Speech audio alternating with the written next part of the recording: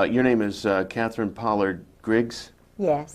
You are the wife of Colonel George Griggs. Yes. 11 years of marriage. Yes. It's true that your husband is and has been the head of special operations under Admiral Kelso, NATO. Yes. And it's true that you were the head of the hospitality committee.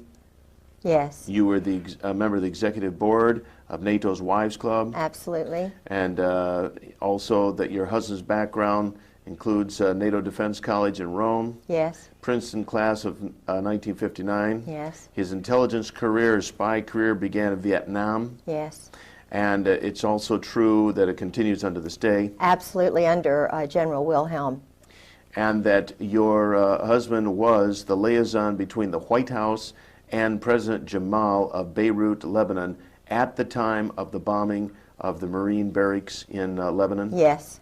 And in fact, your husband was an alcoholic. Absolutely. And probably Incredible. is to this day. Absolutely. And during these drunken stupors, he would, so to speak, blab on and tell you everything he knew about the intelligence community. Everything. Nothing was hid. No. It was like he wanted to relieve himself and unburden his heart. Yes. And so he told you everything that you now know about the Yes. intelligence community. Yes. And that you are talking about. And in fact, he told you that they knew the bombing was coming down in Yes. Beirut before it occurred. Absolutely. And also, by your association with him, you have come to understand and know, as shocking as this may sound to the people who are viewing this, that the United States military is literally run by sexual deviants heavy on the homosexual side. Truly. And that in the United States military, people like Jeffrey Dahmer and Kaczynski and McVeigh and Oswald and a host of other people who have a sexual deviant background, primarily homosexual,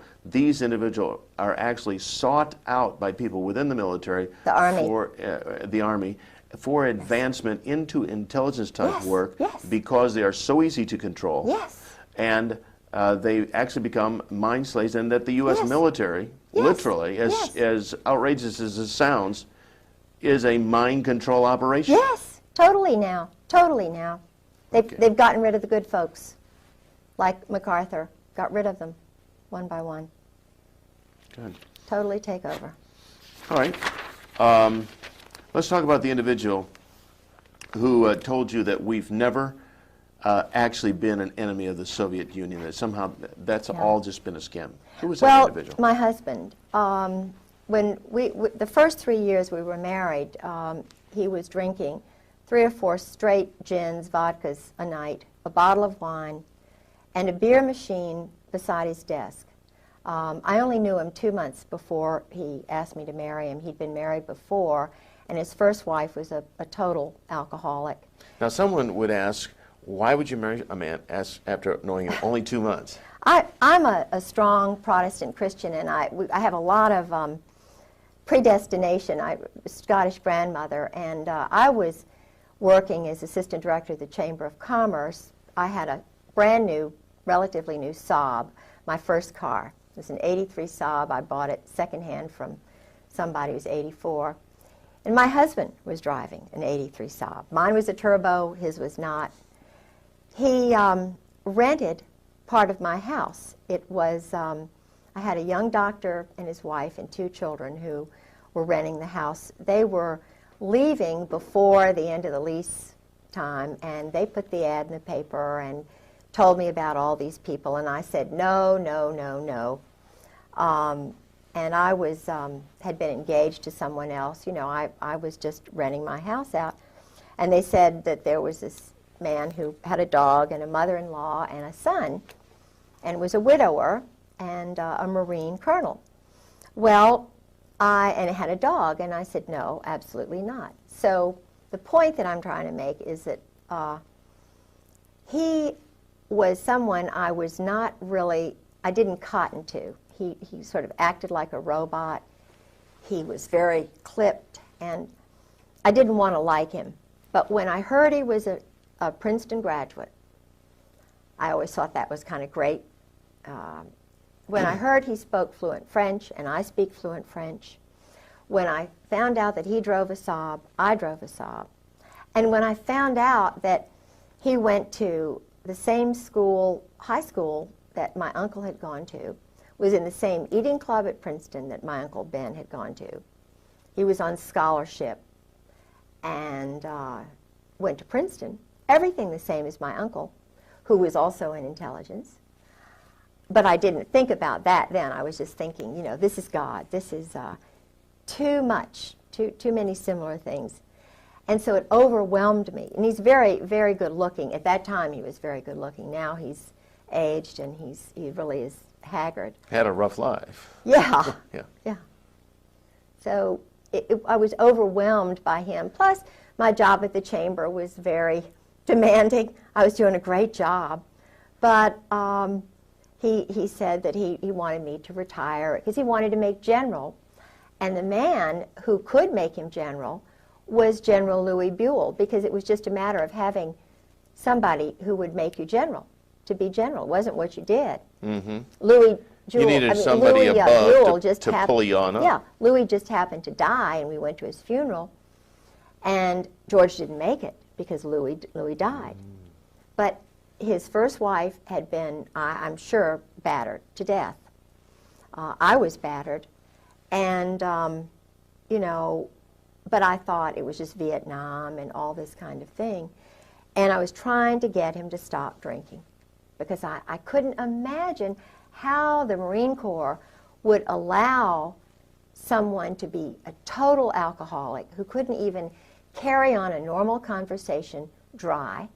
I mean, he can't even carry on a normal conversation with anyone unless he's drinking.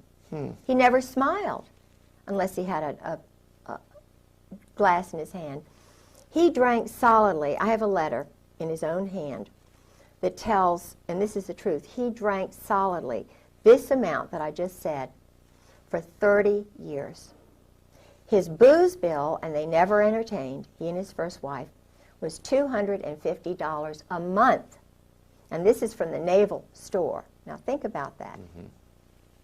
He was totally snockered, just his whole brain, and yet he's working.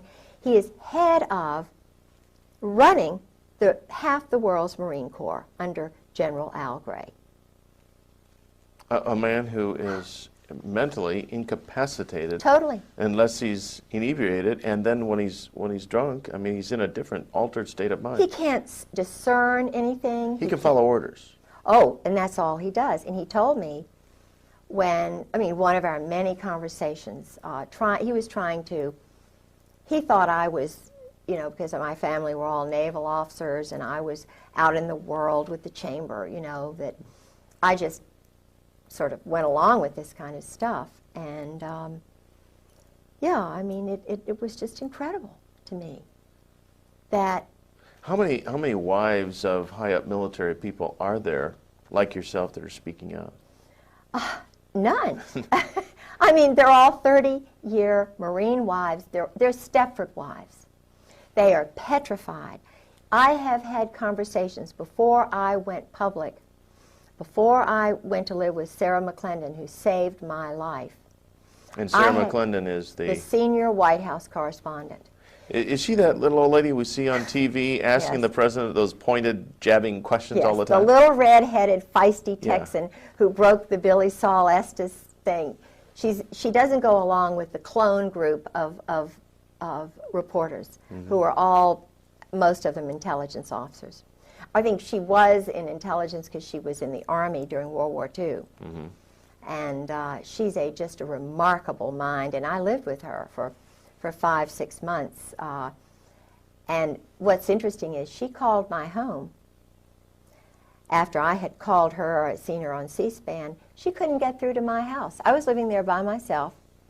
Every time she called my home, this is 1996, from March until she finally got hold of me, she had to go to another phone in Maryland to get me on the phone. Every time she called me from her house, she was told, "This is a military base, and the Griggses don't live here anymore." Now, that was my phone number long before I met George Griggs. It's my granddaddy's farm, the house that I own. So your phone was being diverted. Absolutely diverted. It's electronic warfare. It's part of their deception. They have many levels, but it's all under a big operation. They have an operation now to totally ruin me. His first wife was murdered. Now, you know, some of the things you talk about here, this big operation, you've come to understand about the largeness of it, the intricacies of it, through a diary that you have. Is that right? Could you hold that diary up so we can get a look at that? And the thing that I found, this is the actual diary. Just hold it up kind of like a chest high. Okay. There you go. And these are the actual handwritten notes of your husband. Absolutely. And they reveal an awful lot. In fact, does the military or those in the intelligence community, do they realize you have a copy of this? They do now. Yeah. I had a phone conversation with General Jim Joy. How long ago was this? It was in February of '96. I tried to ask the colonels. They knew I was on the move, trying to find information. Uh-huh. And my write? husband had mentioned General Jim Joy. Yeah, it's hitting the microphone right there. Just Oh, go ahead. sorry. That's all right. All right. And I called General. I had to call a General Miller in Jacksonville, who was in my husband's address book, and told him I was looking for Christmas card list, and you know I needed General Joy's telephone number because one of the colonels whom I trusted, Colonel Ken Millis, lied to me. Captain Phil Holwager lied to me. And so I got this General Jim Joy, who was the one who was in the Operation Just Cause. Was it Just Cause, the one in Panama? He was in charge of all the psychological operations, the booming music that they hit Noriega with, the chasing him around, the same stuff they did at Waco, too. Of course. We'll get to that in a minute. Yes. Okay. That's General Jim Joy, who was behind Waco. I see. And General Carl Steiner, the Snake, Okay. who tried to steal Desert Storm away from Schwarzkopf. Okay, so, but you were trying to get some addresses, and they were giving you the complete runaround. Oh, don't even know him. Don't even know him. Don't even know him. And I knew him because my husband told me, you know, that he worked with General Joy and General Steiner. They were the triumvirate. But they had different names. They were, you know, in plain clothes. They had different passports. So I got him on the phone. I was given the number by this General Miller.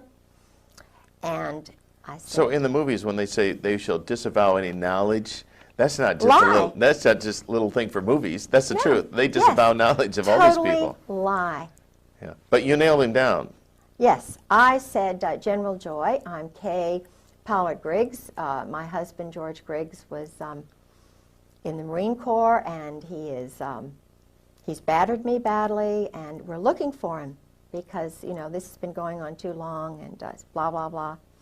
And I was recording this conversation, you see. I was sitting on my bed with the diary right out in front of me. And he didn't know that I had the diary. He didn't know anything. It was cold call, like they do cold murders after when they graduate from SEAL school.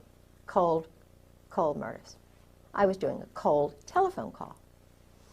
And he said, no, I don't believe, and these were his exact words, no, I don't believe I know your husband.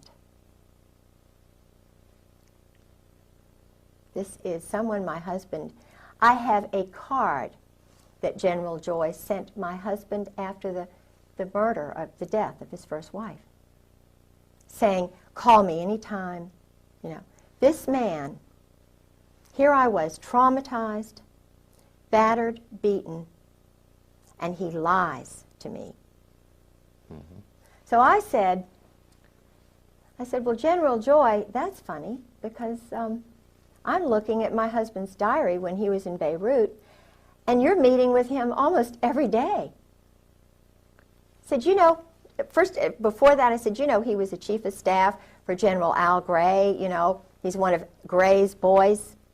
You know, chief of staff of Fleet Marine Force Atlantic, runs half the world, all of the Middle East, NATO Defense College. You don't know my husband, you're a general. You live outside of Quantico, don't know my husband. I made it very clear. No, can't say as I do. So then I told him about the diary, and these are all immature adolescent males. These are men who don't know how to deal properly with adults. They lie. They're deceptive. They hide behind trees. But when you nailed him on the diary, when diary, he realized... he said, his exact words were, "Oh, that George Griggs." Uh-huh. Oh, that George Griggs. And that's just the beginning of the kind of runaround deception that you've found with these people. Absolutely. And no doubt that's why they would like very much to have this diary. Yeah. This one page I found particularly interesting. What you and you're probably more familiar with their husband's handwriting. Instead of me reading it, read these notes that he had recorded there. These might help. Okay, I've got these. Alrighty. A number of the Marines told me a little bit about Dale Dorman. Dale Dorman's not a happy camper. Okay. Dale Dorman, because of some mistakes my husband made, was shot. It's 7:15 to 7:30. Dorman exited Riviera. That was a place, sort of a hiding place or whatever. Gray and tan Mercedes. Up to 5 shots were fired. He raised his left arm. One round penetrated his arm.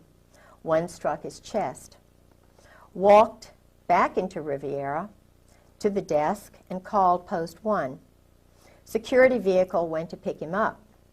Returned to Durafound, 15 to 18 meters away, and treated. Medvac called 7:50. Medvac wheels down at 08:10 in a H-Bird helicopter.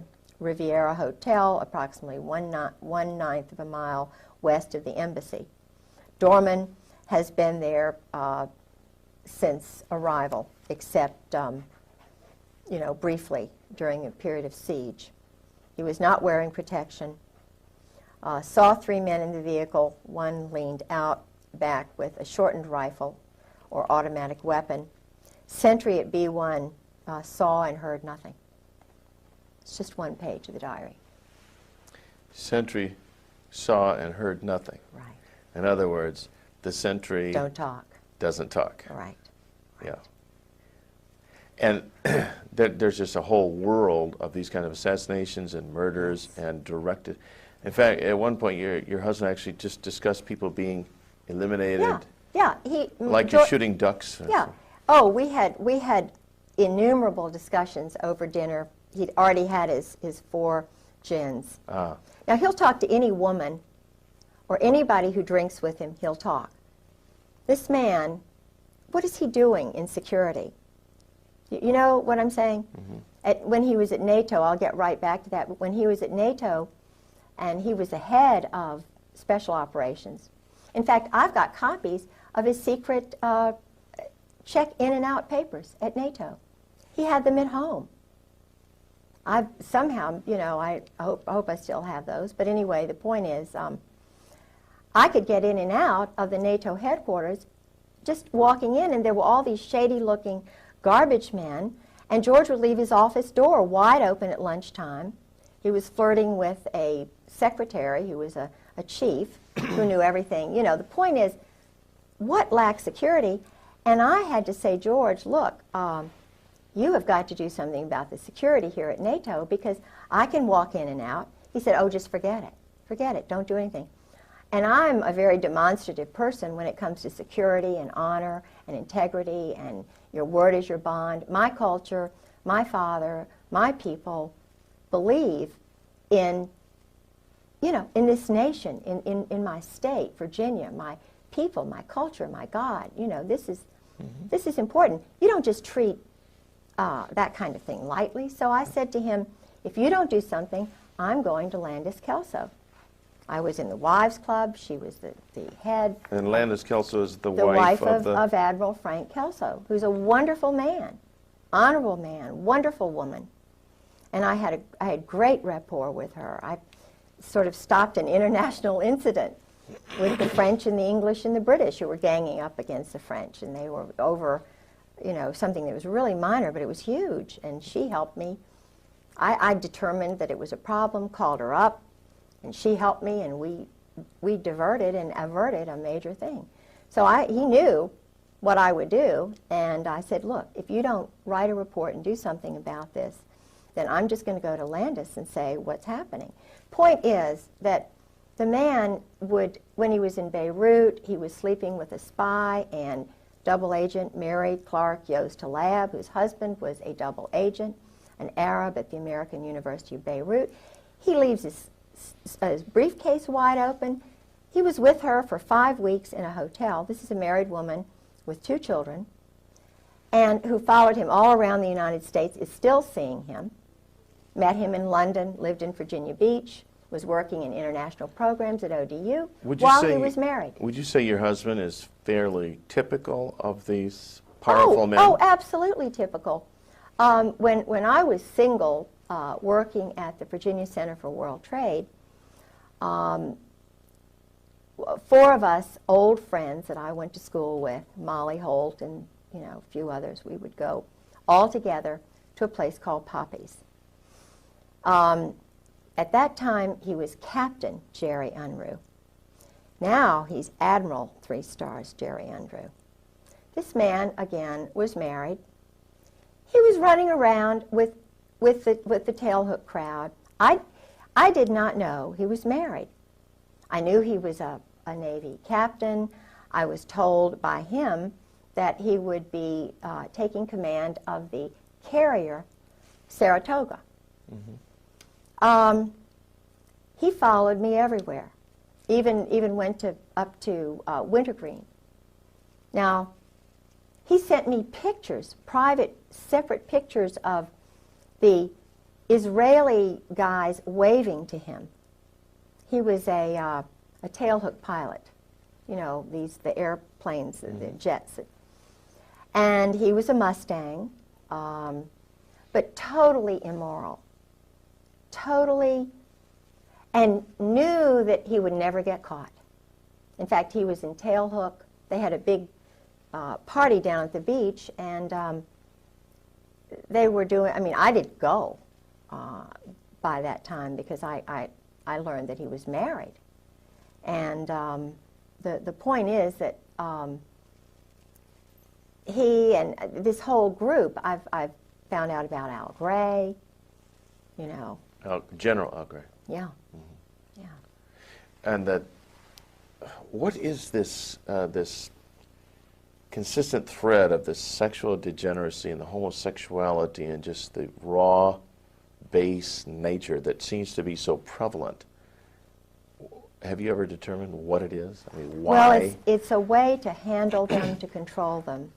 Years ago, you thought of people like General Eisenhower as an upright man. I don't know. Well, I know some things about him. How far back can we go to where you find people that are decent and moral and upright? Right. Where you had real people who defended the Constitution, who had a feeling. Robert E. Lee was. There were nationalists and America first. You got to go back a good ways, probably. Absolutely.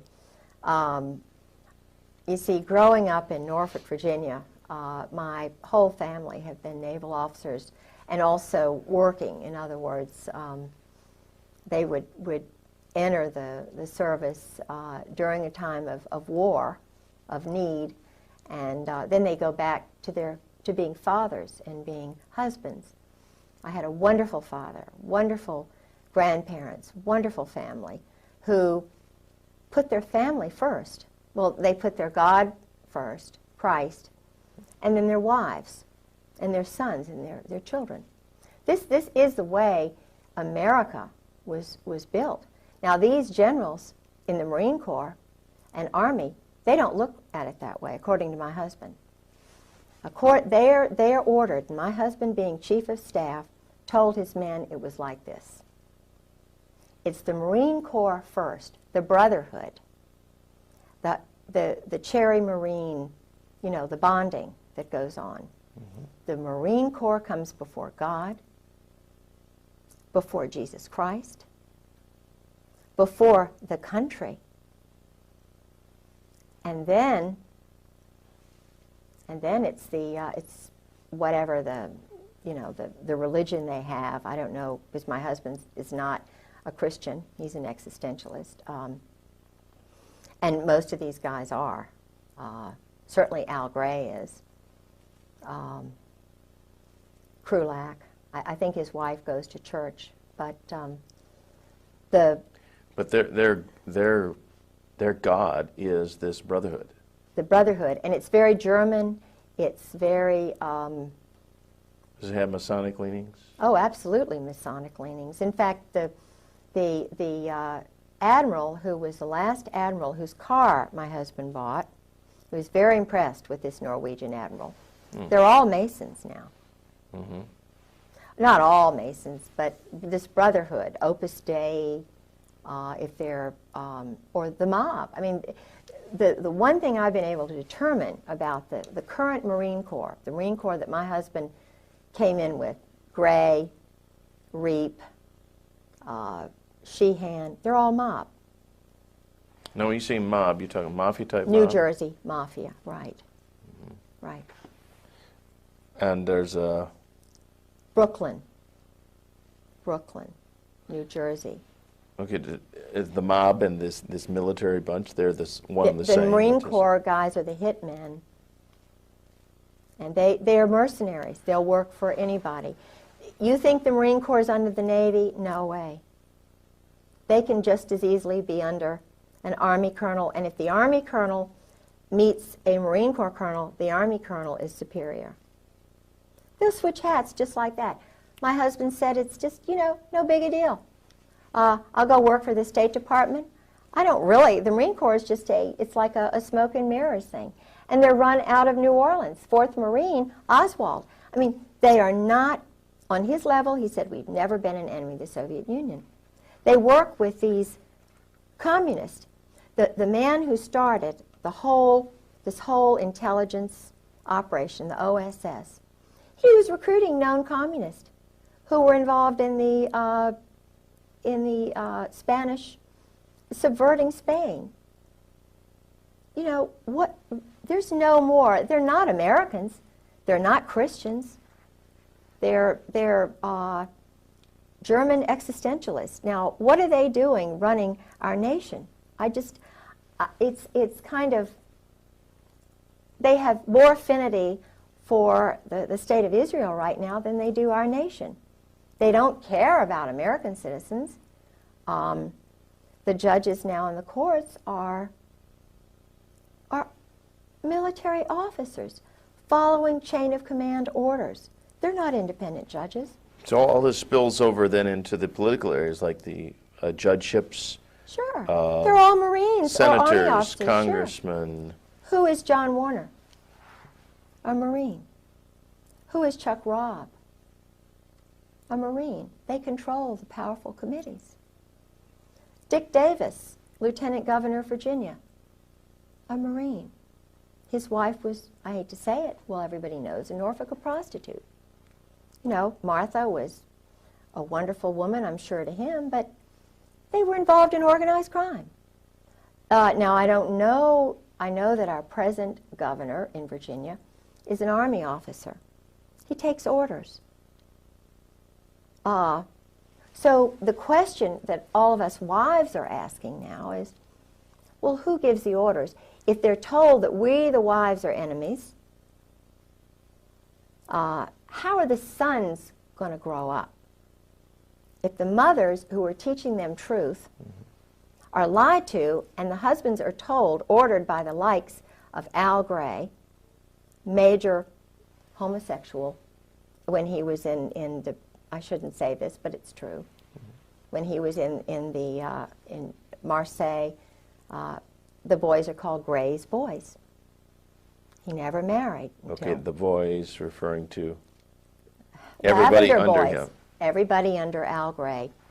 And he had a separate organization while he was commandant that was a contract organization, getting information on people, having them, if they weren't corrupted, corrupting them, farming people, so that he would have something on them, so that they would use that later to control and manipulate them. It's like what happened to Newt Gingrich. All of these guys, like Newt Gingrich, Bill Clinton, who've gone through the sweats, like Cohen, what happens is they get a little tiny thing to prove their power, how much power they have. They use guys like Michael Isikoff in Newsweek, or their little clones, you know, like Woodward and Bernstein, who are operatives. Okay, they're former military too. Well, oh my goodness. They were, I believe it was Bob Woodward. It's either Woodward or the other one. Bernstein. See, I knew some British intelligence people. And I was told the whole story about how he was running around with Peter Jay's wife, who was the ambassador to Great Britain. And this man was sleeping with Peter Jay's wife. And there was a movie, I think Jack Nicholson was this guy. And this was her story about what she went through while her husband, the columnist, was sleeping with the ambassador's wife to get information on what was going on in Great Britain. Now this is the team that broke Watergate. So what were the motives? Of course, Watergate was horrible. And Nixon had something like 60 military JAGs alone working for him, doing dirty tricks. One of those JAGs was Ernest Frank Reynolds. Changed his name to Ern Reynolds. He came to me. I was farmed. Tim Hunter, an intelligence army operative, came to me with this story about, hard luck, Saudi Arabia, and I was in the army, and I have this friend who can help you out with your legal case. He's a really good guy, Ern Reynolds.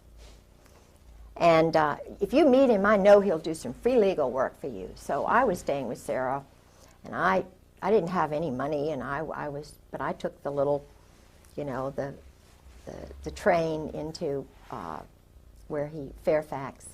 He met me in his Volvo station wagon with his jacket on. I didn't know what the big 4 meant on his leather jacket. And he took me to his... what did it mean? 4th Marine. Oh, okay. Yeah. Operative. Mm-hmm. And he had the most fantastic apartment. See, I'm a big book person, and I love, reading history and everything, and I'm impressed by people who read, who are intelligent, who are wise. You have a master's yourself in? Scottish history, an undergraduate in Virginia history. Okay. I worked on the Dunmore papers. I studied with people like Ian Cowan and Geoffrey Barrow and Tom Devine. These are scholars in Great Britain who are experts on the Reformation, and my interest was Mary Queen of Scots at the Reformation, and also Lord Dunmore, who was the last royal governor of Virginia, and I was working on the Dunmore papers too. I see. So you had an interest in, this guy's layout impressed you. Yeah. He's a real intellectual. Yeah, and he was divorced, a sad story and everything. Mm-hmm. Worked for the Justice Department. Mm-hmm. Was supposedly a whistleblower. Mm-hmm. Supposedly a Christian. So this guy's really going to help you out? Oh, yeah. Oh, yeah. Boy, did I buy into that. It's like the old story, I'm from the government, I'm here to help you. Oh, yeah. So I caught him sneaking around my house at 2 o'clock one morning. 2 in the morning? Yeah, and of course I'm most gullible in school, So I'm trusting, I'm a Christian, and I always look to the good side of somebody. I see the good little part. It took me about 3 times. The guy had my original documents that had just been in my briefcase under his car seat. He invites me to a cybernetics conference in Champaign, Illinois. I leave Martha Roundtree's apartment, and it's arranged so that all of my things are in his safe little car, and we're going to his parents' house in Roanoke. And of course, you can't take all your things to the cybernetics conference, because I was going home. Mm-hmm. But this is a smooth psychological operations guy. He is doing psychological operations on a woman in Champaign, Illinois, who is the lover of a German spy who he's been writing letters to her, and he's showing me these letters. The guy's perverted. I mean, he's writing Susan Parenti these letters, you know, like invading her mind, and, you know, why are you... And Susan's written him 2 letters or 3 letters. She's very beautiful, and he's got pictures. But he's sharing these letters with a group of men, 7 men, one of whom is head of intelligence, is head of computers and the intelligence for the Army, Ron Jarmuth. Now, Ron Jarmuth comes right out and says, I'm an anarchist. You know, I mean, his family are New York, old Zionist Jews. He met his wife in, I think, in a kibbutz. You know, I mean, he's a nice, personable guy, but when you say to somebody like me, I'm an anarchist, just so blithely, and you know, and he's always over at Ern's house. And Ern's got a picture by his bedstead drawn by a man who's a known homosexual whom he met when he was at the University of Virginia, who was the chaplain at Hollins College, who my best friend was there. And she said, he's a well-known homosexual. And I'm thinking, what is a picture of Ern Reynolds doing being painted when he's young by this known homosexual? And then I find out that the man who enlisted him in the Republican Party, he was doing dirty tricks for 7 years for the Republican National Committee. I mean, dirty tricks. Underneath this man from West Virginia who was a homosexual, and left all of his money to Ern's son and took his son on a trip. Now, and Ern is a lobbyist for homosexuals. He's just, you know, working in the Episcopal Church. He's got a group of women that he meets with at the seminary. I'm sure that my case, my profile, he's probably got charge of it now. He's the expert on Catherine Pollard Griggs, but he's not. The guy is absolutely not grown up. But he's a thief. And so your case just got stonewalled, just got sucked into a memory hole by a guy who was acting under orders to. Sure. You get Catherine Griggs under your control, and that's that. Sabotage her. Sabotage, yeah. Sure. And he stole your documents. Sure, and sure. Sabotage me. Turned on me right in the middle of the commissioner's hearing. Laughed at me when I cried. You know, this is a guy who hates women. And the interesting thing is I went to his family home, and he had a wonderful mother. And he told me that his father battered his mother. His father was in the Marine Corps. And there was a picture of Chesty Puller in the basement. Well, that fits the profile, though, Yeah. doesn't it? I mean, if his father battered the mother, which he grew up in this dysfunctional environment. Totally dysfunctional. So when he hit the military, or he was noticed in college or ROTC or whatever, so here's a guy who is susceptible to mind control. Sure, he's to got, be developed. Yeah. I think you used the term for budding. He was recognized as a potential bud, Yes. and he's moving up the ranks. His roommate was from New York, was a Zionist, and he was an outcast at the University of Virginia. An outcast. Yeah. Why would he be an outcast? He felt he was an outcast. So he had this roommate, and I don't know, this man who was the homosexual from West Virginia. And we had to go by through his town, and, you know, the guy died. But this homosexual was a friend of the homosexual at Hollins, who was a chaplain there at Hollins College, whom I met. We had lunch with him one day. The father had the picture of Chesty Puller, and so forth.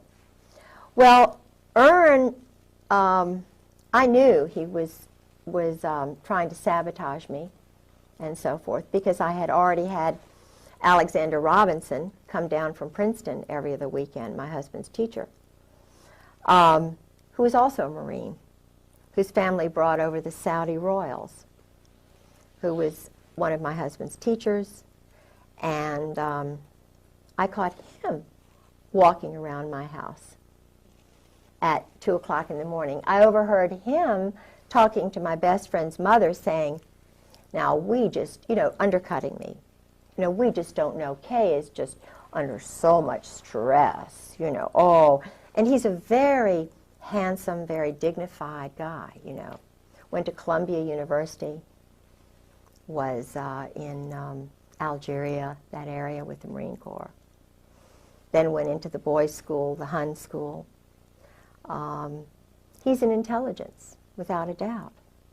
His brother-in-law was Bill Eddy, Colonel Bill Eddy, who was I believe it's the brother-in-law. I've got to get, his name is Eddy, and it's Bill Eddy, but he was the translator for the Saudi royals during the Roosevelt administration. And the Roosevelt, the New York crowd, was trying to steal all of those countries away from Great Britain. The Balfour Declaration had sort of come in, and there was a guy named Moose, not the present Moose, who has the Africa desk at the State Department, who's an African American, but this was a guy named Moose who helped the State Department steal Saudi Arabia away from Britain, because Britain was allowing the Saudis to be Saudis, to keep their religion, to keep their culture. Right. They were not trying to kill people right off the bat, So George is part of that OSS crowd. And their stock and trade is just murder, assassination, Absolutely. creating conflicts, phony baloney wars, Yes. conflicts, Yes. for the purpose of making Selling weapons. money, Drugs, drugs. controlling the drug flow. Now let's talk about the drug flow in the United States. Yeah. Based on your conversations with your husband, I met drug lords through him. such as I met the head guy. See, George was telling me everything. First 3 years of marriage, it was just like, you're with me, gal, because he was so used to talking to Mary Halab and Anne Bouchou, yeah. The group partnerships with sex and all this stuff. And I'm a pretty loving woman, and I'm fun. I was then. But you're not into swinging. No, I'm not into and swinging. swapping husbands and No, wives. and George was into swinging. He and Sue and Nancy and Jim Earl. This was, and I heard about that from colonels and one Navy captain. But then your husband also would tell you that this is just life the way it is. Oh, yeah. In our crowd. Oh, yeah. This All is these it. generals, admirals, colonels, all these people. Yeah. it's- Men, too. Yeah. Yeah. So, but he was just, I'm trying to remember what we were on, something that was, that I was going to say, and I remember, Well, anyway, I can't remember. Oh, he's talking about the fact that they're into making money, and Yeah, this is the yeah. drug business. Oh, yeah, So Fahim. you met all these drug Yes. lords, I met Fahim. as if they were just business partners. Oh, yeah. Well, he told me what they did. He, Fahim was a colonel. He's in the diary, too. But George said what they do is they nurture, they cultivate the sons of prominent families in all, the State Department finds them. They're called rising stars. Yeah. And they turn, that's the word they use, George used, they turn them, they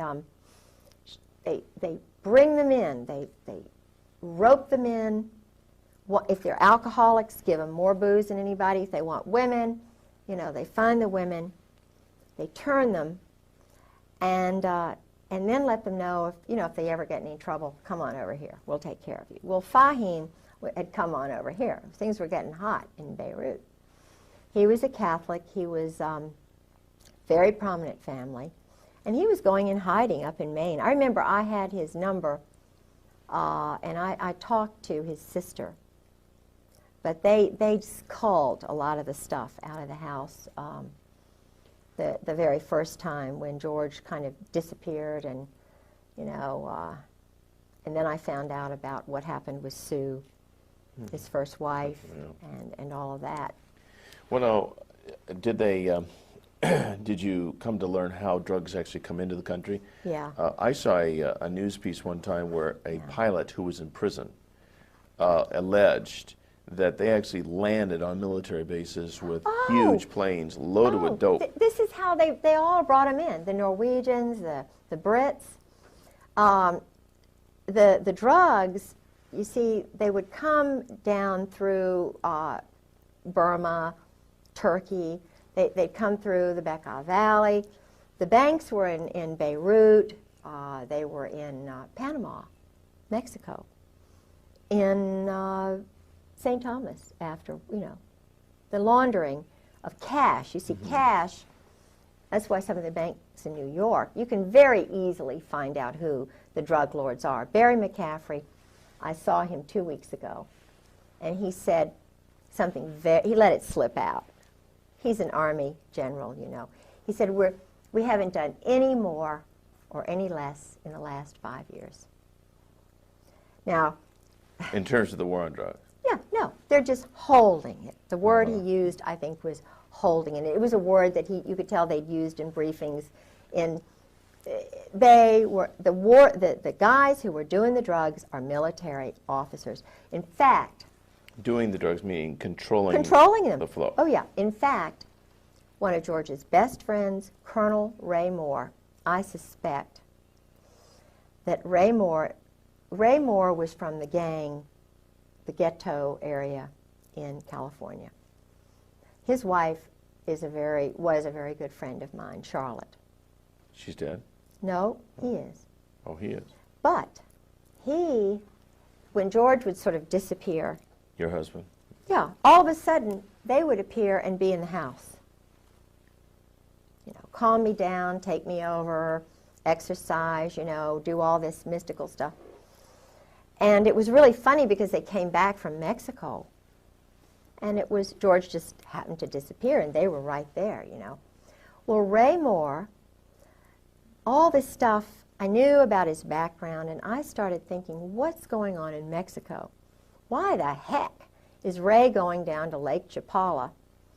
And he would talk about his day. His day would be going out with the men, playing golf, going to this spa with the men, They were doing deals, going to Guadalajara. And there would be Tom Reap, another former chief of staff for Gray, going to Mexico. There would be Ken Millis, another temporary chief of staff when George's wife's funeral took place. There was Ken Millis. Now these are guys who are part of we call the Brotherhood, and they're all going down to Mexico. So what's going on in Mexico? Ray's one of these guys who wants to sit in the sun. He doesn't want to go down there to Mexico and do all that stuff, but he did, and he got cancer all of a sudden. And another guy got cancer all of a sudden, right after he got out of the Marine Corps. No, not to diverge from what we're talking about right now, but did your husband ever tell you anything about any disease warfare, like giving people sicknesses Yeah, that's part of. He called it ABC, NBC. It was something like nuclear, biological, chemical. ABC, atomic, biological, chemical, they call it biologicals. And in fact, I'm not going to mention his name because this is a guy who's really a good guy who's scared. The word they use is shitless, excuse me, but that's the word. This guy is petrified. Because he's doing that work. The chemical and biological work. The Marine... You mean the laboratory work or the implementation? Dealing, subterfuge, deception in the Middle East. Okay, and they use he's a Marine Corps colonel. Disease-causing drugs? Absolutely. And then how do they administrate them? With in missiles and in I mean this is an elaborate big business. Like Peter Kawaja, Marine Corps guy, who's working in plain clothes at one of the plants in Florida. This is why George is in Florida. This is why they're all down in Florida, because all of this stuff is being... We manufactured the chemicals and biologicals that were in Iraq. Now, if you don't believe me, you don't believe Peter Kawaja, a Marine Corps colonel, he says they killed his wife, I believe him. He worked in one of these factories. It was supposedly a candy factory where they were manufacturing deadly, deadly killer things. The Marine Corps, Al Gray, Krulak, Carl Mundy, he's in the CFR. He was in Ken Millis's class, who was the chief of staff, the one who controlled me. You know, I went to his mother's house in 7 Mile, Ohio. Flo, his father was a German Nazi. I'm not saying that, you know, being a German Nazi is bad, but he's part of this group.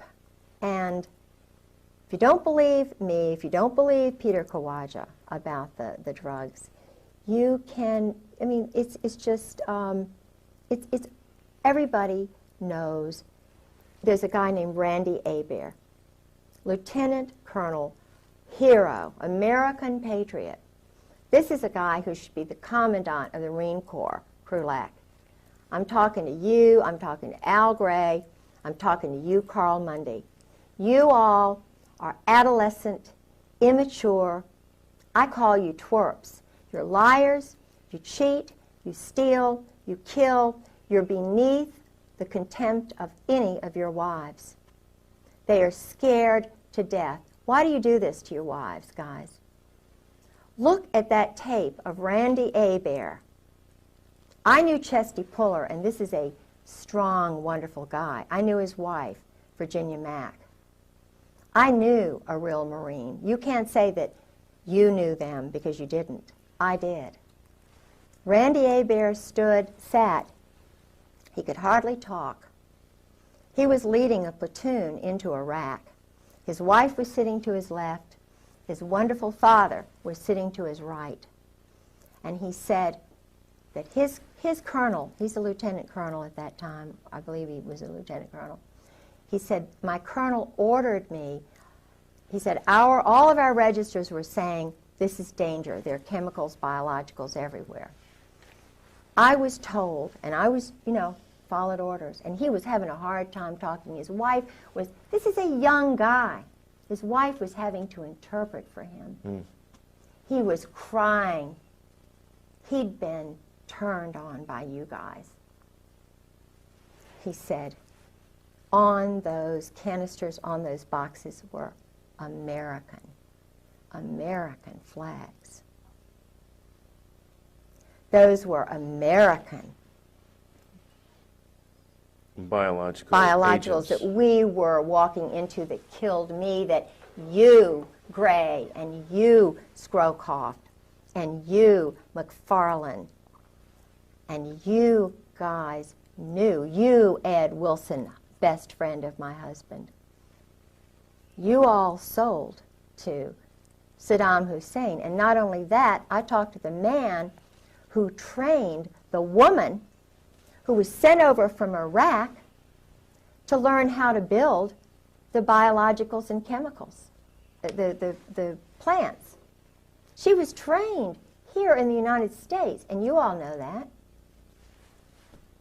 And Randy Hebert's testimony says everything that I could say 1,000,000 times better, because this is a man who's a real man, unlike the generals, unlike the colonels. This is a real hero. Now, is Randy Hebert, is he still alive? I don't know, and I hope and I pray to God that he is.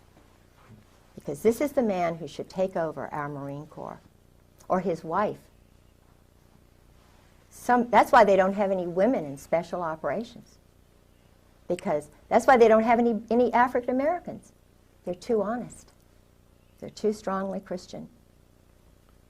Now, the only guy I know who is who is involved is a homosexual, and his buddy is an Israeli agent. And they are lovers. They're a pair. But well, now, as he's now a colonel, and he is under the guidance of Ken Millis. Okay, now as these generals, over the period of years, this is consolidated to where they're all part of this club. I mean, this is something that's been going on for years and years and years. Members of the firm. Okay, so as the firm grows, even as the old guys, the gray heads get old, die off, retire, whatever, they've already set in motion a system that culls out these young, budding, rising stars, and they move their way up. Well, then, in time, it consolidates to where no one is in this unless they're in the club. Absolutely. So is your conclusion, based on what you know from your husband's revelations, reading his diaries, this sort of thing, is there anybody in the U.S. military, the Army and Marines, anybody in the level of, you know, your generals and your colonels, is there anybody who would not be in this club? There's nobody who doesn't know.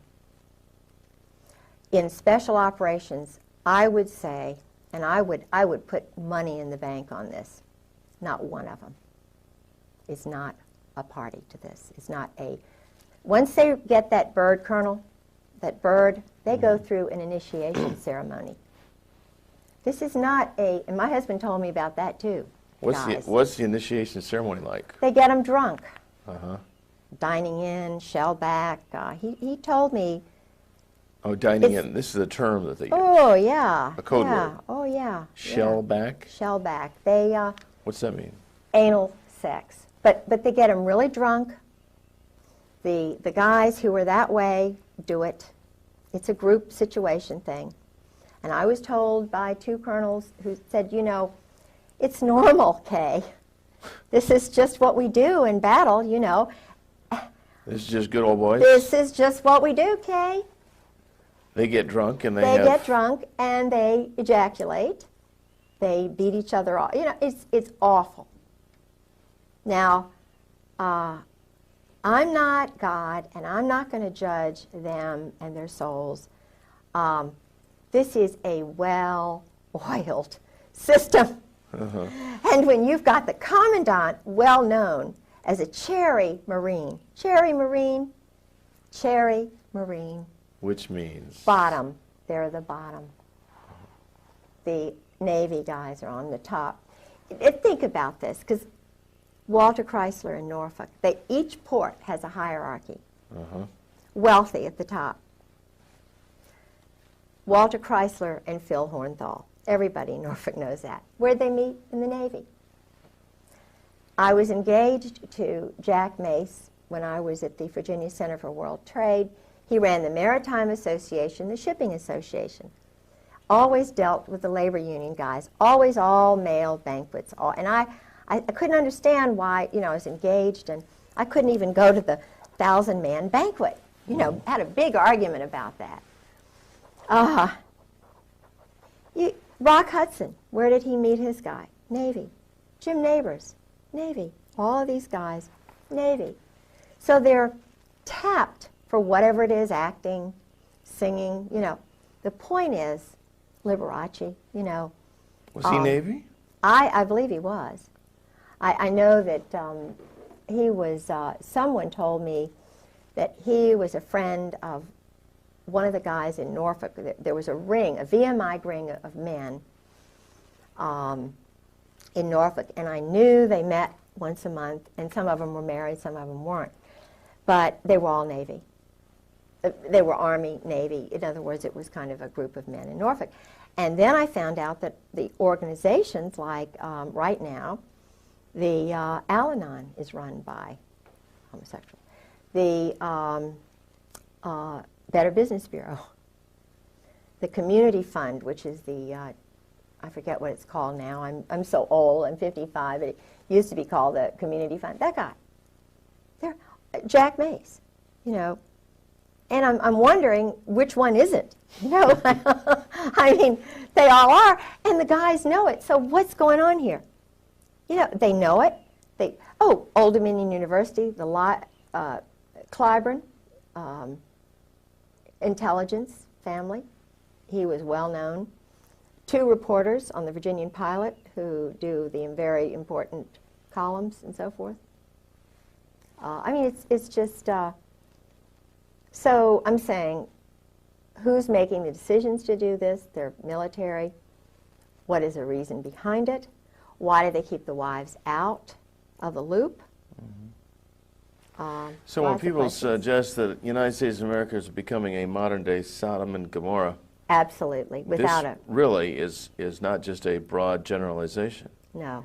That this club, as it's grown over the years, and then placing and promoting the key people in every strata of life. Right, banking. Then the whole thing, not only the military is run by degenerates and top heavyweight degenerates.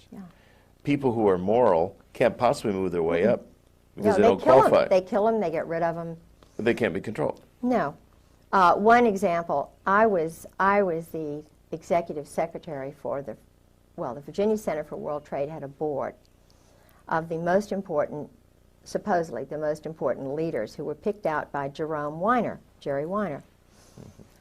I was a shill for that. I had, done a lot of great things at Old Dominion. They wondered why I did it because they don't understand Christians. And he knew I was a worker, so they hired me to go over to the World Trade Center, the Virginia Port Authority. I had an office in there. And Jerome Weiner, what's interesting is Mary Clark Collab worked for him. Okay. The girl who had my job, who was a normal woman like me, because there were a few who were not so normal, like Bobby Bray. Not the Bobby Bray who ran the Port Authority, but another Bobby Bray. He was very nice, but he was a known homosexual who worked with Weiner. But his secretary was pushed out of a window. Now, it was all hushed up. Of course, she committed suicide. Yeah, this was a young mother who had a baby who knew too much about his money laundering. I reported the money laundering that Book and Weiner. Now, this is a professor, head of international programs at Old Dominion University, Jerry Weiner, whose father was very high up in this Zionist group. Jerry Weiner was doing intelligence work in Algeria, in Morocco in particular. He organized this board that I was the secretary for. He was a very sick, mean guy. I mean, you talk about really water. But Jack Mace was on the board, and there was a banker on the board. We can take a break. And take a break. Yeah, don't, did you stop it yet? No, don't stop it. We'll just leave these synchronized. And is your wife getting a cup? Yeah. I'm sorry. I was thinking I could use a little But drink. Gustavo... Do you need to use the restroom or anything? Yeah, no, I'm fine. I'm thirsty. Yeah, But Gustavo, I love the guy. He was from Columbia. He was in Virginia National Bank, which is now Nations Bank. And, I didn't put him, because I had studied Latin American history under a wonderful Dr. Blossom. I knew a lot of stuff about Latin America and Nariño and how Panama became a part of our country. And, now, I understand it was drugs and running things through and everything, but Gustavo was in charge of all the laundering that was going on in Virginia National Bank in the port. And where did he go after that? He went to Florida. And he introduced me to Ana Maria Quintero, whose brother was one of the big mobsters. I mean, the big, Colombian. I met Ana Maria Quintero. See, I don't forget some things like this. That's why they don't like me, because I imprint on wonderful foreign people. I want to know them. I want to send Christmas cards, and And it's not very good to have somebody like a little magnet. I'm sort of like a Monica, you know, she's seeking out sex with important guys. I'm wanting to meet people like that from different cultures because I want to learn about them, because that's what Christ said. You go out and you minister to the people who are foreigners. You don't just spend your time necessarily with the home people. You need your home people as a base. But you need to go out and find out truth and spread goodness everywhere. Truth is goodness. Truth is light.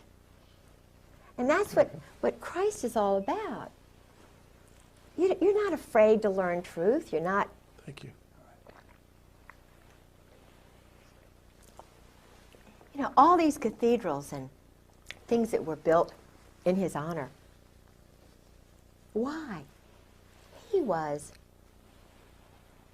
wonderful. Mm-hmm. Why was he wonderful?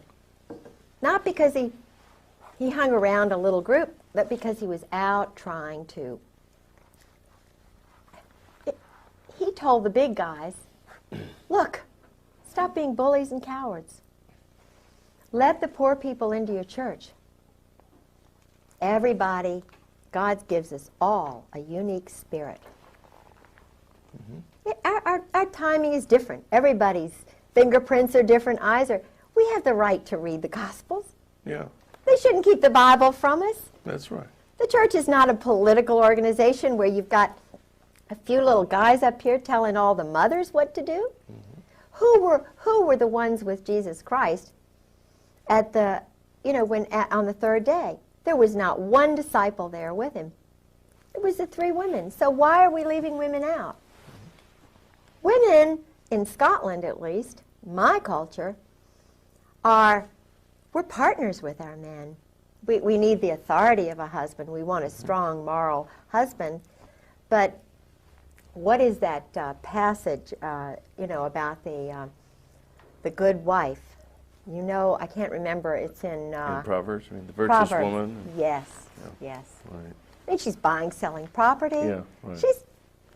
She's doing everything. She's certainly not a no-brainer. So why keep her? Why keep her at home, barefoot and pregnant, Mm-hmm. and not being able to read and speak 3 languages, and welcome all the foreigners and, you know, to come in? Mm-hmm. Hey, that's what Jesus Christ would be doing if he were right here. He would be here right with me, saying, "Go for it, little woman." You know, I'm giving you the strength to tell the daggone truth. And if you get killed tomorrow, you're going up there. You're going to live forever. That's anyway. right. Well, now these, you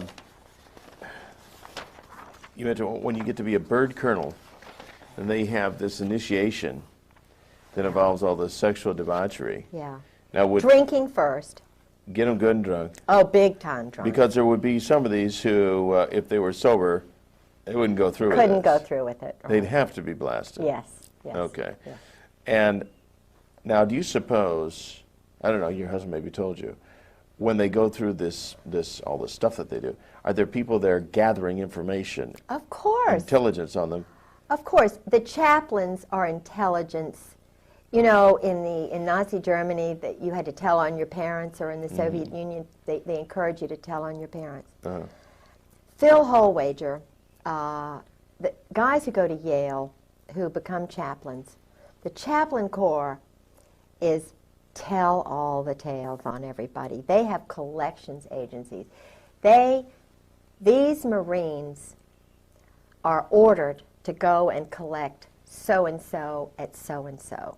If a Marine tells truth, if he's a whistleblower, if the wife is too much trouble, they collect them, they throw them in, they fill them full of chemicals, they'll implant little things in them. I believe that my husband has an implant.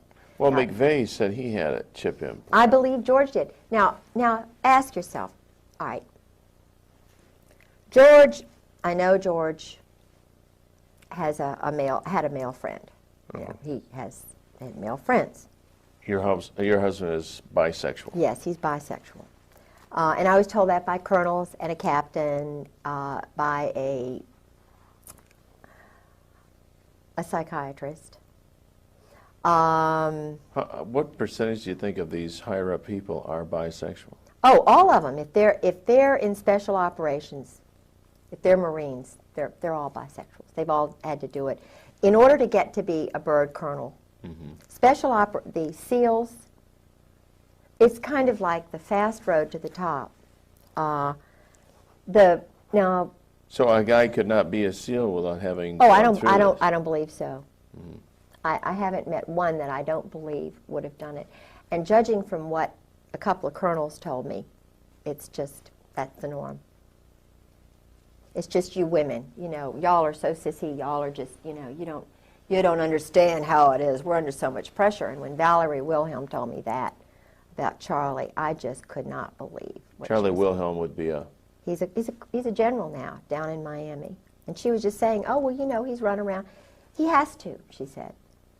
He's under so much pressure. And I just, and she was saying that, of course, I had met Charlie in Norway, and Charlie is sort of someone my husband just idolizes. And and Michael O'Boyle is another one. Michael is my husband's special friend. And when my husband retired, we went to Al Gray's office. This was a traumatic thing for me. It was a really weird day. We drove up with his son Douglas and my son Garland. We went to the commandant's office. They had, you know, something to nibble on and eat, and, you know, just a little something. And his wife Jan came over from 8th and I Street, the commandant's house, with her dogs. She sleeps with stuffed animals and dogs. I don't think there's any love-making that goes on with Al Gray and his wife, quite honestly, and neither do the colonels. She is a wonderful, sweet person, scared to death. She worked for his intelligence organization, and then she supposedly took care of his mother. And then they married, you know, because he would not have made it. Everybody knew he was a homosexual, not a bisexual. This is a homosexual commandant. I talked to people who actually, one woman who went to one of the parties, she was French, and she married a naval officer. And it was when George and I were first married, and I told George about what she said about General Gray. She said, you cannot believe this man is totally debauched. This man does these group sex orgies outside of Marseille, France. He's just horrible. You know. She said, now I have to admit, I was party girl, you know, went to these parties and so forth. But what would happen is, and I met a guy in the laundromat who was very, very, he was enlisted, and he was involved in Beirut, and he knew my husband. He was going back and forth from Gaeta to the New Jersey, the ship, and then, you know, into Beirut on the beach and everything, and he worked for an admiral. Now this is a big admiral. And the admiral they would go to these parties at this big mansion outside of Marseille. What they did was they invited the wild girls, the secretaries, because this went on in Indonesia. My husband had a secretary. Anne Bouchou's husband, Hank, was sleeping with the secretary. My husband was sleeping with the secretary and Anne Bouchou. They were doing, because my husband's wife wasn't there, so they had their ménage à quatre.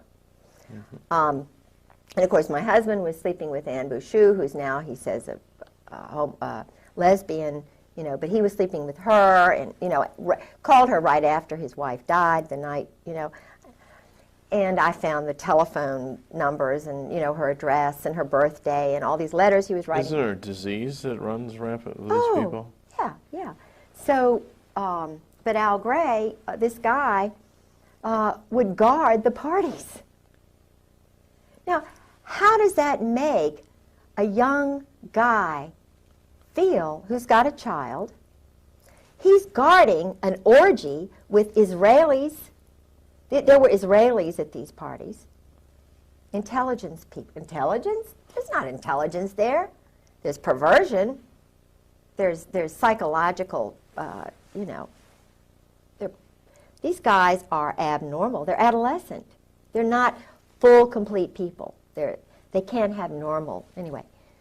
So he's guarding the parties, and he says, the secretary, the girls come in, they stay till about 11. They're all nude, all nudists. The Earls, Jim and Nancy Earl, my husband, Ty Kroll, most of the chiefs, nudists. Makes it easier, you know, to see the little, you know, it's terrible. They're nudists in the sense that...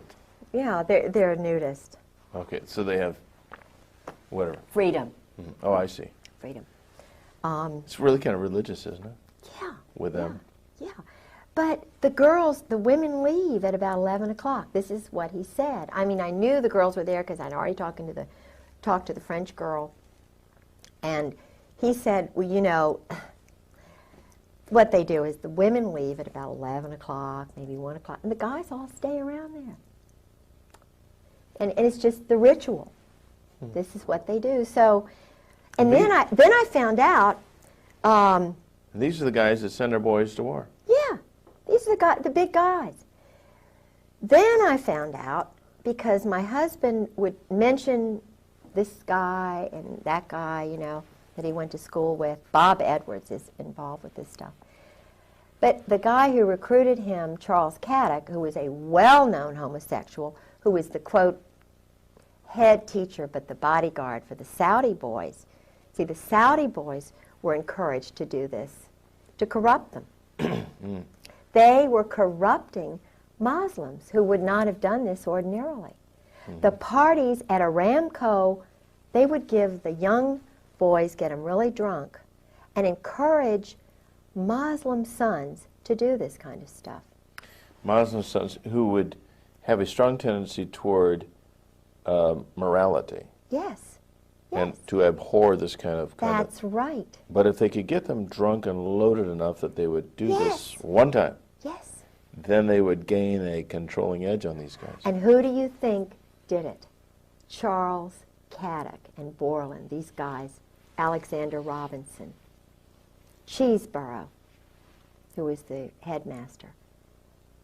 The Saudis bought Russell House at the Hun School in Princeton. They brought over Mohammed Faisal and, you know, Khalid Saud.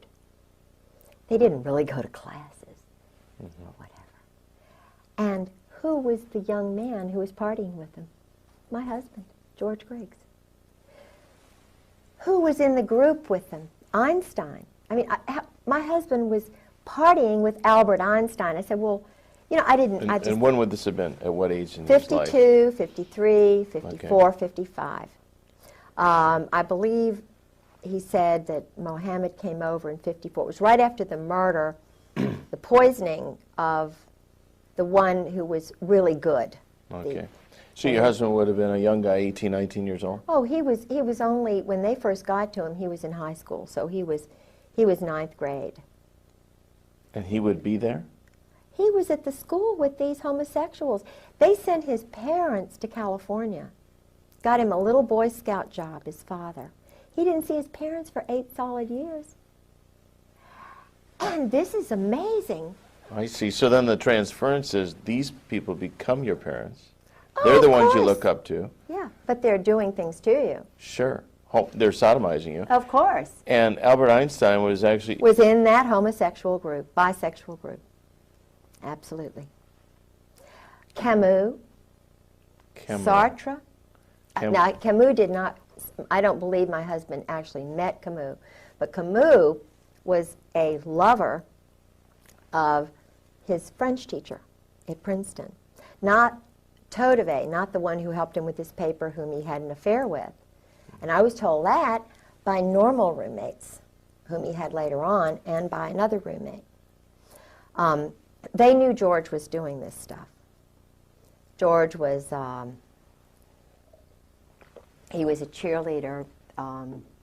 He was a French major. Were there any other young teenagers from that particular setting Yes. that were also being cultivated? Edwards. Bob Edwards, who's a Marine Corps colonel, was part of that group. And my husband met with Bob Edwards in high school. Bob Edwards went on to Fort Benning. He was in psychological warfare. In fact, he was involved with the subterfuge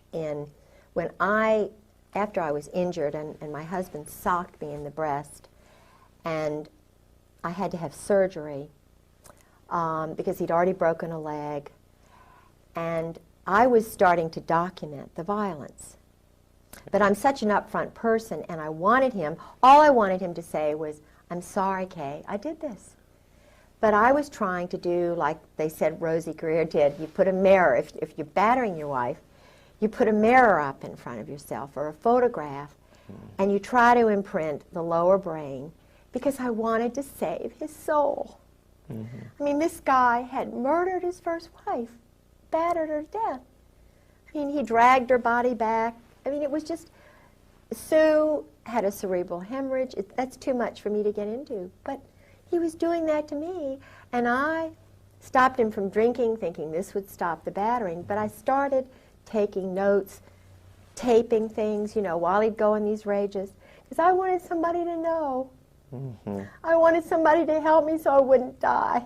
And I'd had surgery, I'd had broken bones, and I was trying to reach out for some help. And so I was trying to get him to realize what he was doing to me. And I told him, I said, "George, I know you did this to Sue. Do you really want me dead? This is..." But he started getting scared, and he was cool. Did he ever admit to you that he was responsible for his first wife's death? He came, he said, he admitted that they didn't get along. He admitted that he didn't love her. That he battered her. He admitted that he'd hurt her. He admitted that he dragged her body back after she supposedly collapsed at dinner. Now, this is a 200-pound woman. She's huge. Because she's not happy. She's sleeping with her dog. She doesn't sleep with her husband because he's too busy sleeping with other people.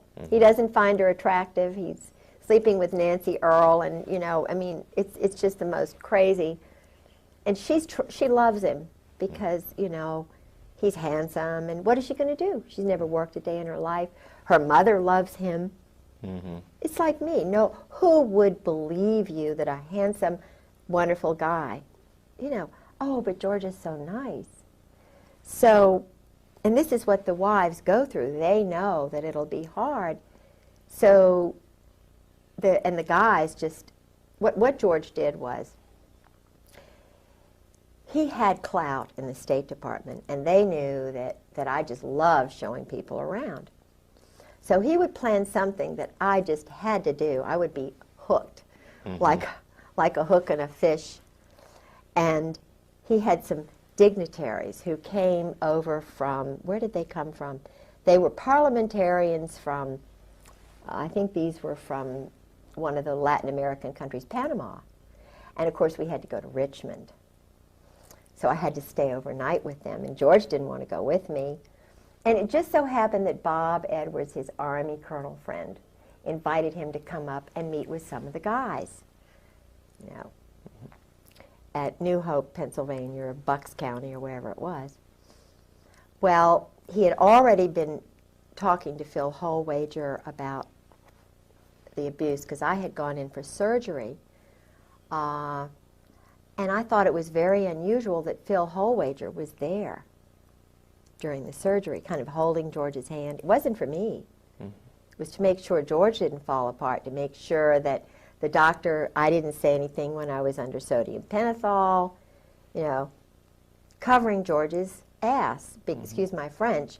But he was the chaplain at Fleet Marine Force Atlantic and was the chaplain for Sue's funeral. He knew what George had done. And he runs around on his wife, he's playing golf all the time. He and George were playing golf with this single woman, and I found out, and I said, "What are you all," he's the so-called chaplain, and he went to school with Gary Hart. He was a classmate of Gary Hart's at Yale, and you know, a colleague of Pat Robertson's. That's why he, you know, not that saying that Pat Robertson does that kind of thing. I don't think he does. I'm sure he doesn't. But they went to Yale, and so forth. But so George was a violent man, and he started knowing that I was sort of going to do something. So he started doing certain things. And, you know, now looking back, I can see why, because of the violence. He wouldn't have been able to use his .45 anymore if he'd been convicted of battering. Yeah, he would not have been able to use his pistol anymore, carry it. So they wanted to make sure that he was protected. So the wife has got to go. The wife is way down the totem pole. It doesn't matter what wife, and that's the reason the wives are so afraid, the Marine wives. And they all talk cryptically, and, you know, they even talk outside the house. Talk cryptically. There's code words and double meaning words. And yeah. What's 10 p.m. Saturday TV? Your satellite, remember? Don't we got to switch it, Tim? Not on Saturdays.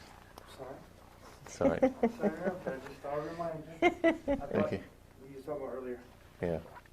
Okay. Well, actually, I think this pretty well sums up this segment. Unless is there anything you can think of? I can see where we'll do this again sometime as this develops on. Tomorrow, let's see, tomorrow's Sunday. Monday, what we'll do. Is it always if we make a copy of this, so there's two of these? Yeah, in case sure. something happens Absolutely. to you and yours. Sure. Okay, we'll make copies of this stuff tomorrow. Don't lose that. No, no. But this is interesting. It talks about sabotage, subterfuge.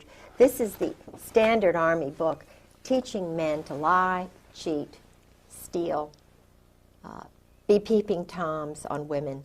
Now, if they don't allow women in there and they can peeping tom all the wives they want, they don't need movies, pornography. They, you know, and they go on all the TADs they want. TAD is a... Just take off, just tell their wife they're going. And they can lie, because it's all secret. We don't have to tell our wives anything. And it's intelligence. It's work. Oh, it's intelligence. Yeah, sure, it's intelligence. That's interesting. But this is really, I mean, you know, this is full of, and this is just a mild SEAL commando T-shirt. Can you hold it up to the camera? Yeah. For me to look. That's a T-shirt that a SEAL would wear. Yeah. Oh, yeah. Leave it up for a minute. I played Nancy Drew, Miss Marple, and I infiltrated, if that's the word you could use, the SEAL reunion this year. They spent a lot of money showing off, you know, jumping out of helicopters, and, you know, probably $100,000 was spent. I don't know how much, but I mean, the military was providing the funds for this little game on the beach at Fort Story. Yeah. And then there was, each one of the teams has T-shirts, which all sexual.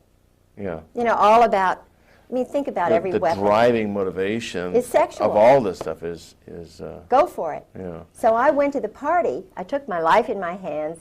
I called a couple of friends and said, if I don't come back, I'm at the SEAL party, and I'm going to pretend that I'm a SEAL wife. And I'm gonna go to this drunken party, and of course I have an eagle on my car. They try to get me to get rid of it. So you can get access. So I went in there, and do you know that 90% of the people there were men? They didn't have wives, this party. And the women that were there were probably... Yeah, a few wives, but feeling very uncomfortable. So I sort of got in with some of the older SEALs. Did your husband ever mention the name of Lieutenant Colonel Bo Greitz? No. but I know who he is. But he has a lot of Army friends, not that he doesn't know Bogarts. I'm sure that Bogarts is well known to some of these guys. I believe he's Army.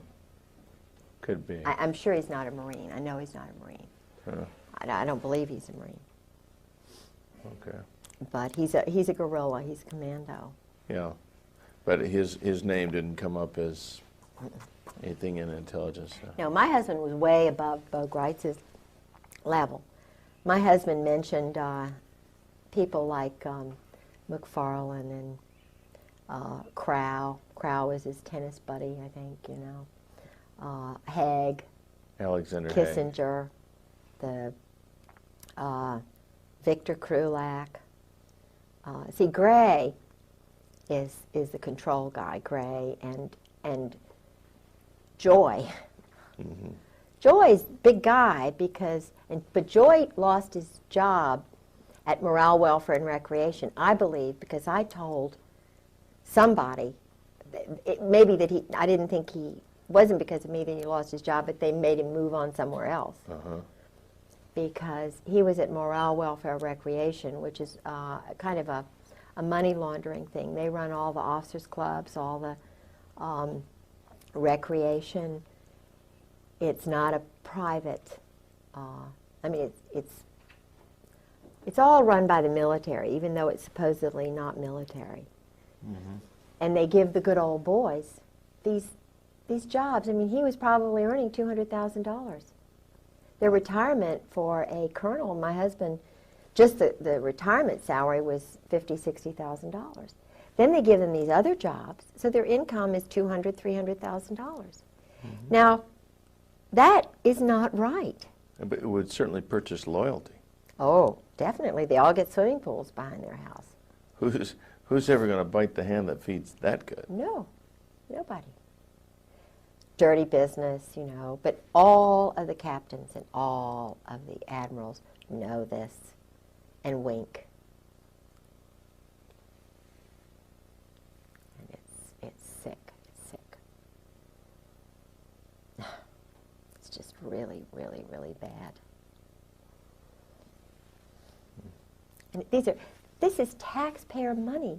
Hard working people who are just wondering where the money is going to come from to pay their taxes. Mothers of children who are having to work 2 jobs to feed their 3 children. And they're spending $10 million on phallic-shaped weapons. I went to the Army show just last week. I was up there. They had a hearing on Okinawan rapes a day. You know, they call it a murder rape a day or whatever, you know. Crime a day by Marines in Okinawa. And I went up there. John Conyers had a hearing. And they also had the Army show, which I had gone to a couple of years before. And in the basement of this big hotel, they have these 200 or more vendors of weapons. Israel has a joint venture. IAI has a joint venture with, is it TWR, that does all the credit reports on Americans. Whoa. Now, they have the computers together. The Israelis stole the whole INSLAW system and sold it back to the Justice Department. And there were murders over that. Mike Fuller knows all. Mike Fuller was a former assassin who's talking, and they are after him. Believe me, I met him through Sarah. He and... what about this Victor Marchenko? You're pictured with him. What's that all about? Well, he is a typical example of the mercenary who is brought over from Czechoslovakia, Poland, Romania, the Eastern Bloc countries, who were actually KGB, double agents. Oh, Marchenko is... Okay. The family, his family were, his family came over. They weren't even citizens. In other words, they bring over the young men. Right. They work for 5 years, and then they become citizens. Now, I'm not saying, I mean, I've read his books. I wanted to meet the guy. He knows George. He knows who George is. I read 2 of his books just to see if it's what George said, you know, to kind of balance, and what these other guys. If you read Marchenko's book, you'll see what my husband, the arrogance. Well, sure, we're going to go into this embassy. You know, we're going to put a whore with this person, and we're going to spy on them and what they're doing, and, you know, we're going to just steal that statue just for the hell of it, you know.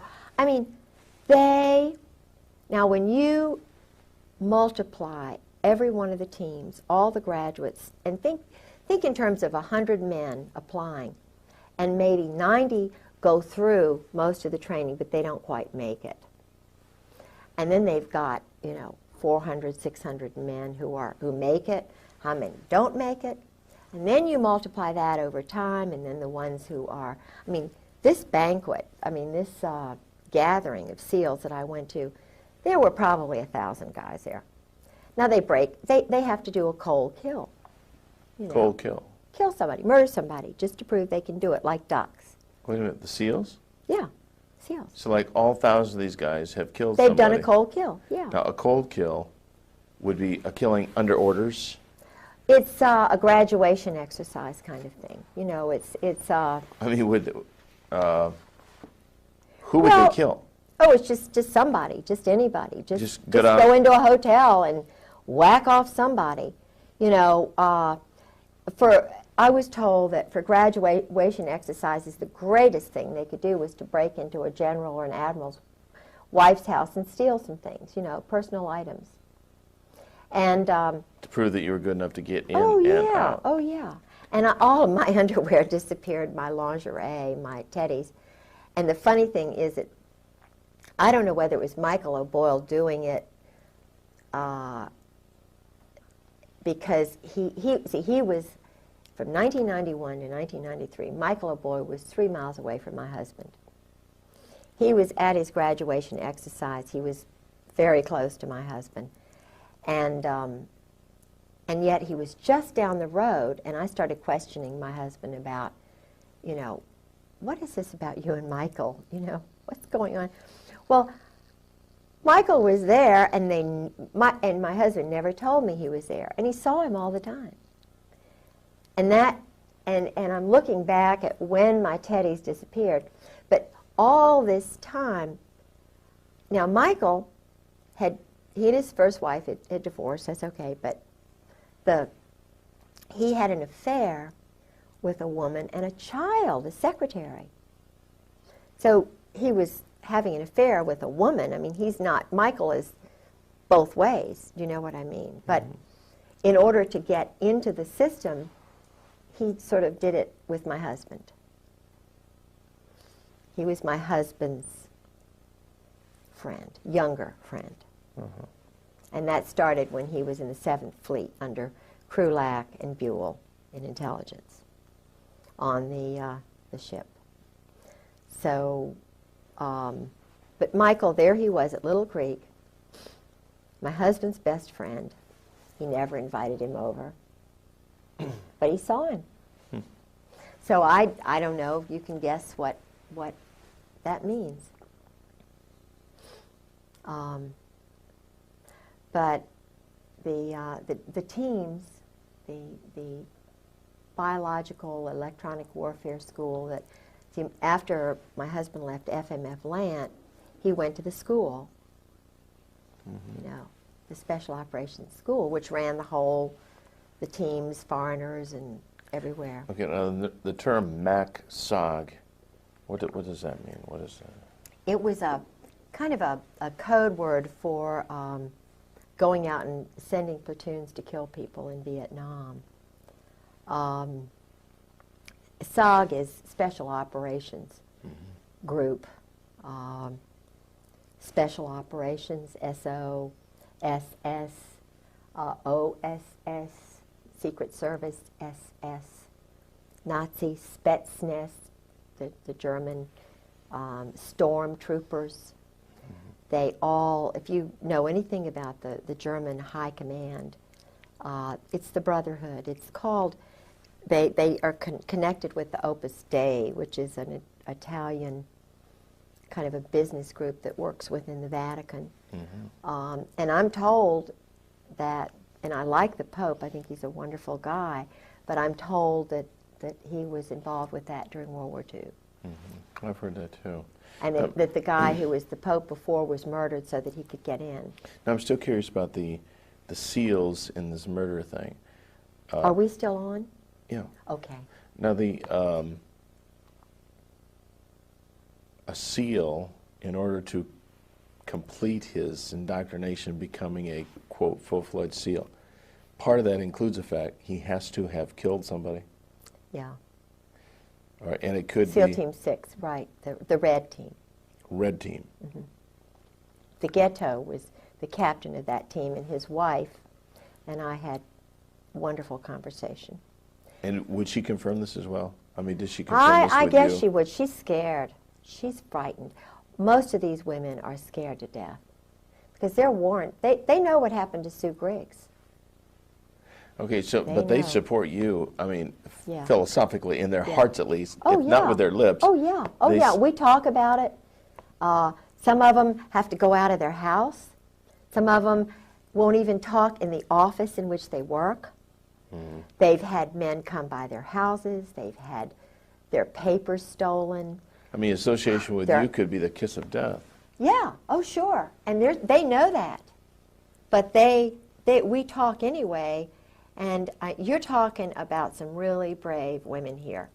And when I talked to, there are a couple of colonels' wives, and before I went public, you know, they were talking to me, except for Carolyn Millis she turned just like that. She was the one whose house I was in when I told about the go-go dancers in the officers club and me taking the picture and thinking about writing the letter to the wives. And she said, "Oh, you can't do that. You'll ruin George's career." In other words, Carolyn has really bought into the system, and she's very pretty, and she's very influential with the wives group, but she'll turn on you in a second. And it really hurt me because I was, you know, I kind of depended on her and Charlotte Moore. But when I went public, when I started telling people what I knew little bit by little bit just to get my courage, and then when I finally went to visit Sarah McClendon, it was like, you see, I told you. I mean, Sarah McClendon called my house, and they told her it was an army base. I mean, it was a military base, and that the Griggses didn't live there anymore. Ha, ha, ha. See this paper? You know, then I was totally shut off. But until that point, I went in to see Peggy Sheehan. You know, we had tea and food, and he was the head of NATO SACLAN, and his wife, Peggy, said, just, Kay, this is so strange. She said, just leave a note on your refrigerator. Yeah, for George. Just leave a note on your refrigerator. Meaning? I don't, just, in other words, he's coming in the house. They're coming in the house. It'll get to George. This is SOP, standard operating procedure. You know, just get used to it, used to being battered, used to being... Well, she was a worshiper of the security of the position, the money and everything, and just don't rock the boat because this is the way it is. Yeah, yeah. And we don't want it any differently. No. I mean, they could If desire you it have more. to divorce your husband, then, you know, that's just the way it is. But it's cold calculating, and yet so un-American. So un-American.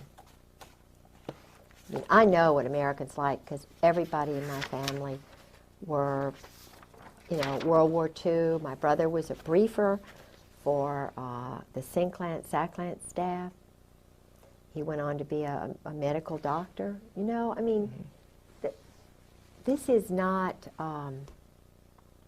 Of course, he got out as soon as he could. Well, you know, people who love this country and love its history, I mean, are just completely confused. Yeah. From cab drivers to Yeah. bartenders. I mean, nobody can figure out what's going on. Why is it everything goes the wrong direction? You know what I say? When I started this, it was like a maybe a 2,000-piece puzzle. I know enough. It's like a puzzle for a 2-year-old or a 1-year-old with 6 pieces. It's so easy to see. And everybody who talks to me sees it the same way. And the 2.5-year-old child had 10 shallow ice pick wounds in her chest in the form of an S. I asked Helena, I said, Helena, what did that S stand for? And she said, Satanism. So this was a shock to me. The McDonald case, this man's in jail. I couldn't understand it. I went on national television, a number of national TV shows. I debated Freddie Kassab, the father-in-law, on CNN. And also a psychiatrist was there. And I talked about this satanic aspect. And I had people calling me from all over the country, telling me the same basic story, from the East Coast, the West Coast, North and South. And I had people that, what you'd call them multi-generation Satanists. That's somebody who was born into it, mother, father, grandfather, grandmother are involved in Satanism. And adult survivors, that's somebody that gets out, usually has to go into hiding to survive. I had these people calling me from all over the country telling me about the ceremonies and about the extent of the satanic movement in this country today.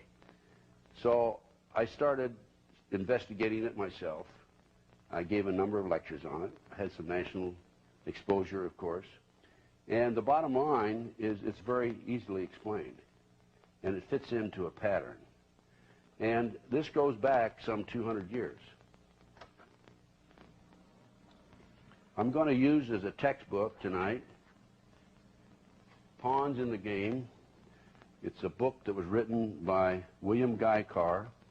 He's a retired commander in the Canadian Naval Force. And he had heard about the conspiracy and wanted to delve into it himself. He wrote a very compact book about what's going on with the Illuminati and how this fits into modern day plans, what's going on in the world today. So we're going to use that as a textbook for the first 2 hours, and the second 2 hours we'll have some case studies. I'm sort of an interpreter. I kind of give a lot of the wives hope, and the guys too, who are already out and scared, and you know, and they say, hey, well, this little woman, she's a real feisty, you know what? And I don't know whether they're going to kill her, what they're going to do, and they say, aren't you afraid? And I say, yes. I mean, I've had death threats, and I mean, it's been hell. But truth and light and what these other women are going through, the hell they're going through, being put through hell because their husbands are cowards and bullies. I mean, people who dress up in black, who hide behind trees, who shoot people from behind, who break into houses and steal their papers. This is in the Constitution. You don't break into someone's home. You don't steal their papers. You don't try to destroy the core that God has given them when they're born. Mothers have sons, and their sons are 18 years old, and they were telling them, join the Marine Corps to be a man? It's not a man. It's not a man who does this. It's a pervert. That's why they're not joining up anymore. That's why they're not signing up. They're having problems with retention because the mothers are finding out. McVeigh's mothers talked. Unabomber's mothers and brothers have talked, you know. Guys like Colonel Ron Ray is talking, who was Timothy, what's his the new boy who refused to wear the UN uniform? Oh, Michael New. Michael New? Yeah. These are the heroes. Michael New is the MacArthur. Randy Hebert is the future Patton. these are the leaders. These are the Americans, and there are a lot of them. There are hundreds of thousands of them. And just like in the days of Jesus Christ, these modern day Sadducees and Pharisees are saying, oh, we're going to kill Jesus. We're going to get rid of MacArthur. We're going to get rid of Patton. We're going to get rid of New. We're going to get rid of Colonel Sabo, murdered him. We're going to get rid of these guys one by hey, but everyone, this is physics, everyone, like Sue Griggs that's murdered, Sabo who's murdered, the wives who were murdered, Ron Brown, there are 100 people who spring up and say, now you got me to worry about. This is why these guys have got little places hidden all over the place. They're training all the guys to just say, oh, well, the American citizens are bad. But the guys they're training are also going to wake up to what's going on. It's Caspar Weinberger. It's Henry Kissinger. I mean, Walt Whitman Rostow. Eugene Debs Rostow. What's going on here? These guys aren't even born in America. What's happening here? They're training mercenaries now to run, flip around. We'll kill on an order. Not killing because people are breaking into our homes. Not killing because they're bad. But just, we want to control this country. That's what George told me. It's political. The military, the Marine Corps is a political arm of a group that wants to run everything, control the drugs, sell the weapons, keep the weapons flow going. And this isn't what guys are going to sign up to do. Their heart's not in it. They're not going to even do it for the money. They'd rather die than have hit squads come after them, collection groups from Great Lakes. They have a group of Marines who goes out and collects guys who have gone to their psychiatrist and they're a little bit talking too much. They get rid of them. But they're not told why. They're just told they're enemies or they've done bad things. So they don't, it's kind of like they don't, so they won't have any guilt and culpability. They make it cold. Just get rid of this guy, okay? Okay, get a promotion, get a new car, get some stock. After my husband did what he did in Beirut, I found these stubs. He got all this stock. AT&T, major stock, just thousands of dollars worth of stock.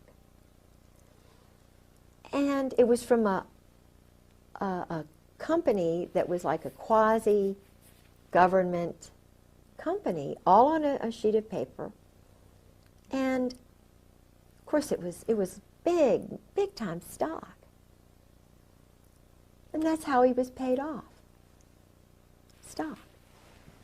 And paid off for? For doing criminal activities, selling weapons, going through Tel Aviv, the bank in Rome, selling the weapons illegally. The Israeli agents are the middlemen. And all the money's going to Israel. It really is the truth. Mm-hmm. The money, not just the money that is given to them free and clear, but all the black budget money that Meyer Lansky's group started back in the 40s has been growing and growing and growing. It's like a pyramid scheme. And the Jesuits, I've been told, are really controlled by this group now. I don't, Now surely Ollie North is a good guy.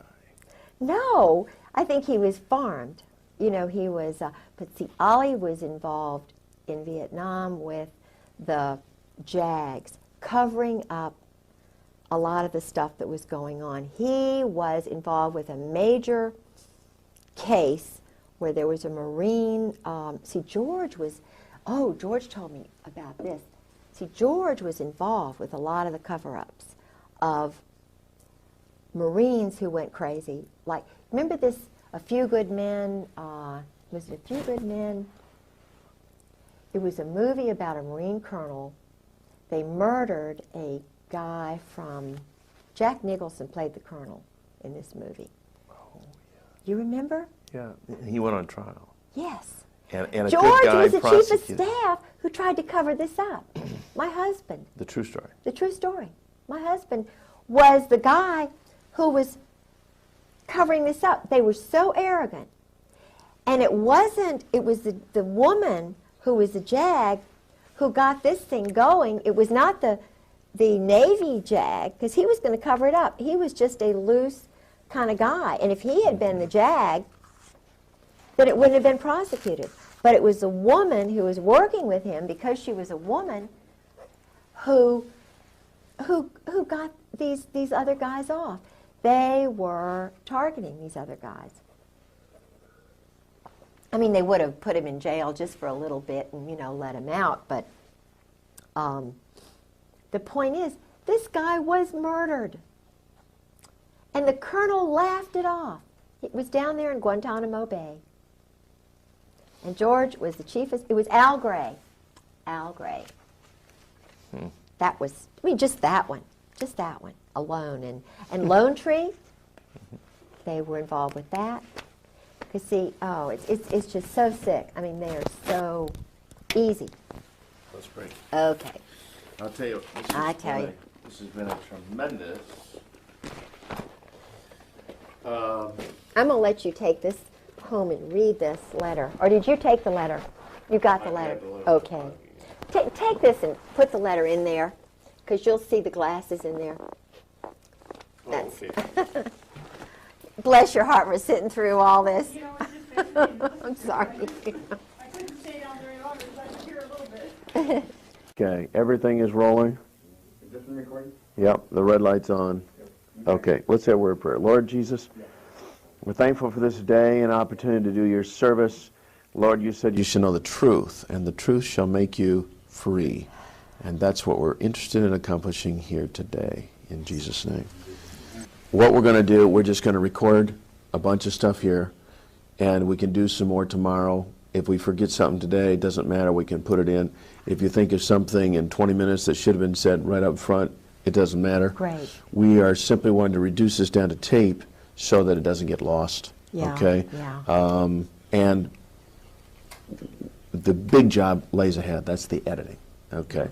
So I want you to completely relax. There is nothing that can't be done, redone. If we sneeze, if we cough, if, anything can That's be fixed. reassuring. If the ceiling caves in, all we do is clean up the mess and keep going. Okay. So everything here is real laid back. You've got a lot of information, and we want to get this down into a storyline, because I think what you've got here is something that is extremely important for people to know about. Yeah, it is. All right. Let's talk a little bit about you, and see now where'd you start out your life? You were born and raised in the country? Yeah, the city? I was raised on a farm. In fact, I live in the same neighborhood in which I grew up. It was my grandfather's farm. Part of it was divided into thirds. But in 1939, my grandfather was an obstetrician in Norfolk. He was also in the Naval Reserves. He was in charge of military intelligence in Norfolk, which is the largest military naval complex in the world. So I was born in the Naval Hospital, which was the NATO headquarters, and brought home to my grandparents' farm. My father was in the South China Seas on a naval vessel. My uncle was in the Navy. So I come from a long line of military civilian folks. They were not full time military individuals. They had jobs, and they would go into the war. They would be in reserves, and as my grandfather was, he stayed in and retired a Navy captain. But I live in a house that was in part of my grandfather's field. And right? yeah. That's very interesting. But I'm being strangled financially by this Army intelligence group, JAG group, that my husband... Now, JAG, is that J-A-G? JAG, Judge Advocate General. I think American citizens do not realize how many JAGs are in our court system, and they take orders. They are in the chain of command, they're active reserve, and they are in our court system everywhere you look. Not just federal, state and local? Everywhere, yeah. And they're going to meetings once a month, and if there is a case like many of the military intelligence wives like myself, and we have information that would come out in a divorce hearing or whatever, they totally control it. It is Judge John Moore in my case in Virginia Beach is an Army Ranger. He is active reserve. He's a VMI Army colonel. He's a graduate of VMI. In Virginia Beach, in the courts, there are at least 6 judges, and I'm including commissioners in that, because in Virginia we have a system where the commissioners do a lot of the decisions. And all of these in Virginia Beach who take care of military wives are military judges. No, you mentioned the term VMI. What is that? Well, VMI is Virginia Military Institute, and it's where General Marshall, the Marshall Plan, went to school. It's a little West Point. There's a lot of tradition there, but it's based on the Greek sort of Spartan military concept. And my father went to Washington and Lee, which is also in Lexington. And I know that there is some sort of, I won't say cult, but there probably is some sort of club? Secret society. Okay. And so it's very, very tight clique. But what I was trying to say is that the judges are military men, and they're not independent. They take orders. They take orders. There's a chain of command, and in my particular case and the other 11 military wives whom I have met so far, there are many, many more, but they've all been handled the same way. Mm-hmm. That's not a normal divorce at all. Yeah, I've heard of these kind of situations before, but it's never been put so concisely and so reasonably that there would be a connection why some people just, no matter what attorney you have, it doesn't matter. Oh, no. The divorces and the settlements of assets never go the right way. No, and there's a FISA court, which I know is involved in my case. What kind of court? Foreign Intelligence Surveillance Act. It's a Justice Department secret court that American citizens are not aware of. There have been a couple of articles on it. It's a small group of men, and I think there's a woman on it. I believe there's 7 justices. And in reality, the article that I read, which was given to me by Mike Fuller, and I know he would not mind me using his name, he's a government assassin. He was like my husband, a government assassin who did... When you say assassin, you're talking like character assassination or kill people? No, killing people. Okay. He's a mercenary, government mercenary. Okay. He was in Afghanistan and in Rhodesia, South Africa. And I met him and his wife through Sarah McClendon.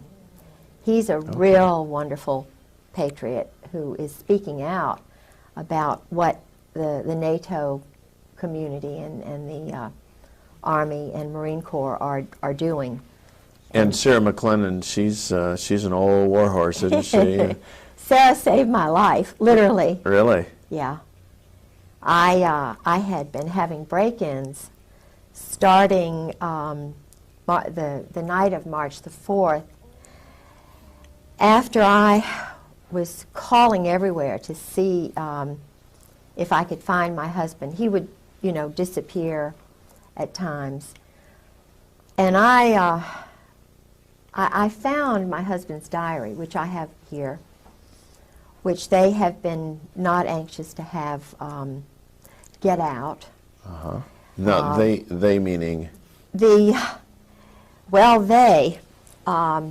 General Sheehan, General Krulak, Marine Corps colonels, generals, Al Gray, Cook, and especially General Joy. Joy. General Jim Joy Uh-huh. and General Carl Steiner they're evil men. And they are in this diary meeting with my husband almost every day in Beirut. They trained the men in black who killed those people in Waco. It was General Joy and General Steiner. Steiner's army, dirty tricks, special operations. And this is what my husband does for a living, is train mercenaries, young boys from countries like Romania, Cuba, Dominican Republic, Haiti, all these countries. They're training them to be murderers, and the taxpayers' dollars are paying for this. Okay, now they train them just through the normal channels of the military? These kids join the Army or the Marine Corps, and then they select these kids based on some criteria to train them? They psychologically profile them. The profile, which is similar to my husband's and Lee Harvey Oswald's and McVeigh's and some of the others who were all part of this program. Jeffrey Dahmer was profiled and hidden. You know, what most Americans do not know is that all of these men were Jeffrey Army. Dahmer, he has a military background? Of course. They're all Army. Oh, okay. They were all picked out because they're perverted or twisted. Oh. Yeah. Sexually perverted. Sexually perverted, and therefore, you know. Yeah. Well, now I don't think McVeigh was perverted the way Dahmer was, but certainly the group that my husband is overseeing are twisted. So part of the criteria, they look for people who have got something in their history that gives them a weird bend. Yeah. Like they were molested when they were a child, Yeah. or they come from dysfunctional families, abuse, whatever. Strong mother, weak father, no father, poor. Because these guys are looking for security, so they will stay in the military and do anything for that security. This was my husband's scenario. My husband and Oswald are just two peas in a pod. Huh. Exactly the same personality, the same type, in the same elite group, I might add, which was doing work with communists and Russians, with Czechoslovakians and with Romanians. I met assassins, I met drug lords, Fahim Kordobawi, whose family were the drug lords in the Bekaa Valley. I mean, he knows the elite of the elite of the elite, and that's why I was warned twice not to talk. And you were warned... I was told that I would be killed. I was told that Your husband warned you about this, or? Oh, my husband warned me early on in it, but he knew that he loved me in the beginning. I'm sure he really did. But he's a robot, my husband, except when he's drinking. And I think that's why he drank, because the first 3 years of marriage, he was telling me everything. And I come from a very strong Protestant Southern culture, which, you know, when you're talking about shooting people like ducks, the only thing I can relate it to is my brothers going duck hunting, and that's what George would tell me it was like. Killing is just, you know, it's nothing. There's no emotion involved. You just get rid of somebody. And he said he was an existentialist and that these murders were necessary, and, you know, very matter of fact. And I'd sort of go, yep, and we'd be eating dinner, and I was trying to get him to know Christ, you know, to sort of understand a little bit about my background and America's background. But his group they are not Christians. They're what he calls existentialist, and they study German Clausewitz and Nietzsche, Sartre, Camus, Montesquieu. And his thesis at Princeton, which was written for him by a very good friend of his named Todevay, who was a French count, and his thesis was on this. And it was, supposedly it was in French, but my French is better than his, so he could not have written that by himself. I know that. I know it was written for him. But in the intelligence world, and in the communist world, in the world that my husband was in, one had to know French because all of the terrorist trainers and the guys who were funding all the guerrillas and everything were in Paris and New Orleans. They would go back and forth. Still, the 4th Marines is out of New Orleans. And that's been going on a long time, ever since Disraeli, even before, I think. But they had hit squads and, you know, undercover groups in New Orleans.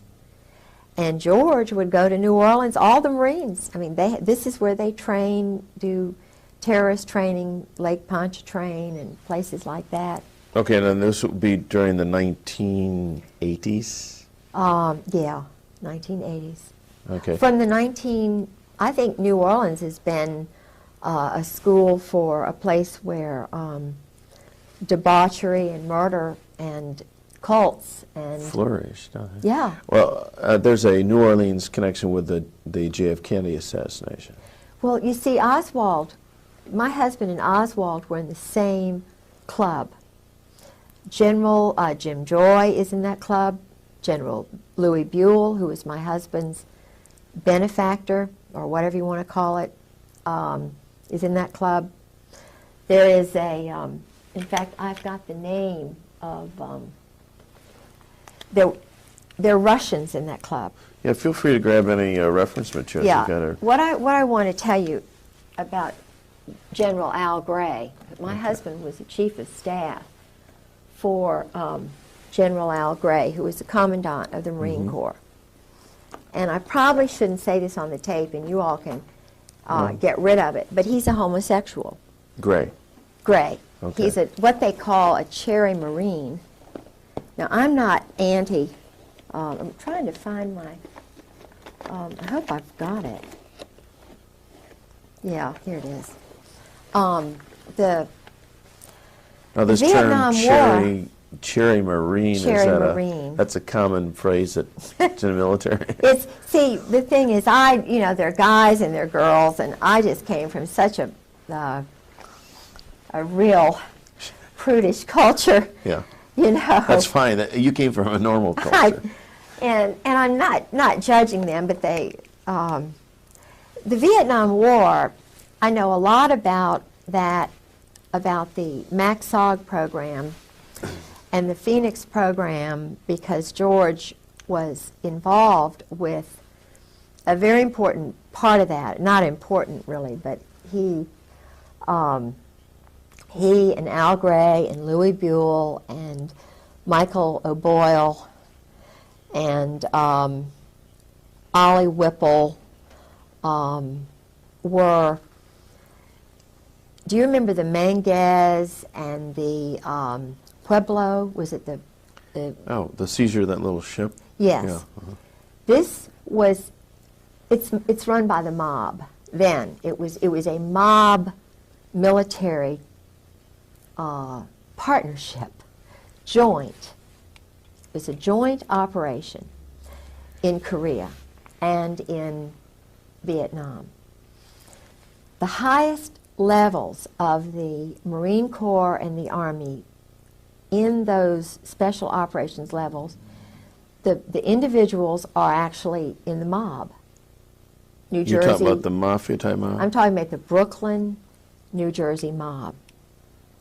My husband, Al Gray, Sheehan, they're all Brooklyn. Cap Weinberger.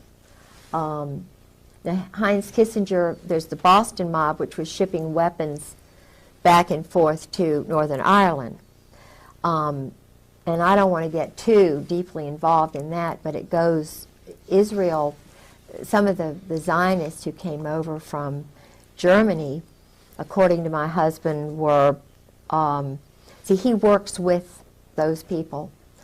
They do a lot of money laundering in the banks, cash transactions for the drugs that they're bringing over through Latin America, the Southern Mafia, the Dixie Mafia, which is now my husband's involved with in Miami. The military are all involved once they retire. They're, they go into this drug and secondary weapons sales. And before I forget, I want to find the name of this Russian who worked with Al Gray, who was my husband's boss, and trying to see where I wrote it. I may have to look and find that another. It's no trouble at all. How are we doing over there, guys? Sound good? How much time is rolled on the clock? On your clock? You can speak. So 20 minutes. 20? Okay, good. I can't find it right now. I'll find it. Right. The Vietnam was really important because a lot of experiments were done on boys who went over there. Mm-hmm. I had, since my husband disappeared and since they have been psychologically trying to destroy me, financially trying to destroy me, because I'm telling the truth. His first wife, I know, was murdered. Okay. She was, according to a psychiatrist whose name I probably won't give because he's an honorable man. I was given permission before I went public with Sarah McClendon at the press club anonymously, but they knew who I was on the 3rd of July, 1996, was when I came out with a small group of people. But before that time, they were trying to handle me, to try and get me to be quiet. They tried threatening me and so forth. And I'm trying to remember where I was, what I was going to, the point I was going to make. I can't remember now what I was going to, It was something important. Oh, yeah, General Jim Joy. Yeah. I called General Jim Joy on the phone. I was trying to find where my husband was because I didn't know whether I'd have any money to, food to eat or what. He just walked away, and I knew that the Marine Corps knew where he was. But I was being handled psychologically. On the 4th of March, my home was broken into. They had elaborate plans to handle me. The 4th of March, 96? 1996. 96. And keep in mind, he had disappeared on the 28th of December. Of 96? Of 96, 95. Okay, So put yourself in my shoes. I have no idea where he is. He's done this before, and each time I was totally traumatized. So I get... What happened during this break-in? Well, they were looking for the diary, which I have here. Okay. I don't have the original copy, but this is the diary. Okay, can you lift it up so Yeah, you can... sure. Yeah, just This is it. It's his Beirut diary. kind of hold those. So Yeah. This is it. Okay. And it's in his handwriting. The Beirut diary tells how the intelligence community, the Army and Marine Corps assassins, snipers, are how they operate in a city during a crisis. My husband was the liaison between the White House and President Jamal. So my husband is a friend of Scrowcroft, McFarland's a Marine. All of these men are personal friends of George's. Colby, I spoke with personally on the phone. 2 weeks later, he was murdered. He went to Princeton. My husband knew him. He knew my husband. He told me, Colby told me that... Now, this is General Colby? No, this is William Colby, who was head of the CIA. Oh, okay, yes. Who was murdered in a... so-called boating I accident. know exactly how that happened because, you see, the SEAL teams 6, 4, 6, and 8 are on the East Coast, and then the odd numbers are on the West Coast. And some of the people who are affiliated with the SEALs,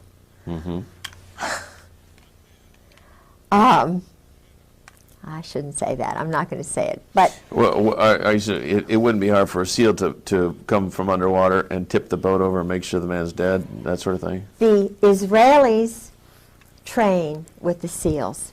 They do a lot of wet ops, murders, Okay. over here because of some sort of arrangement. The young boys, I met 3 young assassins on a bus going up back and forth to Sarah's. I went on the bus because they were sabotaging my car so often. So I sat next to 2 young assassins, one from Romania, one from Haiti. And I let them know that I understand, you know, how it is. And this little boy cried. I won't mention which one it was because it may get back to him. But he told me it was the same scenario. His mother, he lives on $850 a month. Now these are mercenaries working. The taxpayers are paying mercenaries. The taxpayers are paying young men who are not citizens of the United States to kill innocent people, women and children. They get on a flight from Norfolk and Oceana. They fly to Stuttgart, and I was told this is what they do. Then they go by a special helicopter to countries like Turkey, like the part of Iraq, to Algeria, to parts of Africa, and they do wet ops. They'll just, you know, murder 5, 10, 20 people, and then they blame it on the Arabs or they blame it on somebody else, but it's actually NATO rogue assassins, because there are men from Australia, South Africa, Britain, that I've been able to determine, and a lot of these other little countries that are sort of wanting to get into NATO, they have little boys that they pick out, and they call them special. They use the word special, meaning elite, irregular, in order to entice these boys because they don't have much ego. So if you call being a criminal, in other words, they are protected. They know that they are above the law. That's what my husband's above the law. Judge John Moore is above the law. Colonel Barry Cantor, my husband's JAG colonel lawyer, is above the law. Grover Wright, Marine Corps. All of these, a lot of these guys who were judges had their wives gotten rid of. Judge John Moore had his first wife thrown into a mental institution before he became a judge. He battered her. And I spoke with a man who has a Purple Heart, two people who knew Hannah very well. And Hannah Moore was deeply in love with her husband. He got back from Vietnam. He was an Army Ranger. He battered her. He physically and psychologically abused her. And she started screaming, you know, doing what because I was battered and bruised. A lot of wives are by these Vietnam vets. But if they're a colonel or if they're a rising star, the wife has got to be crazy because they've got too much invested in these men. And it's a very small cult. I mean, I have heard the things that they do when they're colonels. It's some of the same things that they do in Cap and Gown, which is the Princeton version of Skull and Bones. My husband went to Princeton after he went to the Hun School for 4 years. Okay, now we should probably clarify a little bit about, you mentioned Skull and Bones, and many of the people wouldn't be familiar with that, and the Cap and Gown. So what are these clubs that these young inductees are pulled into, secret societies? Secret societies. And again, is this to make them feel super special? Yes. And also put a control on them Yes. so that you never tell these secrets? Yes. That's it. You have got it. You know, I've heard a lot of child molesters. I mean, people who are not connected with the military, just plain old child molesters, will molest a child and then tell them, now if you ever tell, you know, they'll take a cat and strangle it and kill it or something. This is what I'm going to do to your mother. This is what I'll do to you. Yes. Bad things will happen if you ever tell. That's right. And children grow up believing that I must never ever tell. And they don't, generally. That's right. Unless someone comes along to help them see the light and come out of it. Yes.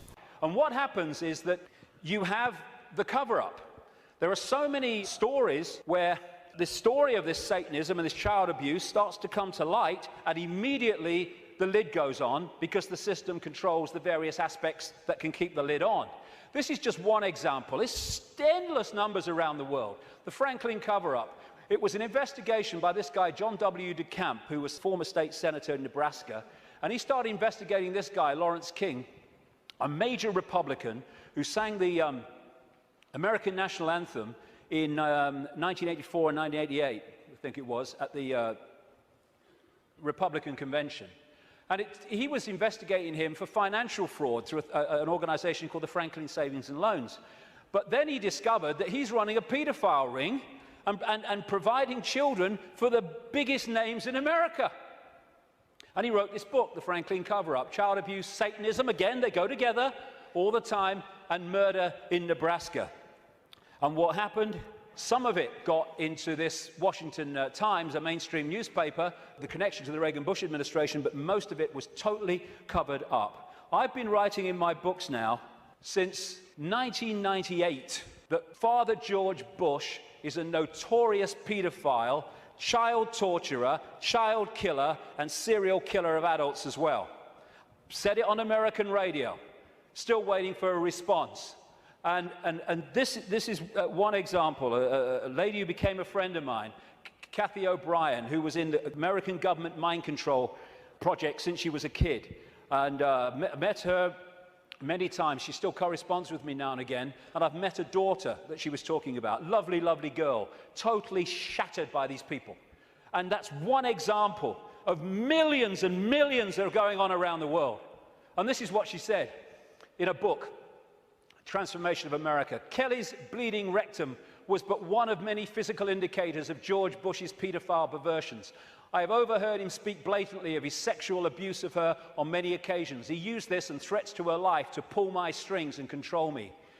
The psychological ramifications of being raped by a pedophile president are mind-shattering enough. but reportedly Bush further reinforced the traumas to Kelly's mind with sophisticated NASA electronic and drug mind control devices.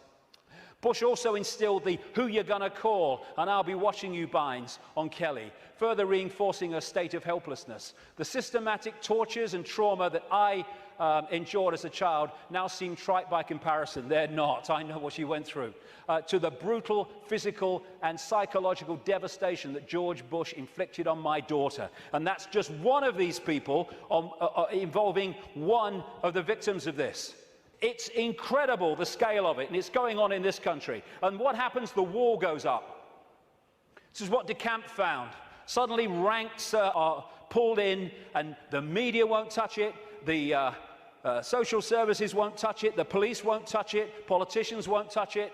It's the blueprint, it's how it works. And the Discovery Channel program, produced by Yorkshire Television, was about to go to air, exposing that Franklin cover-up and the paedophile connections.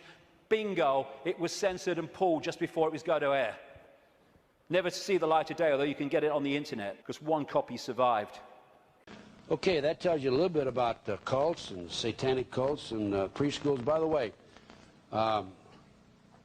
Dr. Roland Summit, psychiatrist at UCLA, has told me that he's also involved in these issues, that he has intelligence information and otherwise that there are more than 50 preschools around the country where they claim that there's been sexual ritual abuse, and tunnels are located under the schools, more than 50 of them.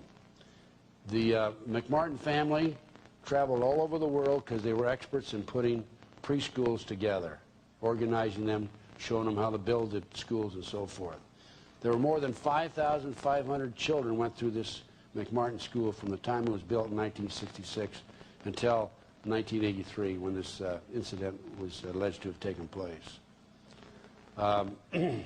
The cults use these 2-, 3-, and 4-year-old children for several purposes. Number one, they use them for pornographic films. There's a lot of money, $10 billion a year, pornographic business in this country. They use them in their initiation. They consider them initiated into the cult, even though their parents don't know about it. And they use them as part of their ceremonies. In other words, they need children in certain ceremonies.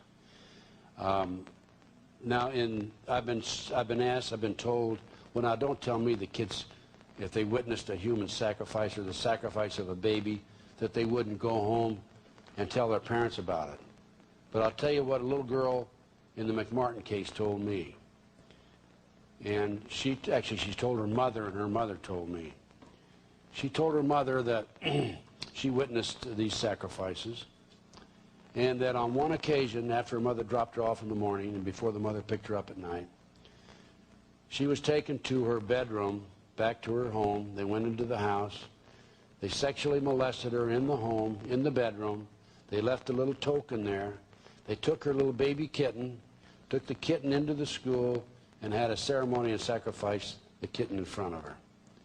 Then they told the little girl, they said, if you talk to your mother or your father, we're going to do this to your mother, your father, and your little brother. Now, don't tell me that a kid's going to talk under those conditions. They're petrified. They also talked about men coming in and sexually molesting them dressed in police uniforms, dressed as Santa Claus, and so forth. I'm sorry to say that the Bureau's changed. There's no question about it. The FBI today, in 1996, is being used by the politicians to further their games and their goals. So, there are a few things that have happened to me, some major matters that have happened to me since my retirement. And most recently, I was giving a lecture in Las Vegas, and I sat at the head table next to a gentleman. And this gentleman, in his day, had been in naval intelligence, and he was telling me that on December the 4th, 1941, 3 days before Pearl Harbor, he was in the communications room in Washington, D.C., a naval intelligence officer, and we received, the U.S. government received a communication, an intercept of Japanese message that had been sent, and we had broken the Japanese code, And this message stated that we were going to bomb Pearl Harbor on December the 7th. He was very elated to have received this. He passed it up to his superior. His superior passed it on. After the war was over, he came back to Washington, D.C. and was told he was going to have to testify. They had a congressional hearing on this. He was given a subpoena. His boss called him in and said, even though you have a subpoena, you're not going to testify. And he said, well, I don't understand this. He says, look, you don't understand now, someday you will. You're not going to testify. And he didn't testify. Now, it's been documented, and I've heard it on a number of occasions, that we knew about Pearl Harbor in advance. This is the first time I've had information directly from a person who was aware of this. I also received some information recently in my tours and lectures and what have you. I did a TV show in Long Beach, California. One of the gentlemen involved in the show was in the U.S. Army at one time. He told me that in the spring of 1973, we had bombed all of the North Vietnamese supply lines. We had mined their harbors. They were cut off. And one of his associates was in the communication room in Saigon. And this is, of course, a classified job. And when he was in this room, he received this message from the North Vietnamese: we surrender unconditionally. He passed it on to his superiors, and all Army personnel were immediately ushered out and replaced by State Department personnel. It was shortly thereafter that Kissinger met with the North Vietnamese officials in Paris, France. Why do these things happen? Why did we not take advantage of the advance notice of Pearl Harbor? And why is it necessary for us to be a subservient to North Vietnam when we obviously have won? I think at the end of this lecture, you may have the answer. In fact, I'm sure you'll have the answer. I think you'll understand much better than you do and have in recent years. And you see, my husband is frightened to death. I believe that his brother was murdered to keep him in, because he had gone through 4 years of this mind control. And the man who did it, you can see this on the video, his name was Charles Caddock, and another man named Alexander Robinson. Okay, Charles Caddock. Caddock. And the other one? Alexander Robinson. Alexander Robinson was a Marine, very well-connected Presbyterian family, whose family member was the influential one who brought over the Saudis. The original Saudi head of Saudi Arabia was George told me all this about Mohammed Faisal, Khalid Faisal, and Saud Faisal, and there were something like 32 brothers of the then in the mid-50s, the ordained, whoever was head of Saudi Arabia. It was actually the United States who chose that person, because the United States, through Charles Caddock and that group, murdered the good one, the one whom everybody liked, who was well educated, and who was normal. In, I believe it was 1952, 1953, 1954, in Paris, the universal Saudi, the well-educated Saudi, was poisoned. And what was his name? Charles Caddock. I don't suppose it's all that important, but anyway. I'm trying to remember. I think it was Fahim, or he died in Paris. And so his brother, his half-brother or whatever, was the father of all these 32 boys, and the 3 oldest now were snuck into the United States. I have a degree in history, Virginia history, undergraduate degree, and master's in Scottish history. And being a Southerner, we always look at, past is prologue.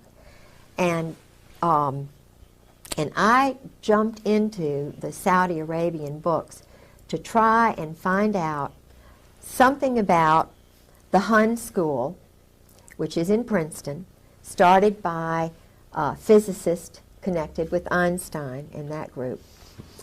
So I was looking for the Hun School because I knew they went there. And they're in all the brochures. They're very proud to say, you know, we have the Saudi royals went here. President Cheeseborough brags about going over there and being wined and dined, and you know.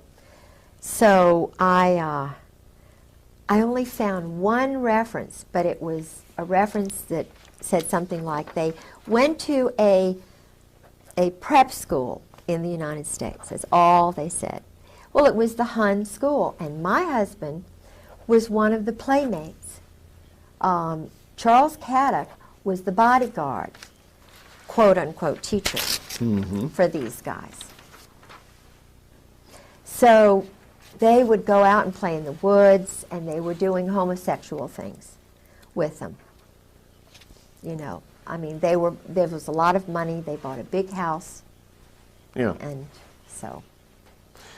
Okay, now, I was momentarily distracted. Okay. Explain to me a little bit about this, the homosexual event here.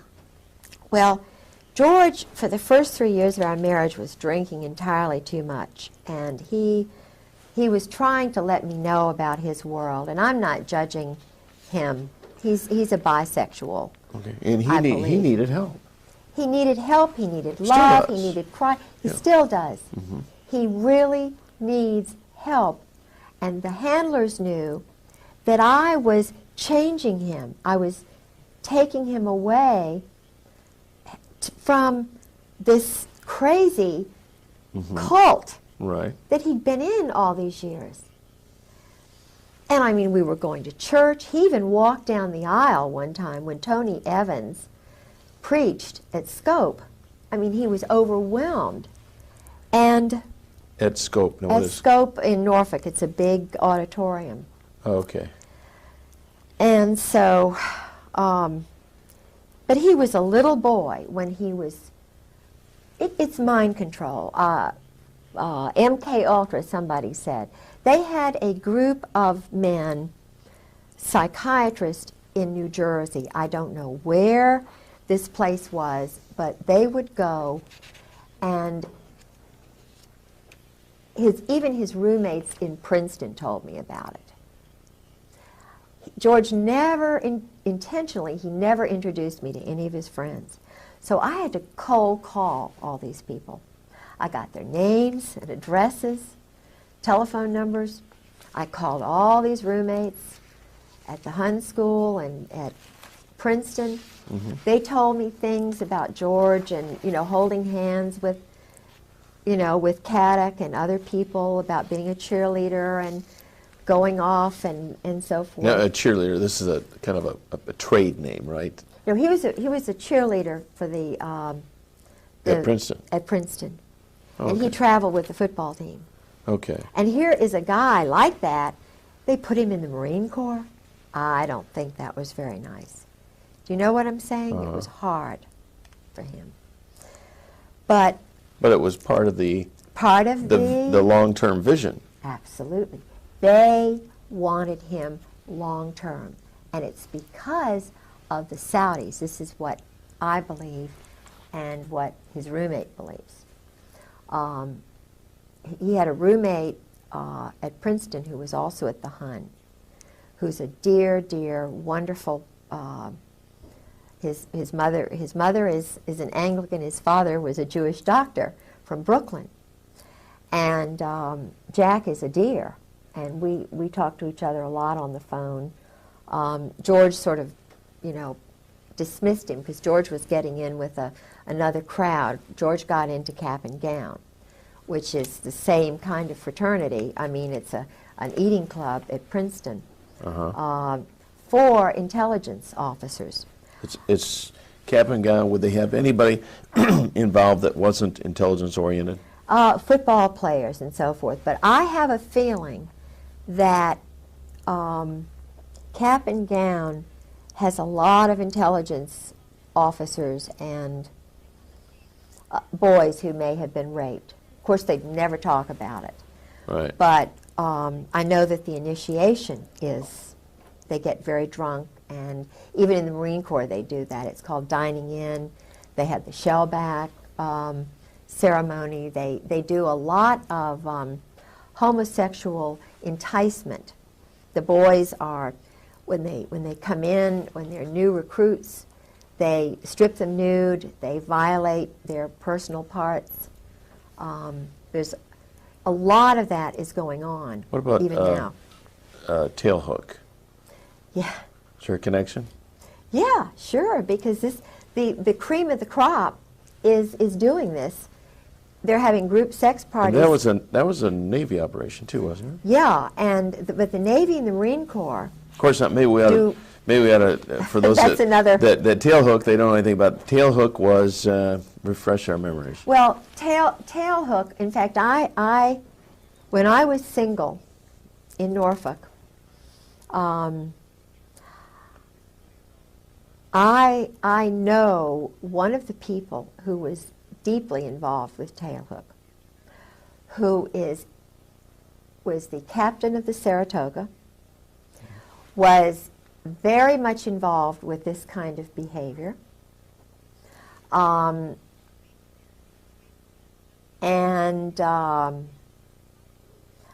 know a lot about the. See, I never thought about group sex.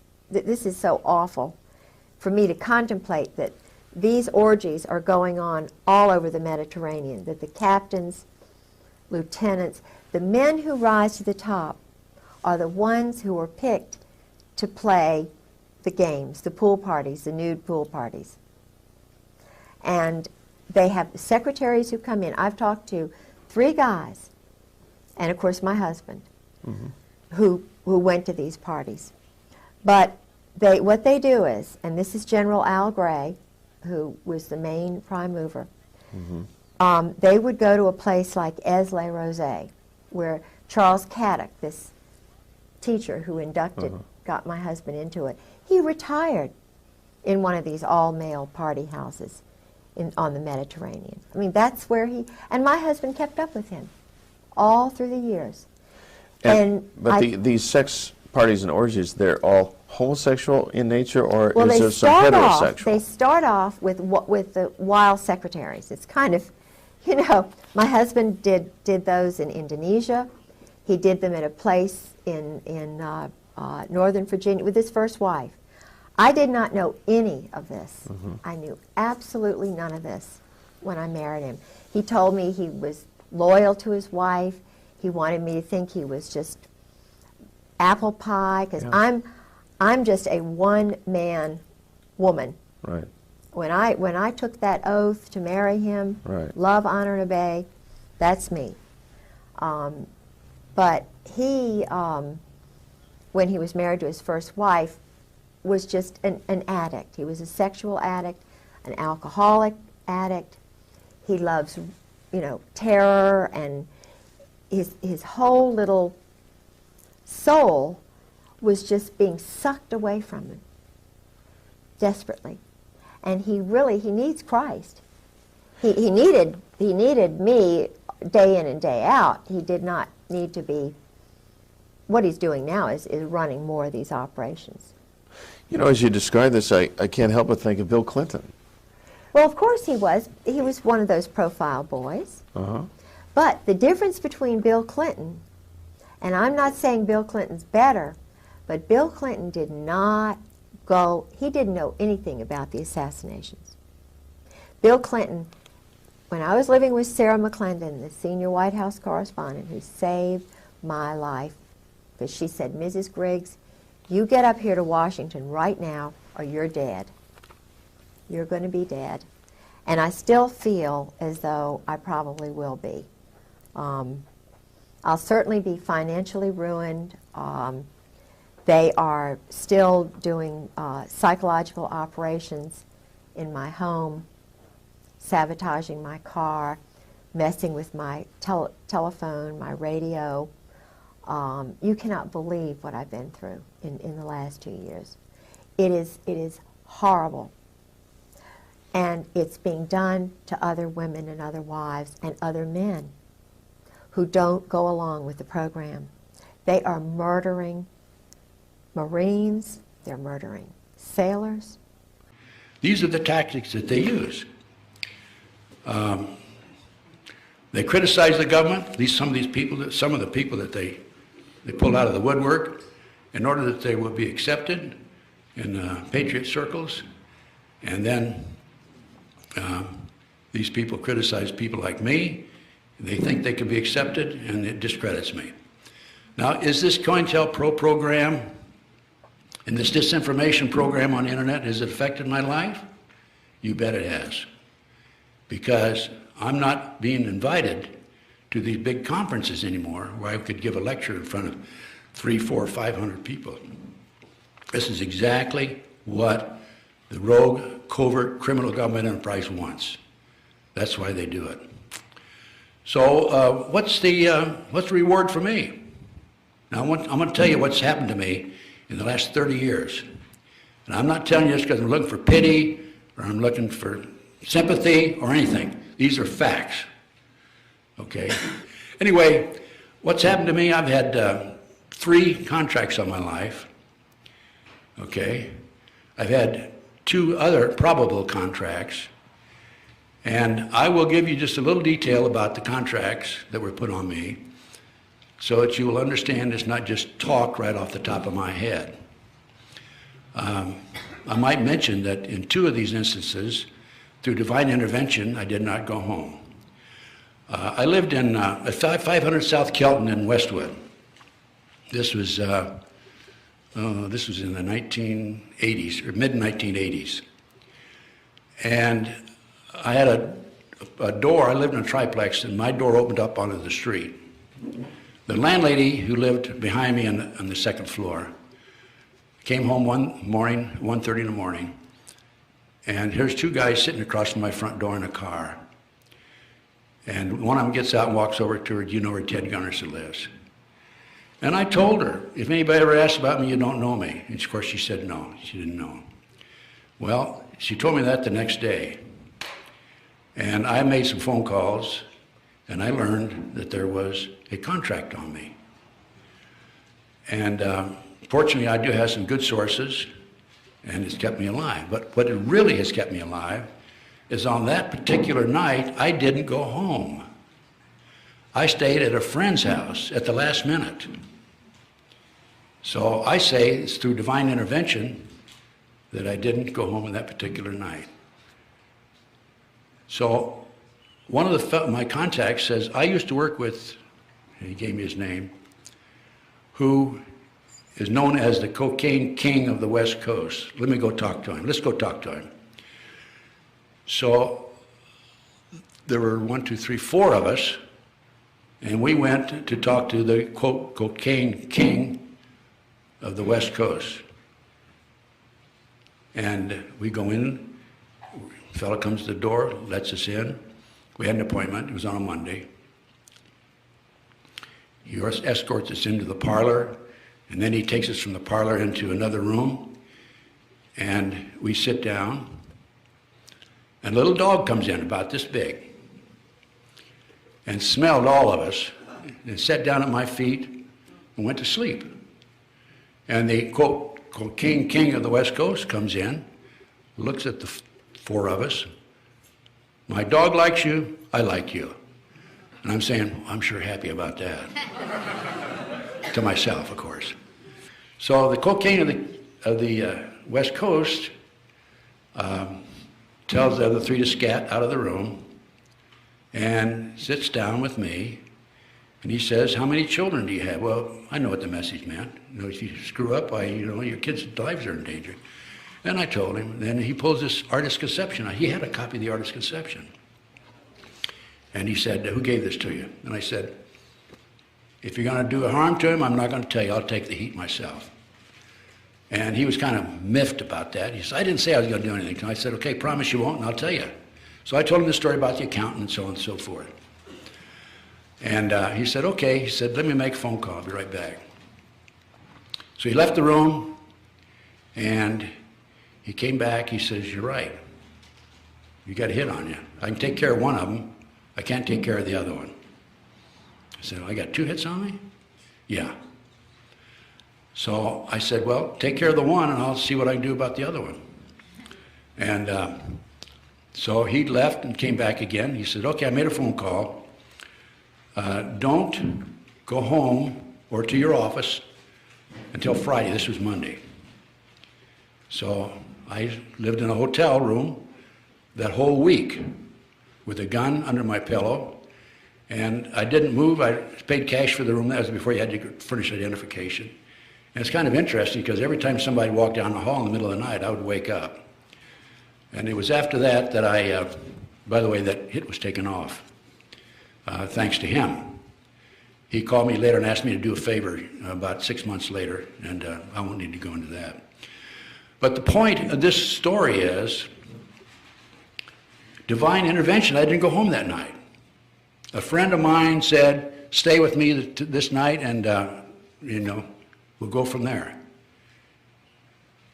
And so anyway, I ended up driving to, I had some friends drive me to Dallas. I remember I slept in the back of the car, in the back seat of the car, for like 21 hours.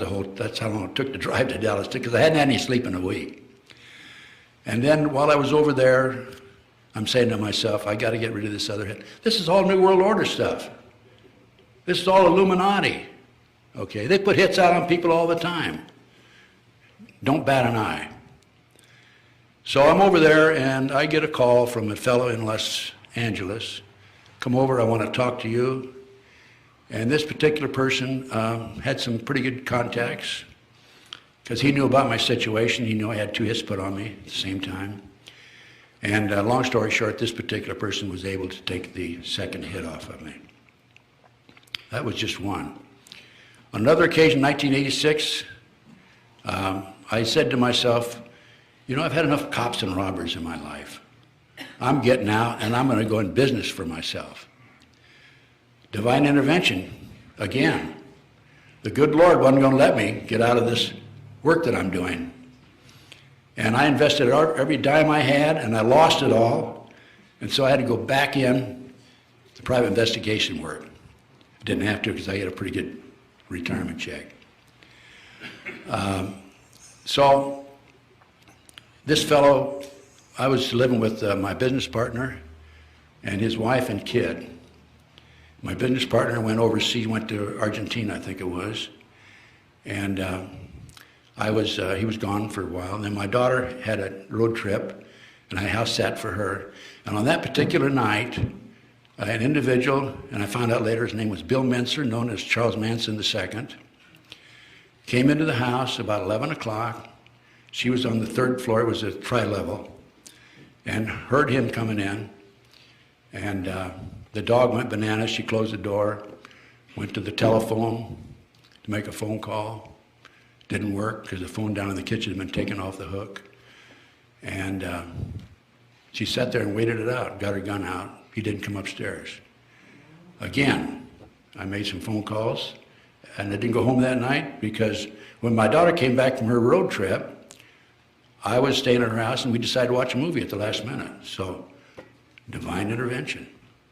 Absolutely no question about it. And then the other 2 probables are, I don't need to go into them, but there was a fellow who was hanging around my P.O. box for quite a while, and I'd have to send somebody else in to pick up my mail. This is all New World Order, as I said a few moments ago. This is all what they do. They kill people. And Kucinich, not Kucinich, but I forget the congressman, huh? No, there's a congressman from Ohio, I think it's Kucinich. Yeah, he has asked for an inquiry into the CIA hit teams that are operating in this country today. Okay, he's asked for an inquiry, but nobody's paying any attention to him. That's just one. I can't tell you how many illegal burglaries, illegal entries I've had into my home. It's like Grand Central Station. They're in and out of there, and it's unbelievable. I took a trip when I was in Nebraska. I was gone for about 3 weeks. I came back, and I had my research, 500 boxes of research over a period of years, stored in the 3rd bedroom. They helped themselves to 200 boxes of my research. Okay? They're in and out of my car. on a regular basis. I can, right here in L.A., I parked down, I remember parking downtown, and I came back, and they do this all the time, turn the direction signal on. I start the car up, the direction signal's on. I had my car stolen twice. I had my brake lines cut. I have had 2 windows shot out when I was standing nearby. They were intimidating me. They weren't real bullets, fortunately. They were air bullets. And that's what they're trying to do. They're trying to intimidate me. I've been poisoned in Las Vegas. I was poisoned. And what they did there, the only way they could have poisoned me is they had the condominium next to me, and they were pumping poison in through the air ducts. I had my right front tire come off when I was driving between Omaha and Lincoln, 60 miles, 75 miles an hour. The right front tire came off. Highway Patrol came, looked at it. It was John DeCamp's pickup truck, by the way. I had gone from Lincoln to Omaha to talk to a source. And the only way they would know that was by tapping John's telephones. And I found out, the Highway Patrolman looked at it, he says, hey, your lug nuts have been loosened. And they tried to loosen the lug nuts on the left front tire, but somebody must have interrupted them because they weren't successful there. They wanted both tires to come off at the same time. My mail's been opened, diverted, and intercepted. My phone was cut off once. And I called the phone company. I said, hey, you discontinued my phone. Why? They said, well, we sent you a bill. You didn't pay it. I said, well, where'd you send it? They sent it to a fictitious address in Florida. Never heard of it. I've had mail disappear. People written to me, and I've never received it. Surveillances are almost a daily occurrence. And what I do is I do U-turns on them and get around behind them and chase them. And they try to intimidate me. Look, I was in a gun battle in Memphis, Tennessee at the airport. If they're going to intimidate me, they're not going to intimidate me. I'm not afraid of them. I've dealt with terrorists when I was in the FBI. And I remember when back in about 90 or 91, they put a dirt bag out, just parked across the street, maybe 4 or 5 cars up. And I would see them there, and I'd put on my gun, go out and get in my car, drive by at 3 miles an hour, stare them down, do a U-turn, 3 miles an hour, stare them down. Then I'd park in behind them. And they couldn't get out of there fast enough. One of them ran a red light. Then I chased another one and cornered him on the street, blocked him, and I reached under my front seat like I was going for a piece, and his eyes got big as saucers. And I was on a street that went up the hill and down. It was one way. I went up and down and parked at the bottom of the hill, and then he started coming up, and I was watching in the rearview mirror. I could see the top of the car, and when he saw me, he stopped and backed up the wrong way in a one-way street. By the way, I've got some pretty good license numbers, a lot of license numbers that I'm saving. My business has been sabotaged, Virginia McCullough. I've had telephone taps. I sued GTE back in the 80s, got an out-of-court settlement. I've had threatening phone calls. I came back from a trip once, and I got up in the morning. I was looking for a file on a desk, and I had a phone call, 827. The voice said, male voice said, did you find your file? Click. They had a hidden camera in my house. I was gassed on the freeway, attempted gas on the freeway. They gassed my webmaster, Clarence Malcolm. I've interrupted 2 attempts to steal my car. I've had flat tires. In one instance, I had 3 nails in the same tire. That's a little more than a coincidence, I think. I've had my gun stolen. I had 4 guns stolen out of my house in Nebraska. I sleep with a gun under my pillow. I have a combat magnum. And one day, just a couple of years ago, I check it regularly. I checked it and somebody had come in and taken the bullets out of it.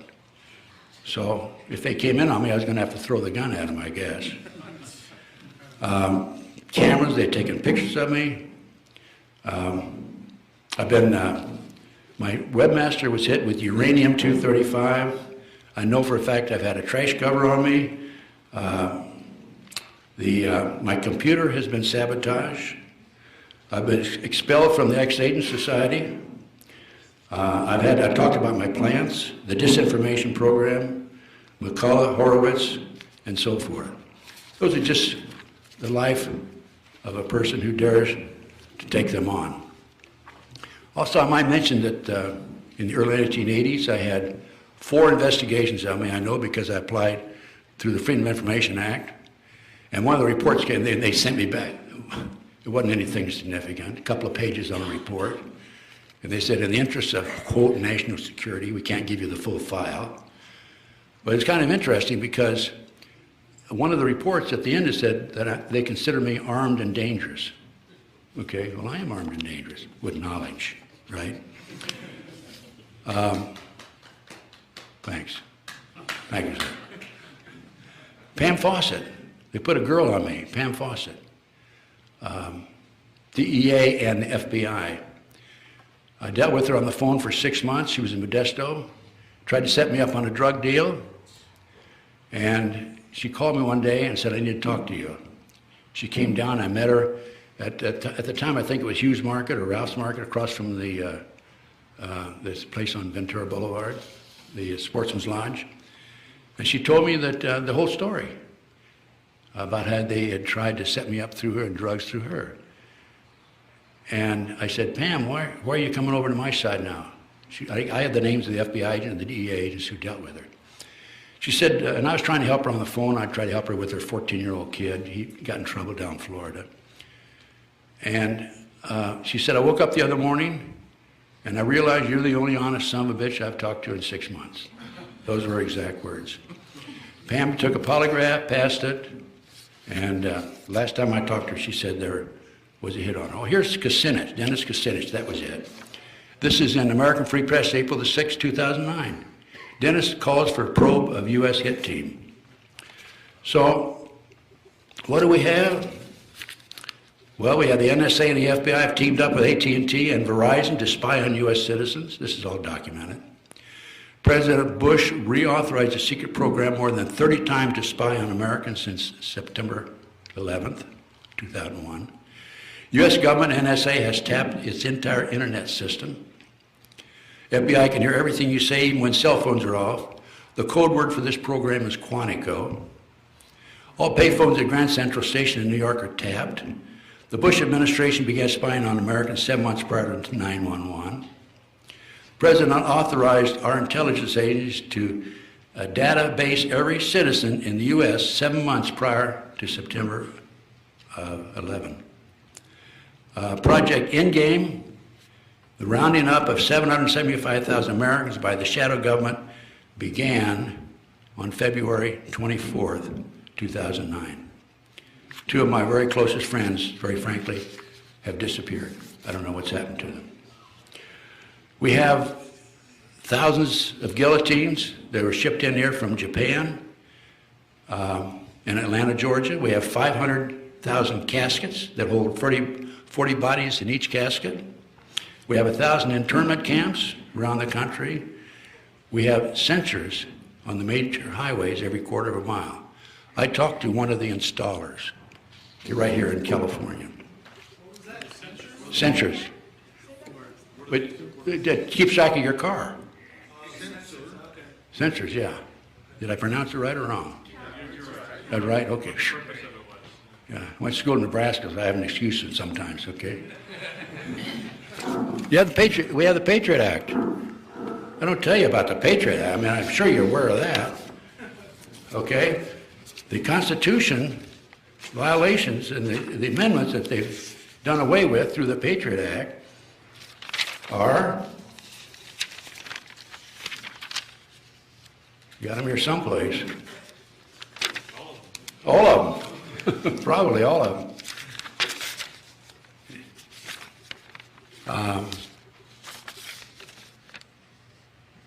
Yeah, here they are. The 6th Amendment, right to a speedy trial. 8th Amendment, no cruel and unusual punishment. 13th Amendment, punishment without conviction. It took 262 Republicans, 77 Democrats to kill the Bill of Rights.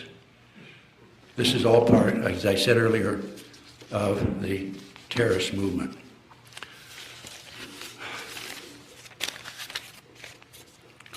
I told you about the guillotines, the caskets. We have U.S. troops in the United States, Holloman Air Force Base, Air Force, German Air Force. A lady came up to me back in the 90s and said that she was from New Mexico. She deliberately dated a German airman from Holloman to find out what they were doing here. He said, when the revolution starts, we're going to strafe the cities. Beatrice, Nebraska, where I lived for a short period. Town of 12,500. They have an on the base there, they have an airport. The airport is the runway is more than a mile long. There's no commercial airplanes come in there, it's all private. They are expanding the length of the airport. Why? So bigger planes can land there, I guess. But there's no commercial planes coming in, over a mile long now. The chemtrails, one of my sources told me that the planes in the north, Midwest, chemtrails are out of the Air National Guard, Lincoln, Nebraska. I made a trip to the airport and I found 4 giant airplanes with no markings on them on the runway at the Air National Guard. Another informant told me Fort Sill, Oklahoma is what they're using in the southwest United States. Okay, that kind of gives you, I think I laid the foundation pretty well, didn't I? Yeah. Okay, that just tells you what they're after. Okay, I'm not the only victim. There's thousands of Americans out there. By the way, I've been shot with a laser beam twice in my back. Fortunately, they're not very good aims. And my webmaster, Clarence Malcolm, been shot also. Of course, one of the best ways for you to stay alive is to do what you're doing. Really? Reduce this, oh, absolutely. Reduce this to video, get this scattered all over the country. They won't touch you because if you're dead, that validates everything you're saying, see. So, well, they poison people. Publicity is the best thing you can do. Yeah, one of the things that was happening to me after, I must tell you about General Joy. I found his name all through the diary. And what was really strange was that George had mentioned him early on in the marriage, but then after a certain incident at Camp Lejeune, which I think is very interesting relating to tailhook and something that I did there. I'll tell you about that if I can remember. I called, it took a lot for me to get General Joy's phone number. Because the Marine colonels were not going to tell me. Because they knew I was investigating. So nobody would tell me about General Joy. I called a person in George's address book who was a general, pretending that, I was updating my Christmas card list. Yeah. And I just wanted to find Jim Joy's telephone number. He said, oh, he's up there. He's running morale, welfare, recreation for the world, a payoff job with the mob. And he's living outside of Quantico, and here's his phone number. So I call him up, and keep in mind, my husband is infamous, Princeton graduate, chief of staff for Al Gray, who runs all the dirty tricks for the Army. Linda Tripp worked for Carl Steiner, who was a partner of, Jim Joy and Carl Steiner and my husband were the triumvirate in Beirut. Okay. And Linda Tripp worked for Carl Steiner down there. This would be approximately? I think in the 80s. She and her husband were both Delta Force duos. They send them, but then they divorced, so that broke up that. But she's a dirty tricks person, Linda. Anyway, so I call General Joy and I say, General Joy, this is Kay Griggs, and I'm George Griggs's wife, chief of staff under Al Gray, head of half the world, dirty tricks, special operations, wet ops. And he goes, no, I don't believe I know your husband. Exactly his words. Huh. And I'm taping it, by the way, Uh-huh. because they took my tape. They started coming in and putting sticky stuff and running my, just mind jagging me Putting sticky stuff. on the tapes, and they would put the tapes on different, they would go to a lot of trouble. They would take things that I said on one tape and put it on another, and they were having fun with me psychologically. But I taped this conversation with General Joy, and I said, well, that's really strange, General Joy, that you don't know my husband, because I'm sitting here on my bed, and I'm looking at my husband's diary that he kept the whole time he was in Beirut. And you're in there almost on every page, you're in there a lot. And you're going over to Cyprus and Rome, and you're, getting money for weapons, and, and then they're going to Tel Aviv, and they're doing this and that. And I said, you mean you don't know my husband, George Griggs? And you're a Marine, and he's a colonel? He went, oh, that George Griggs. Because he knew I had the diary. I see. Then he said, oh, Miss Griggs, let me call you back. Let me call you back. So he had to confer with General Sheehan, General Joy, General Gaiman, General Hartzog, and his little cabal, particularly General Gray and General Krulak. So he called me back, and he was just like a little puppy dog. He said, oh, Miss Griggs, I'm going to be in Norfolk on the, the night of the 5th, 6th, and 7th. I'll be at a Morale, Welfare, Recreation meeting at the Marriott Hotel, and I would like to meet with you when I get there. I'll be getting in around 5 o'clock, and I could we could go to dinner, or you could come and have breakfast the next morning. We could eat, blah, blah, blah. Or 11 o'clock, now I have to speak at this luncheon engagement. You're welcome to come to that. Or we can meet at, he went through every hour of the whole time. He could not have been more insistent about meeting me if he'd been my father, my birthday or something. And so you did meet. I did, but I was afraid of him because I knew this he is was General an assassin. Joy. General Jim Joy, the one who got Noriega out of Panama. Mm-hmm. He and Sheehan, the one who was behind the whole operation in Panama. This is a powerful guy. He and Carl Steiner, Mutt and Jeff. Waco, they trained all the guys in Waco who went and did what they did to David Koresh. They're the ones behind all the black helicopters and Sheehan. They're the ones, doing all the stuff down there at Kathy McDaniel's down at, in Fort Polk, Fort Hood. There's something new on me. Kathy McDonald, Daniel? Kathy McDaniels had a little talk show. She's a wife of the daughter of the mayor down there at Fort Polk. Okay. The little town outside of Fort Polk.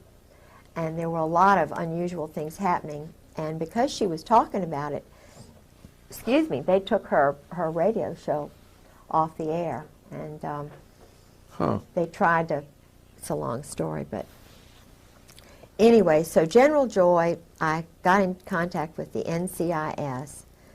That's Fort Polk in Louisiana. Yeah. Uh-huh. Yeah. But I met with the NCIS guy and a Marine that I just met cold call because I was kind of worried about what would happen to me, meeting him. So may I go to the ladies' room, Certainly, mate. Matter of fact, Steve suggested I've that we had to break. sort of go to the late. That's why I've been sort of antsy. Steve suggests we break at 5 after, and I think it's a good idea. Let's break and we'll pick up. Right, we're just a little bit of a recap here. All right, a little bit about your background, about the psychological profile that these guys look for. Let's see, we've discussed the diary. We've discussed Kadak and Alexander Robinson. Robinson. Couldn't read my writing. Thank you. And I have a picture of Caddick. yes, I noted that. We're going to inject that. We'll inject. In fact, we should have a little session here where we just go through pictures at the tail end of this. Yeah. Picture. We discussed tail hook and. You Sarah. know what tail hook means, don't you? Now, what is tail hook? Uh-oh. I got a feeling. Yeah. Is it a homosexual reference? Yeah, sure. Really? Sure. Did you know that, Sure. Steve? Isn't it something? Yeah. And the average person on the street has no idea. No. You know, it's like Watergate. Well, the Watergate Hotel, that makes sense. And tail hook probably is some reference to, you know what I honestly thought it was? When you refuel a jet or something. It is. But you look, see, the planes look like this. Because, see, I was told this by Jerry Unruh. And Jerry Unruh was a captain when I met him. We were just partying. You know, I had a group of gals, and we were all school friends. And everybody hung around this place called Poppy's in Virginia Beach. It was the place in the mid-'80s when I was at the Virginia Center for World Trade. Well, Jerry was in there. He's an intelligence operative with Scrowcroft, Crow, you know, this whole McFarlane, Ed Wilson, who's a really good friend of my husband's, who's a really bad guy. Anyway, they're all some of them are doing this Rush River Lodge thing, you know, which Angleton was doing, where Woodward would go to these big orgy parties. And George went to a few of those. But this, you see, is the plane, and it kind of looks like that. Okay. And yeah. it refuels. Uh-huh. See, that's what the hook is for. That's called the refueling. tail hook. Yes. Uh-huh. But it has a double meaning. A double entendre, sure. Because and I went to the preceding show 2 weeks ago, and they had the tail hook booth, and I have some stuff, I don't think I have it with me, but tail hook souvenirs, because they are really trying to promote that, you know, the charitable function of that organization. Yes, of course. Now, the fact that cover got blown on those tail hook things, that Paula was a Coggin. major snafu, right? She had to try very hard to get that out. That was at Camp Lejeune? No, I think it was in Las Vegas. Okay. But, oh, my thing went on in Camp Lejeune before tail hook, and this is why I got flagged. Oh.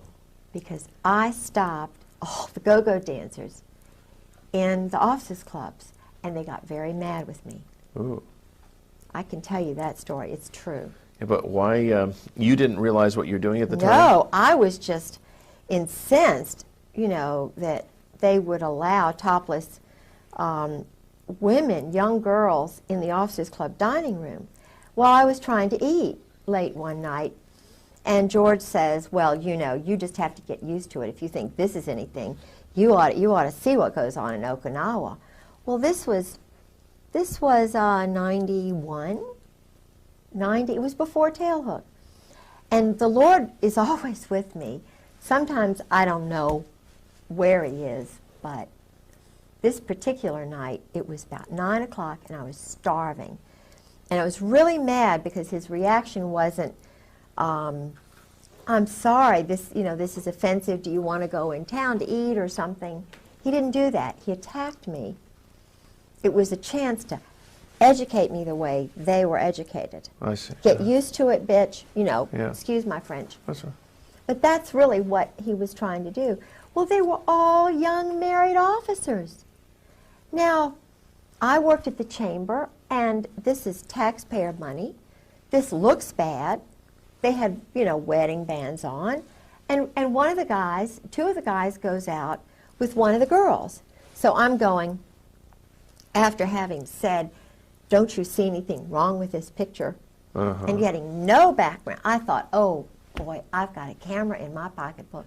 I am going to see Marty and Oogie, my old roommate from St. Mary's, little Episcopal Junior College in Raleigh, North Carolina. And I said, whoa, little Lucille Ball comes out. And I just kind of grabbed that little camera with the flash, and I get me 3 little flashes of scattering people. So Just light. because the camera's going off. Yes. So that said to me, it proved to him, God, truth is light, light is truth. You know, hey, this isn't, I mean, God proved it. I didn't do it. I didn't argue.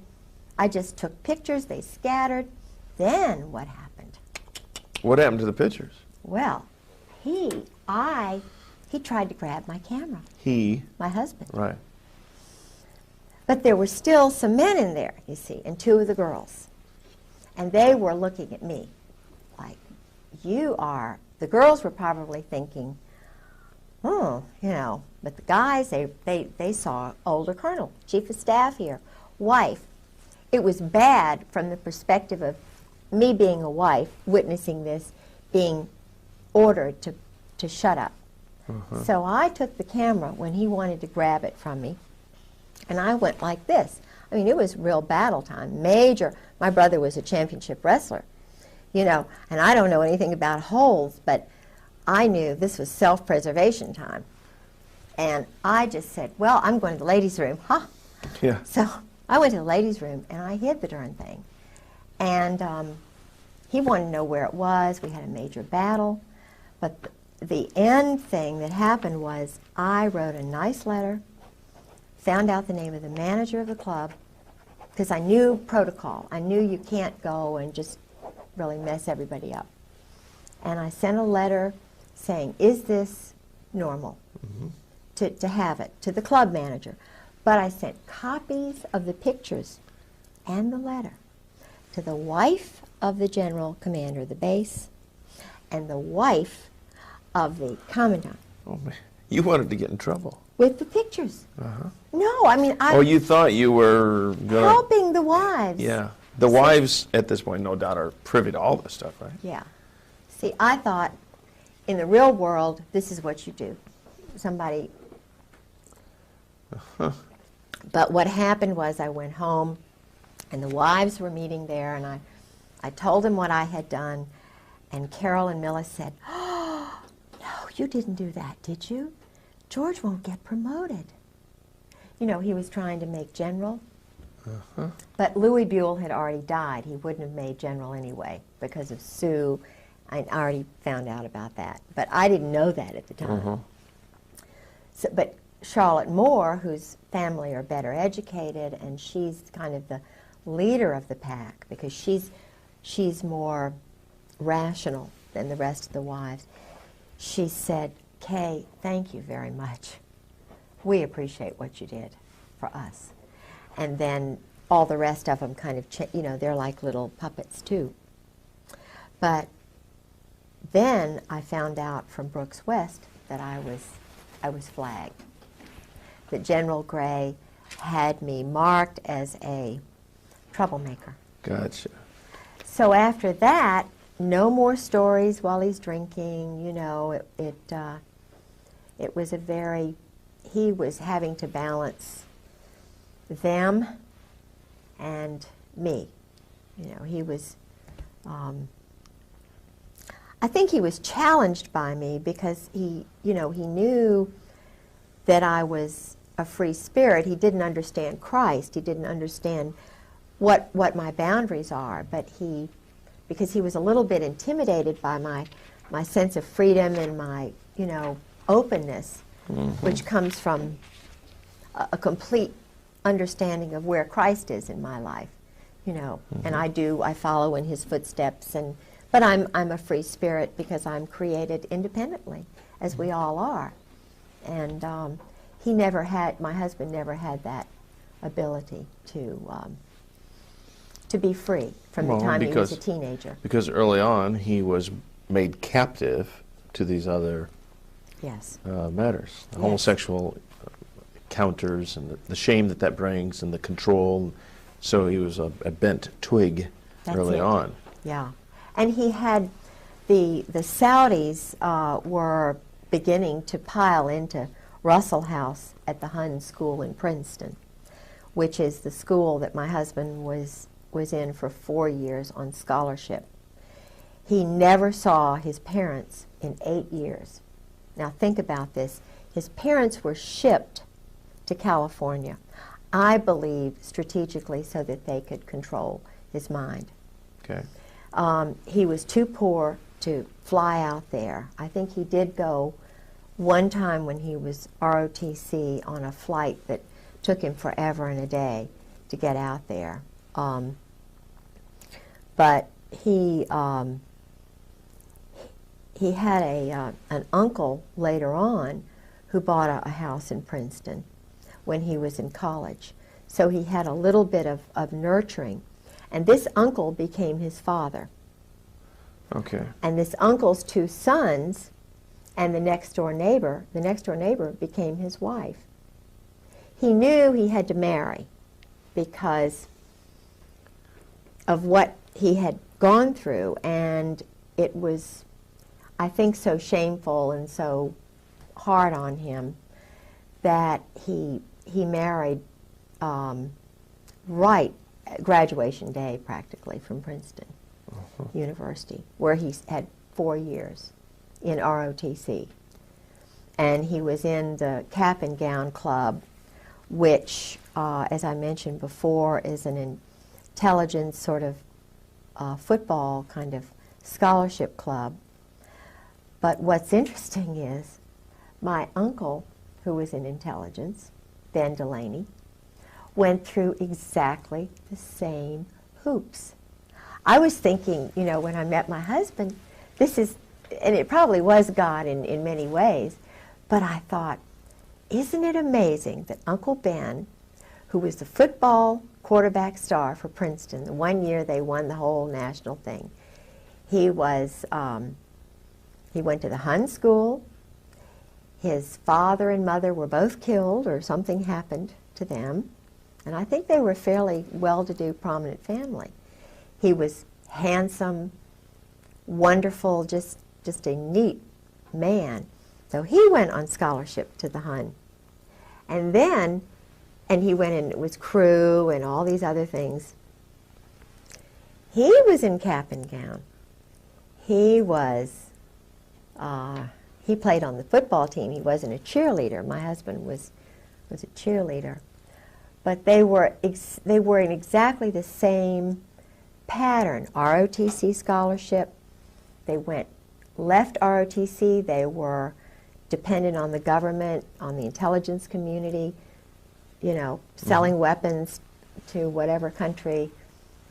I know the country, but in other words, they were doing work for the joint under the table all these years. Okay, and directly under whose instructions to sell these weapons? Do you know that? Yeah. Okay, who would that be? Well, it's the Israeli Zionist group in New York. Mossad? No. Well, what would they yeah, call but themselves? everybody thinks Mossad, like they think CIA is just a bogus sort of thing. It's really Army intelligence that does just about everything. They run a lot of the psychological profiling, which is done at Quantico with the FBI. It's all a very small group. Harvard professors connected with, you know, the Tavistock and Dar es Salaam, and there's a sexual perversion group in Vienna and one in Colorado. I think that little girl was part of that experiment, you know, who was John murdered. Benet Ramsey? Yeah, because I had some... Well, you know, that raises an interesting point, because here's a high-profile murder that goes nowhere. No investigation, nobody's pinned. It just goes on and on and on. The parents are involved in that program. But somebody higher High up level. is protecting them. Absolutely. And the same thing that you're describing about the military. Sure. If you're in the clique, you can get away with murder. Yeah, absolutely. Absolutely. Murder, literally murder. And I had a group of visitors. I used to be set up by the State Department, my husband, who had power in the State Department, through both Caspar Weinberger and, well, his whole crowd. I mean, Caspar Weinberger, George Bush, Colby, Casey. My husband was in that clique. He was in the Princeton Marine Corps clique. Rob, Warner, you know. You're talking about Senator Rob. Yeah, they're all Marines. Pat Robertson, all 4th Marines. I mean, they're all involved in this. They know, they're running everything. Now, you mentioned Pat Robertson. You're talking about the 700 Club, Pat Robertson. Yeah, there's a power thing there. And it's all male, it's all white, and they know the murders are going on. They're surgical, they're strategic, they're political. But what I was going to tell you is I was used because I was the most gullible in high school. And I'm very, very spiritual, and I love people. So, and I was driven to meet all these people from all over the world for some reason. So they would feed me people because they knew I would react. It's kind of like Monica and Bill. I think they put Monica in there to have something on Bill. That's my own feeling. Sarah McClendon feels the same way. Because... And Linda Tripp was there to guide the situation. Absolutely. Of course. Linda Tripp was Delta Force. Linda Tripp was trained by Carl Steiner, who's in the diary with my husband. Carl Steiner is called a snake, and he tried to trip up Schwarzkopf. I mean, he was trying to take the whole Iraqi thing over because they had been baiting, you know, using the Israeli rogues in Turkey. They were having little zigzag wars. It's all to sell weapons. It's all about weapon sales. It's all about drugs. It's all about funny money. Making money. Of course. And the head, Krulak, who is the Commandant of the Marine Corps, his father, Victor Krulak, worked with this Russian, Czechoslovakian double agent who was worked with Al Gray, who was enlisted at that time, rose right up to the top because they were involved with Butcher and this whole crowd that was trying to pick fights. And they were not, they were Army and Navy together, joint. And George kept saying, George calls them the members of the firm. He calls them the members of the firm. I've heard the Brotherhood. They're very close. And it's a small group, and it's very hierarchical. I had Caspar Weinberger's bodyguard farm me when I was at Sarah McClendon's. Now, farm you. Yeah, that's a term that they use. Where they cultivate? They well, not cultivate, but just want to find out kind of, they're doing profiling on me. Women are hard to profile because we're very easy. We're very easy if you understand women. And I think they need more women in human intelligence because we'd solve a lot of these problems like overpopulation or whatever it is very quickly. Because we're the ones who teach the men how to talk, how to communicate. We think on 20 levels at once. You know, we're very spiritual, we're very practical, all at the same time. And they make mistakes by pegging women as crazy when really they're very anxious to solve problems. They're just very frustrated to see a lot of wacko things going on that don't need to be going on, but the guys don't see it. So with my husband and so forth, I was used. They profiled me. They knew I loved international people because I'd already demonstrated that. And there was a group of sexual psychologists, psychiatrists from Vienna who came over. I have pictures of them. I was their escort. George was already gone. And I was intrigued that they were still sending me people. Okay, now you referred to them as sexual psychologists? Yeah, there's a whole range of psychiatrists who study perversion, Okay. sexual perversion. Harvard, Yale, Johns Hopkins, and this Colorado group. Dar es Salaam, where they train the black African terrorists. They train them in interrogation. They train the JAGs in interrogation methods and so forth. And a lot of these guys got their experience in Vietnam. Intentionally, they took these little boys. That's what they're doing in Bosnia right now. They're training future leaders in perversion. They have a school. The British have a school that George was working with in Indonesia for a year. My husband was setting up there was already a program on East Timor, a little place there in the mountains, that had been set up by the Australians during World War II. It was involved, I think, with Burma and, some of the killings that were going on in China and so forth. That T. Parker Host, this man who now controls my husband with Bob Edwards. T. Parker Host, this is how they got together. T. Parker Host, I knew when I was the assistant director of the Virginia Center for World Trade. I was the first woman on the board of the Foreign Commerce Club. I was very involved politically, and I was having a ball.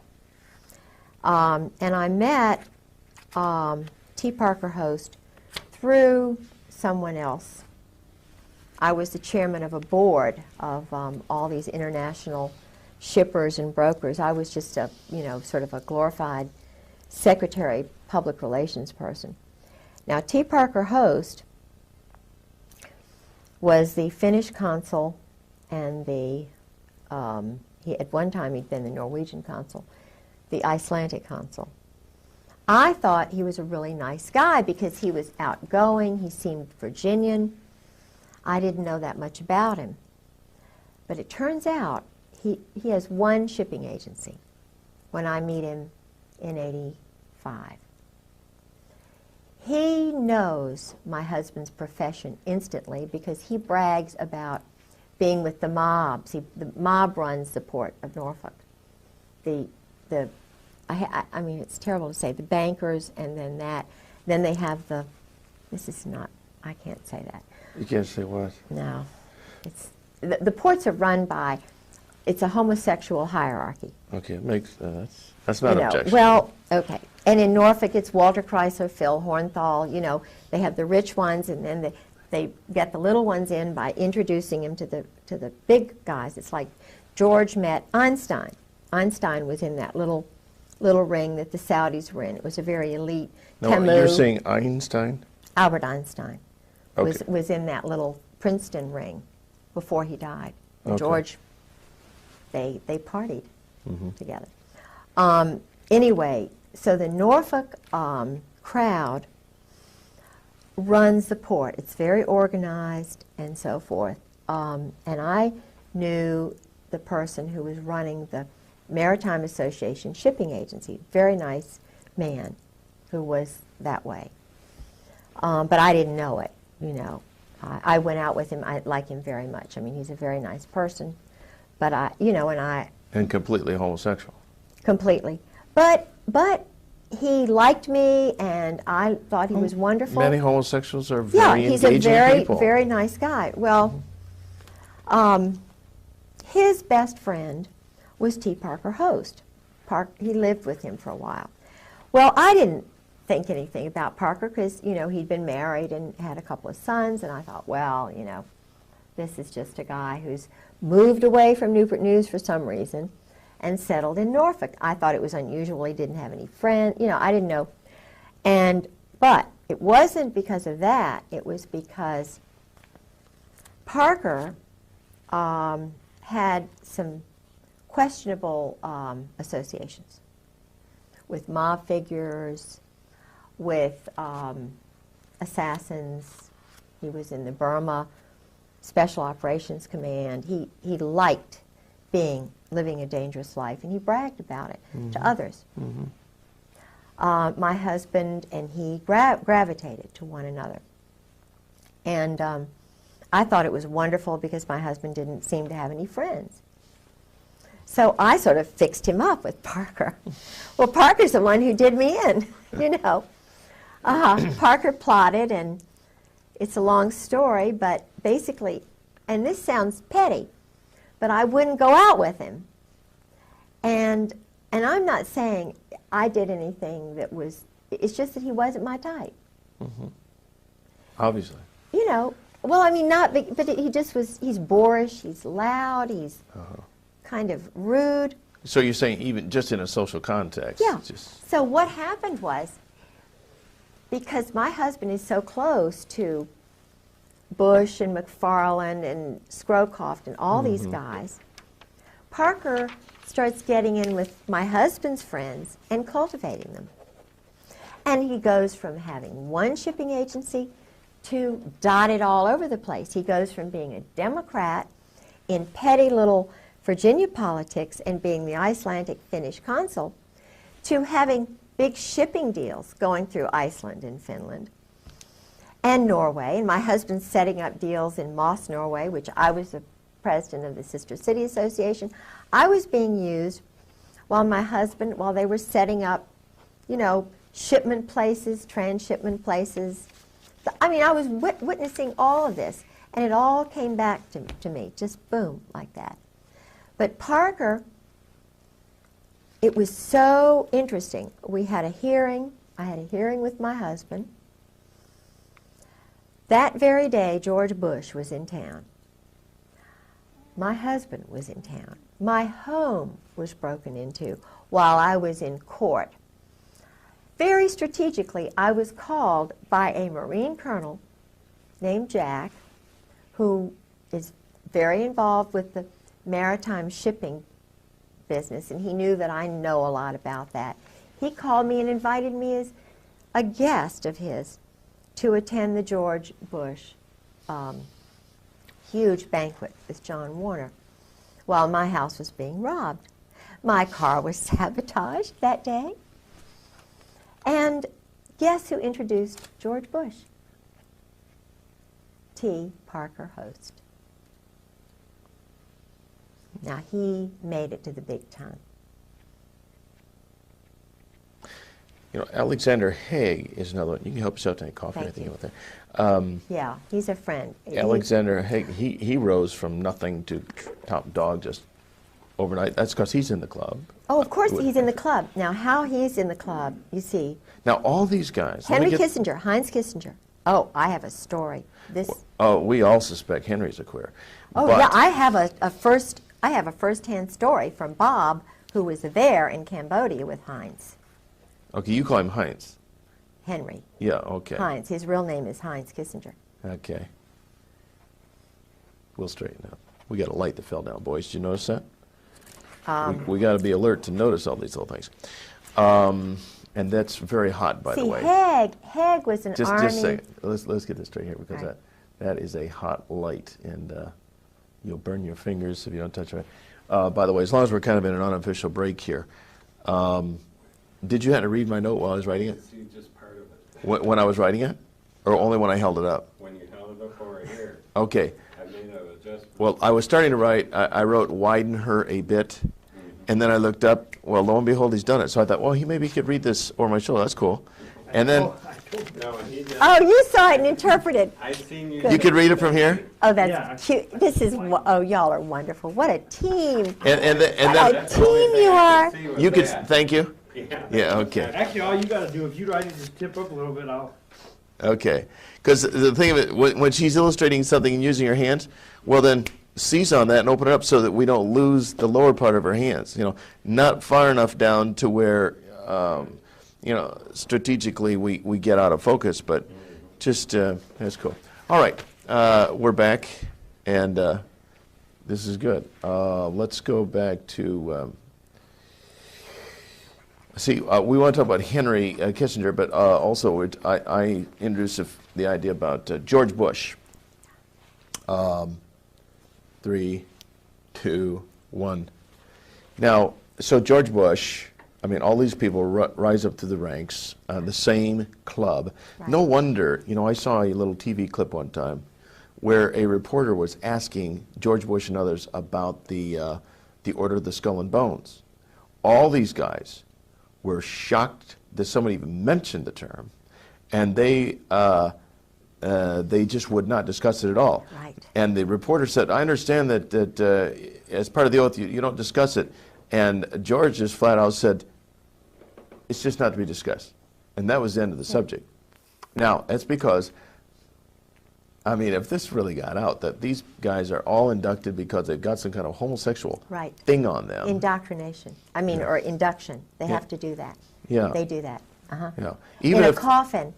And it's even now coming into the military totally. The chiefs do that. They put them in the coffin. They do the bowling ball trick. Okay, you're going to explain this. What happens when you get in the coffin? Why do you get in a coffin? Oh, they get, when you get your eagles, that's a German thing. Okay. You know, it's what the German high command did, and most of them, you know, had the boyfriends and stuff, the Krupps and all of that.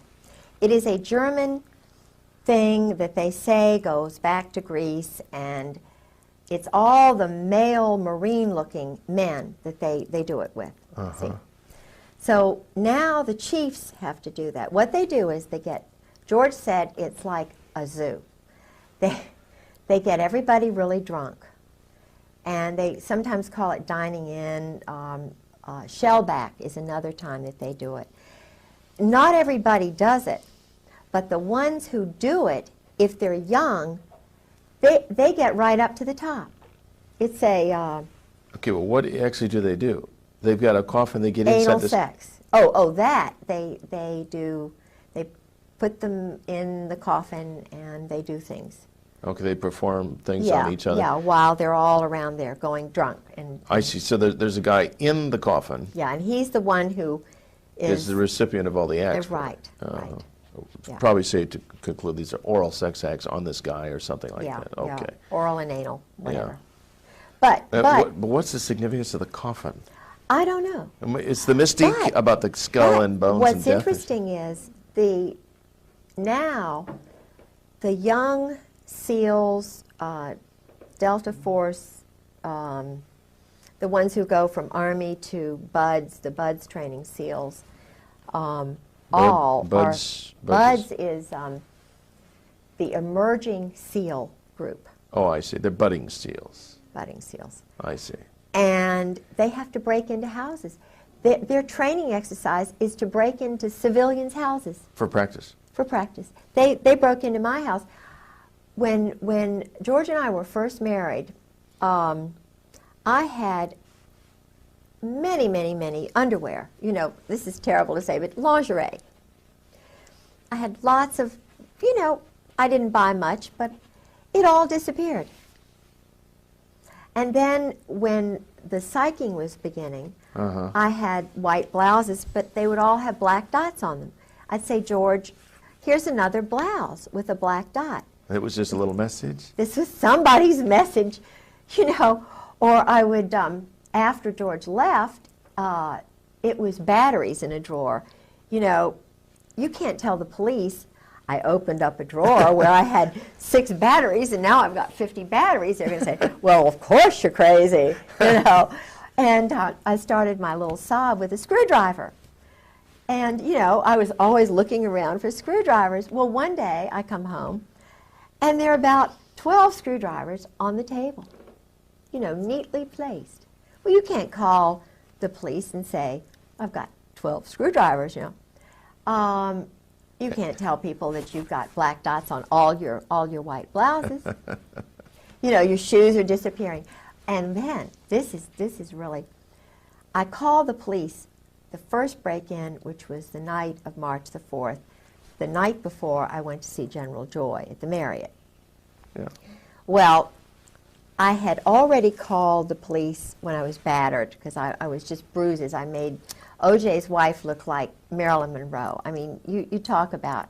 And I was doing this because I thought it would help him, you know, have 45s put to my head, and he's laughing. He'd strangle me and put his finger on my jugular vein, and he'd just say, now don't you dare move, you know, I mean, or I'd be lying in bed and he'd do a jap where he'd just push me off the bed. You can't believe what horror I went through to try and get this man to understand what Christ's love is about.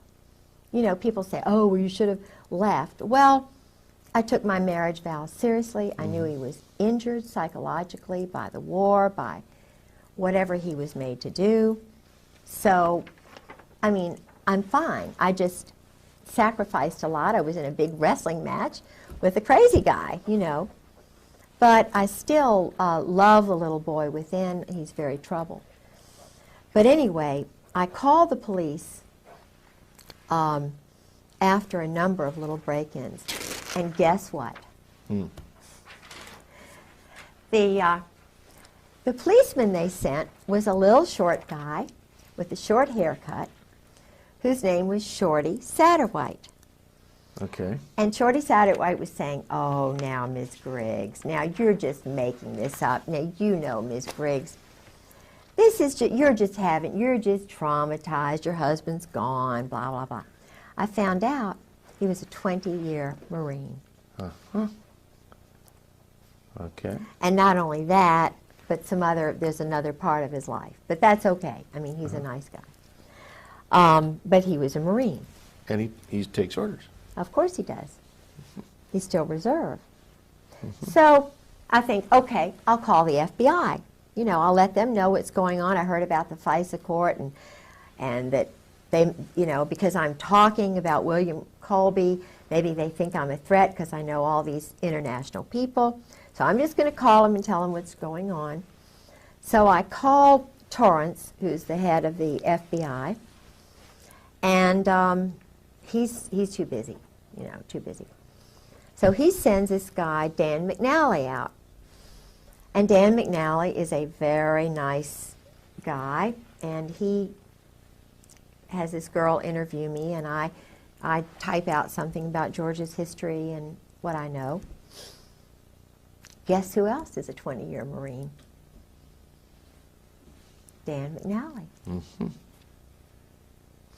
And it just so happens that Dan McNally's best friend, and he's not married either, but that's all right, his best friend, who is from North Carolina and never married, is a best friend of Fred Hentz, who's the one who took me to this place, Mahi Maz, where I had the 2 death threats, who was graduated from college in flat 59. He was intelligence. His father was a German high, part of the Kaiser's elite group. He was NATO colonel, which I thought was pretty neat, and that's why they knew the profile. Kay likes NATO people because she's going to learn a little bit about another culture, you know. And I'm not saying that because his family were high command, but he was also an existentialist. And okay, and again, for our viewers that may not know the term existentialist, you mean? An existentialist, according to my husband, which he is one, Fred Hentz, all of these people are existentialists. They believe in doing whatever it takes. It doesn't matter what the law says. They will do anything necessary to get what they want politically, and economically, and whatever. In other words, killing a leader, killing 5 people, killing 20 people, according to George, is a lot better than war. This is the way they rationalize it. You didn't used to kill women and children in war when the British Army, when they were pure kind of, you didn't go out and kill. I think Dresden, they did do some of that, but that was Walt Whitman Rostow and his crowd. And he's a very dangerous man. because Walt Whitman Rostow is a communist. Okay, and in what capacity is he? Oh, he was one of the wise men in Kennedy's administration. I think he was probably responsible for the movement that got Kennedy murdered. I believe it was an Israeli group which did it with some of these rogues. Okay, now when you mentioned wise men, is this an insider term? Wise men, yeah. Kennedy's wise men were guys like, you know, the Harvard crowd. And he was trying to bring them in to change things around a lot. Walt Whitman Rostow was the one who got us into the Vietnam War because he wanted to sell the weapons and stuff. He and Victor Krulak, who is the present commandant's father, Krulak was his lackey. Walt Whitman Rostow's lackey.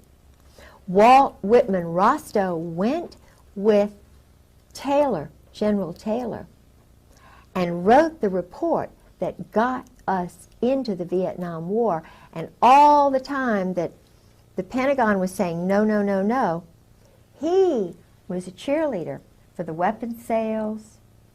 He and Henry Kissinger, Heinz. He and Henry. Walt Whitman Rostow, Eugene Debs Rostow, these were communists, named for communists. Eugene Debs Rostow and it's either his son or his other brother, runs the big Boston mob, the port there. His name is Nicholas Rostow.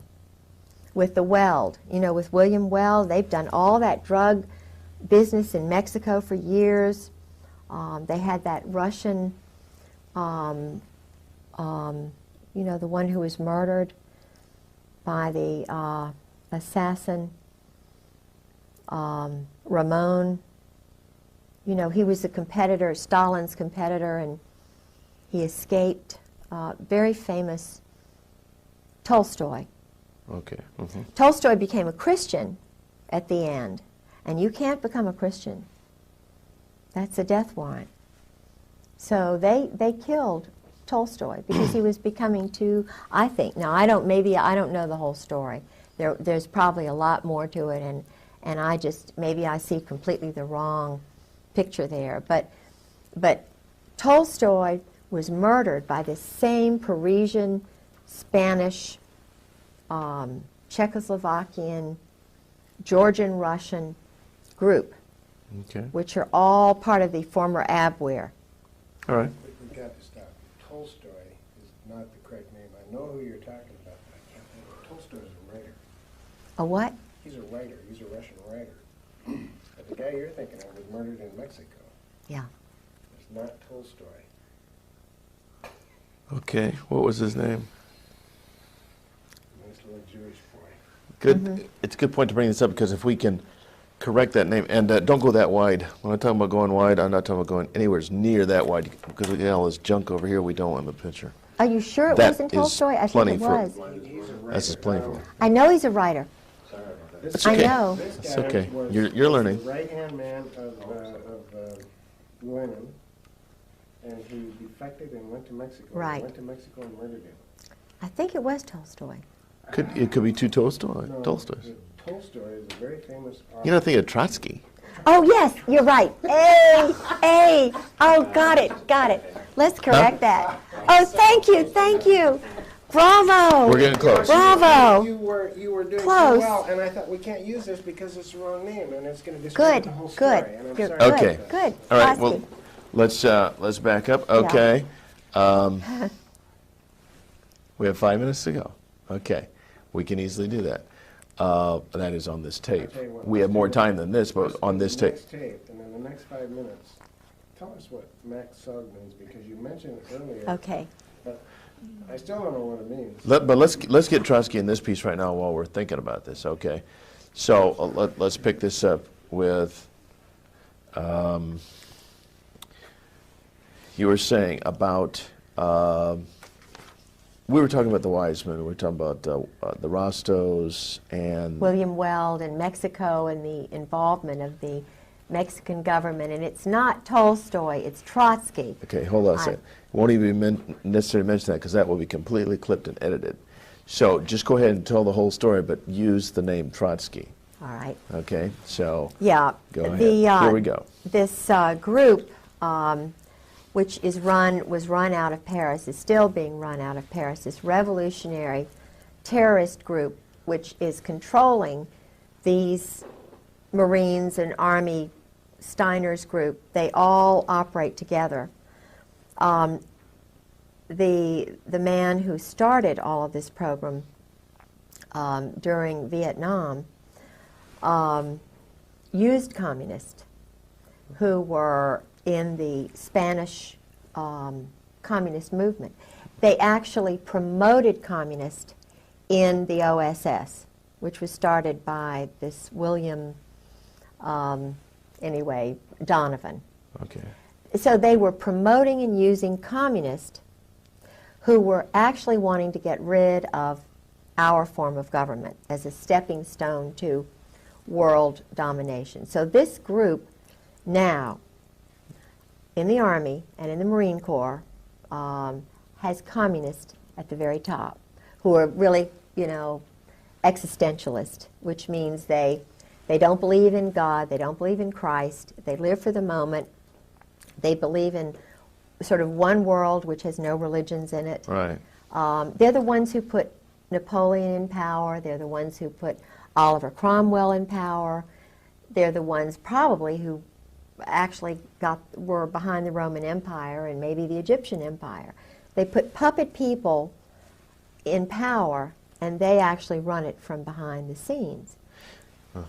Now, Trotsky, as I understand it, was escaped from Russia. He had become a Christian, I understand, and was working with agents in the United States, Israel.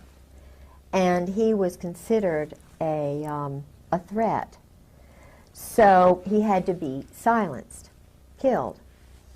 There's an excellent book which I have called The Mind of an Assassin, which is about the background of Trotsky's assassin, a young man named Ramon, who was trained, he was Soviet paid, I think he had experience in Spain. They organized it in Paris, I believe. And of course, up to the present time, there have been assassins operating out of Rome, Milan in particular, Naples, and Paris. And these are all anarchists, all mob related. They use mob funding. And of course, drug money to pay for the weapons, which are brand new weapons. The Bosnia Bazaar, this is the reason we had the war in Bosnia. The war in Bosnia is simply a stage to train assassins, to be a market for brand new weapons, to be a marketplace so that the drug money can be used. And the Army runs the whole show. It's totally run by the Army. The CIA is a bogus thing. It's Training and Doctrine Command. It's NATO. It's SHAPE. Supreme Headquarters Allied Powers Europe, started by Eisenhower. It's a totally independent corporation. Its main function is to sell weapons and launder money. You're talking about CIA? No, No, I'm talking no. about SHAPE. SHAPE. Okay. CIA is kind of bogus. I mean, That's just there. a trade name for the media Oh, it's to to confuse use. us. It's just to get us off the track. It's all being done by Army people who are now joint, because the word joint comes from the group that brought over a lot, and a lot of good people came over, but they came over illegally to kind of escape Nazi Germany and stuff. I don't know that much about it, but I do know that the funding organization, one of the funding organizations was out of New York, and it was called the Joint. And Meyer Lansky, see, our mob, the organized crime, the Jewish Kabbalist group, who don't believe in God really, well, they do. They look at God as a Kabbalah kind of thing, and the opposite of good is bad, and they have to get rid of all the good people and kill them, and then you know, I mean, they really do this. They're killing people who are good on purpose, and they get brownie points with their little cult. But this funding group in New York, they would pay for passports which were illegal, and they, in fact, my grandfather was involved with that. That's how I know so much about it, because my grandfather was told to keep silent and not to tell anybody, but of course he told my grandmother, and my grandmother told me, and I've told my children. Everybody knows they brought in probably more than 200,000 Nazi soldiers and SS and, you know, wacko scientists and psychologists, and all of them, most of them, had the German disease, you know, because it was their culture. The German disease? Yeah, the German disease is what the Pink Triangle boys were.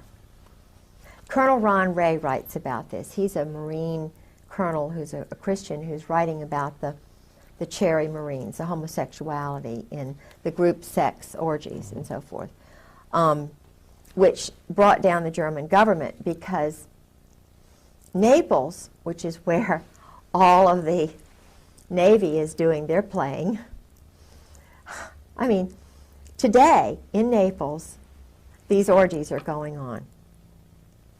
It was where Krupp, the weapons manufacturer, used to take the German high command, and they would go into the Isle, on the Isle of Capri, into the Blue Grotto. And they would have big orchestras, and they'd bring in little boys, little Italian boys, who would be raped. They'd give them trinkets. And of course the mothers gradually found out, and just like me, it was one thing when there was just one of me. Now there are a lot more of us wives who are talking and telling truth. And it took those Italian women went to newspapers in Italy, they wouldn't listen. But when they went to the wives of these guys in Germany, it brought it all out. It brought the German government down because they were duplicitous in it, you know. But what they were doing was pedophilia. They were raping, bringing in little boys. They involved the Catholic priests, you know, who were bringing in all, anyway. So, but what happened was this whole group came over to the United States. And they, it's an old culture, but it is the reason there are a lot of things going on with children these days. And it explains why it's all being covered up, because if you've got police officers who are playing these games and they're going in the woods like to, what is this place where, I mean, even Eisenhower played these games. Even Mike Kemp out in, it's called the Hermitage. The Hermitage. In California, where they all run, they get drunk and they run around nude in the woods and stuff. Bohemian Grove kind of That's thing. it, Bohemian Grove.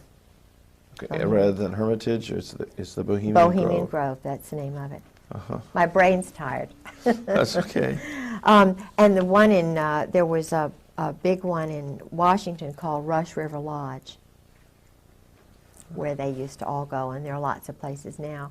But the problem, as I see it, is that I think they're trying to destroy America and the basic Protestant Christian culture, because where you have a militaristic society, which is where the rules are only for those people, and keep in mind that Meyer Lansky and Luciano, Lucky Luciano, and the other man, they chose to go to Italy Luciano went to Milan. He wasn't banished to Naples and Milan. The two top mob families went there because of the weapons industry. They're selling weapons. I mean, that's what the military is doing. It's totally controlled by the mob. Look at this. Weinberger was General Douglas MacArthur's.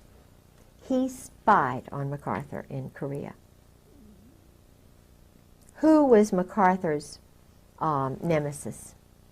Albatross. It was none other than little old intelligence. I'm going to tell every move you make. Weinberger. Young, but he did it. He brought down MacArthur. Every move MacArthur was going to make, he broadcast it through the chaplain, or his little intelligence network. And he got brownie points with the group because he brought down the big lion. When you get rid of a big lion like that, you get a big job. You've done good work. And they needed to get rid of MacArthur because he didn't want to keep the wars going. He wanted it over, and you know, it's like General Trefay, who took over after the Vietnam War was over, and he was on C-SPAN in August of '96 with former Ambassador Whitehead and a few of the other the State Department Vietnam people. And General Trefay, he had been holding this in for years. He was on C-SPAN. This man let it all out. He said, I took over at the end of the Vietnam War. I was in control, right? Big general charge. So I say, cut off the shipment of weapons. So I tell the Pentagon, cut off the shipment of weapons. He said, I got a phone call from Henry Kissinger saying the weapons are going to continue at the wartime rate. Sure. Now, that's when all this stuff with China started. It started before then, because already the communist agents, the New York, Brooklyn, New Jersey mob, were already training Mao. Mao was trained in Paris. So was, the one in Cambodia. What's his name? I can't think of his name. The one who was Pol Pot. Yeah. They were homosexually, bless their little hearts, by priests. They were wonderful little boys sent there, turned, which is the word, when they believe their mothers, and then all of a sudden the world's horrible, and then they have these wonderful friends who are going to make them leaders. Yeah. They're turned psychologically, and it's a pattern. And so this is why it's so important to know what they are doing to innocent little boys in the Army and the Marine Corps today. Why? Why are they having them go together in groups and strip nude when they're brand new inductees? Uh-huh. Why do they do certain things in public, in front of the group? And Well, they even do that during the pre-induction physical? Yes. I mean, And they also have the doctor. that's why I didn't want to go in the Army. I knew there was something. Yeah. But they also turn around the other way after doing that. The other way, and they're upside down. And they do this anally. Now, why do they do that in public? Why are the urinals all out in public, without separate stalls? Yeah. If they're not promoting this. And then why is it that the ones who are this way rise up faster than the ones who don't? Because there's someone there noticing Yeah, sure. those Sure. who are Vulnerable. vulnerable. I was going to say rising, but that wouldn't be quite They're appropriate. called rising stars. Rising stars. Rising, that's the word the State Department uses for those who are controlled. And when I was volunteering with the State Department as an escort in Virginia, I had this group called, I thought it up myself, VIVA, Virginia International Visitors Association. And I tried so hard to get to be a part of the State Department family. But you know, I'm a Christian, see, I'm a Protestant Christian, and they don't want Christians in there. My goodness.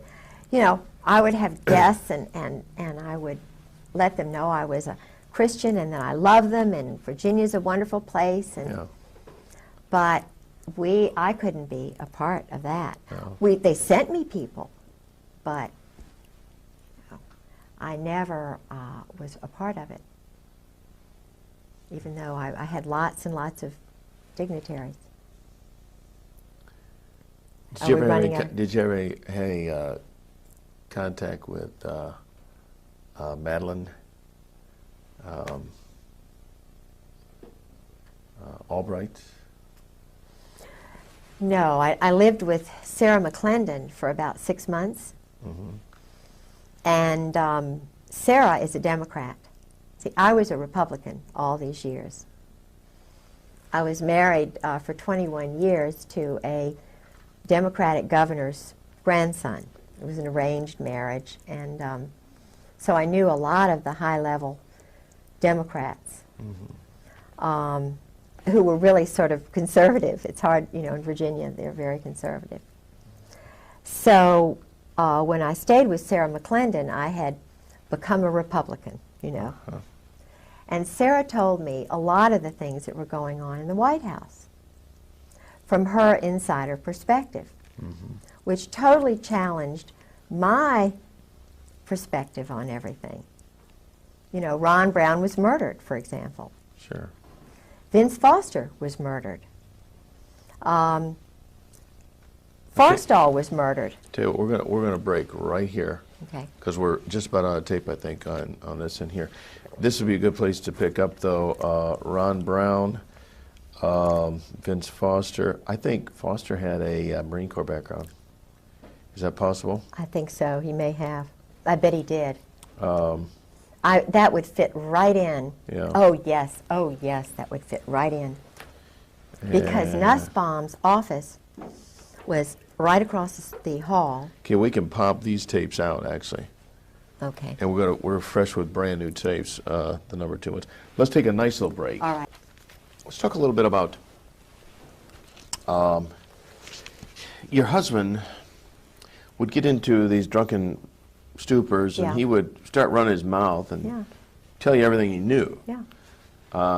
What did you find was some of the most stunning revelations that came? Besides the fact that he admitted he couldn't be a Christian and was an existentialist and explaining what existentialism meant to him, which was startling to me, the other parts of some of the things he told me, which really startled me and frightened me, was his attitude towards murder, which he said was not murder, because he said emotions are not involved. Mm. His cold, calculating view of the destruction of innocent human beings meaning nothing to him, having absolutely no feelings about ordering others to do that. Now, did he ever carry out some of these murders himself, do you think? Oh, of course, yeah. In fact, he told me about Malcolm Kerr's murder. Malcolm Kerr, who's that? Malcolm Kerr was a British double agent who worked in California. He was one of these these intelligence operatives who worked for both sides. Okay.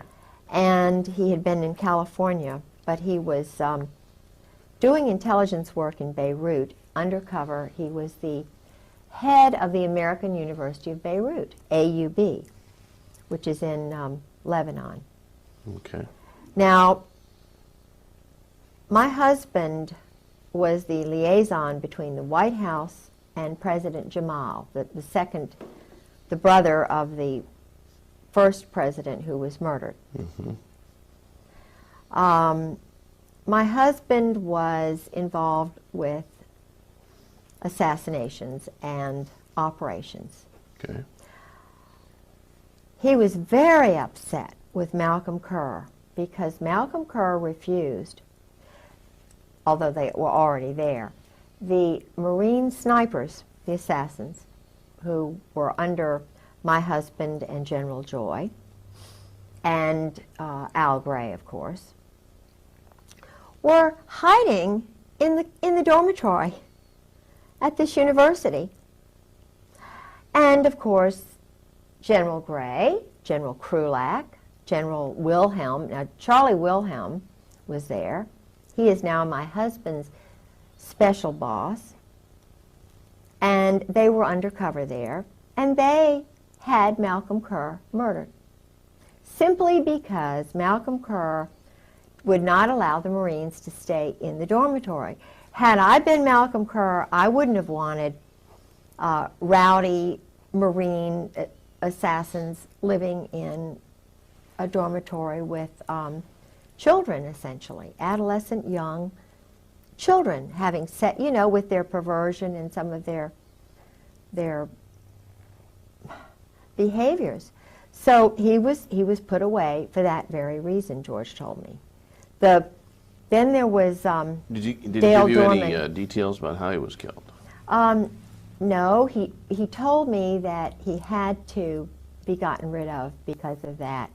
He then said that, and oh, this is interesting, Mary Clark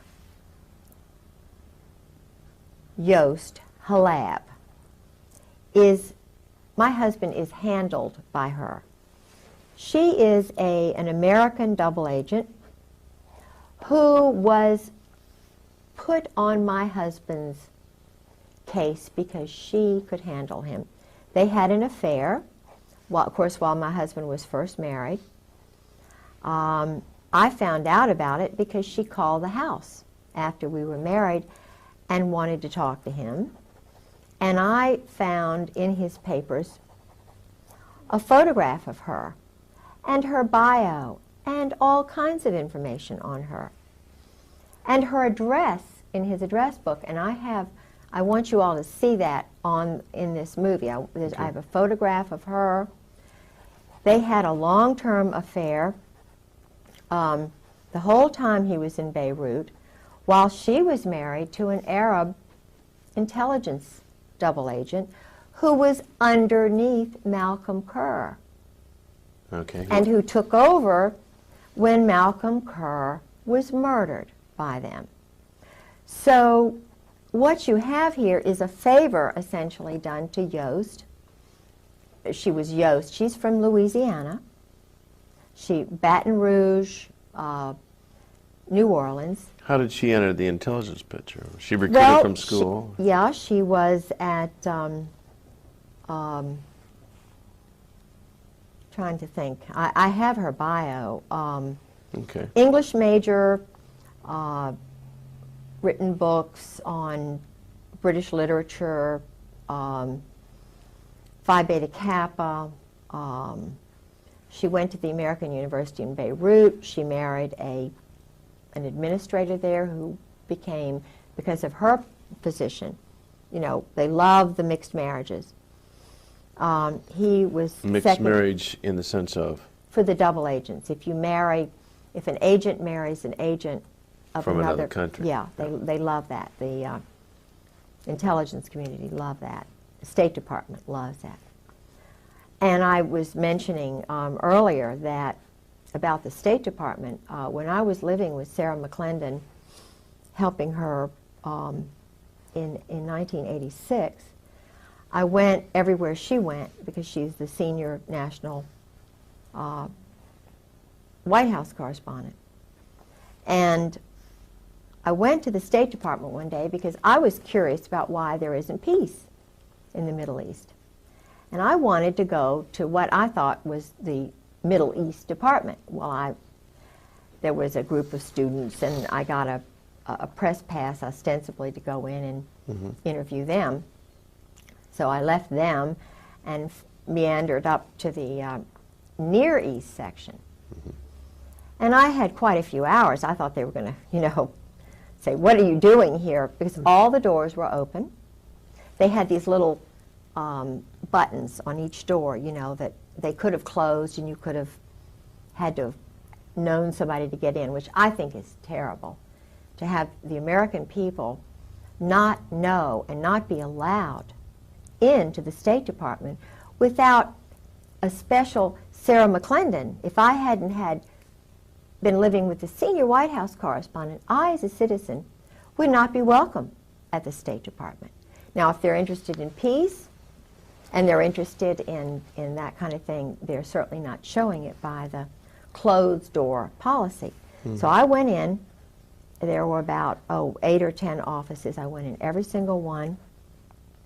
I was looking to find out who the leaders were.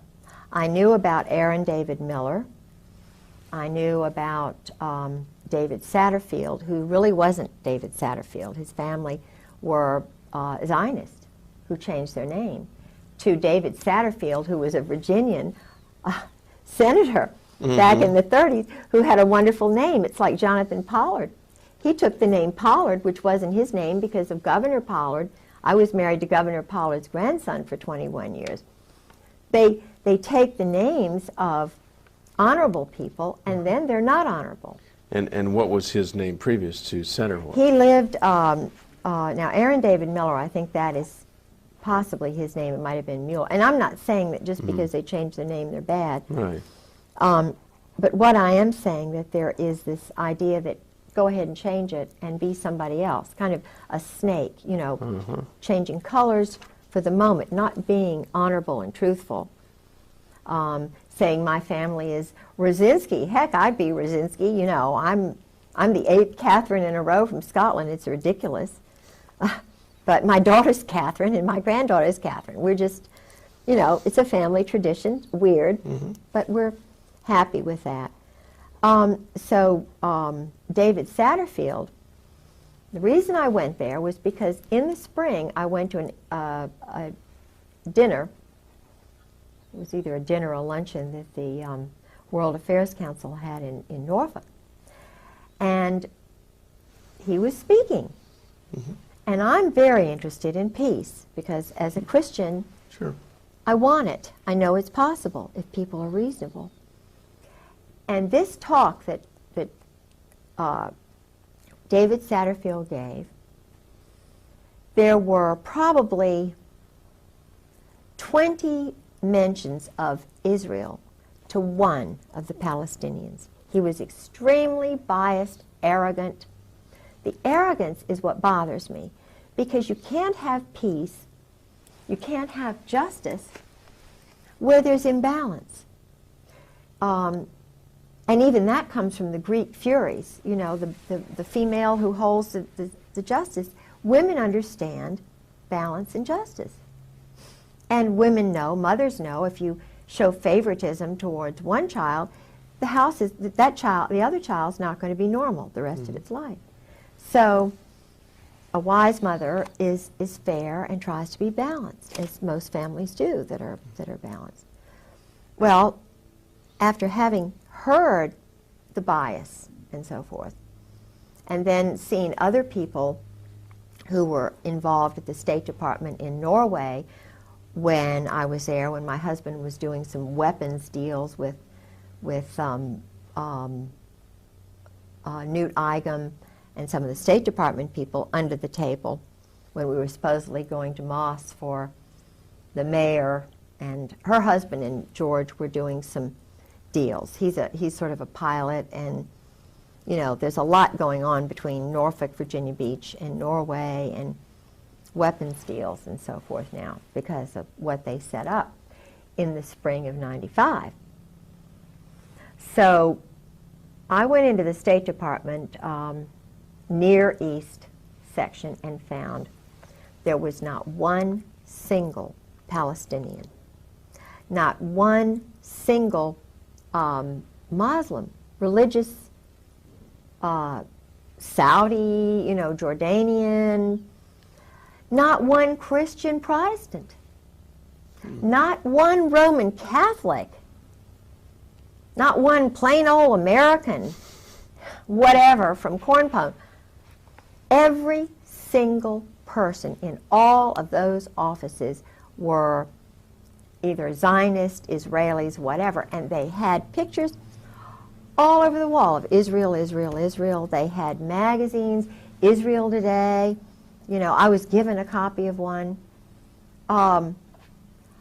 And there were yarmulkes, you know, and the Israeli writing. In other words, and I asked one of the women after having gone through about, you know, 4 or 5 of these offices, I said, because I was pretending like I really, you know, I was just kind of wanting to know where the Palestinian office was, you know.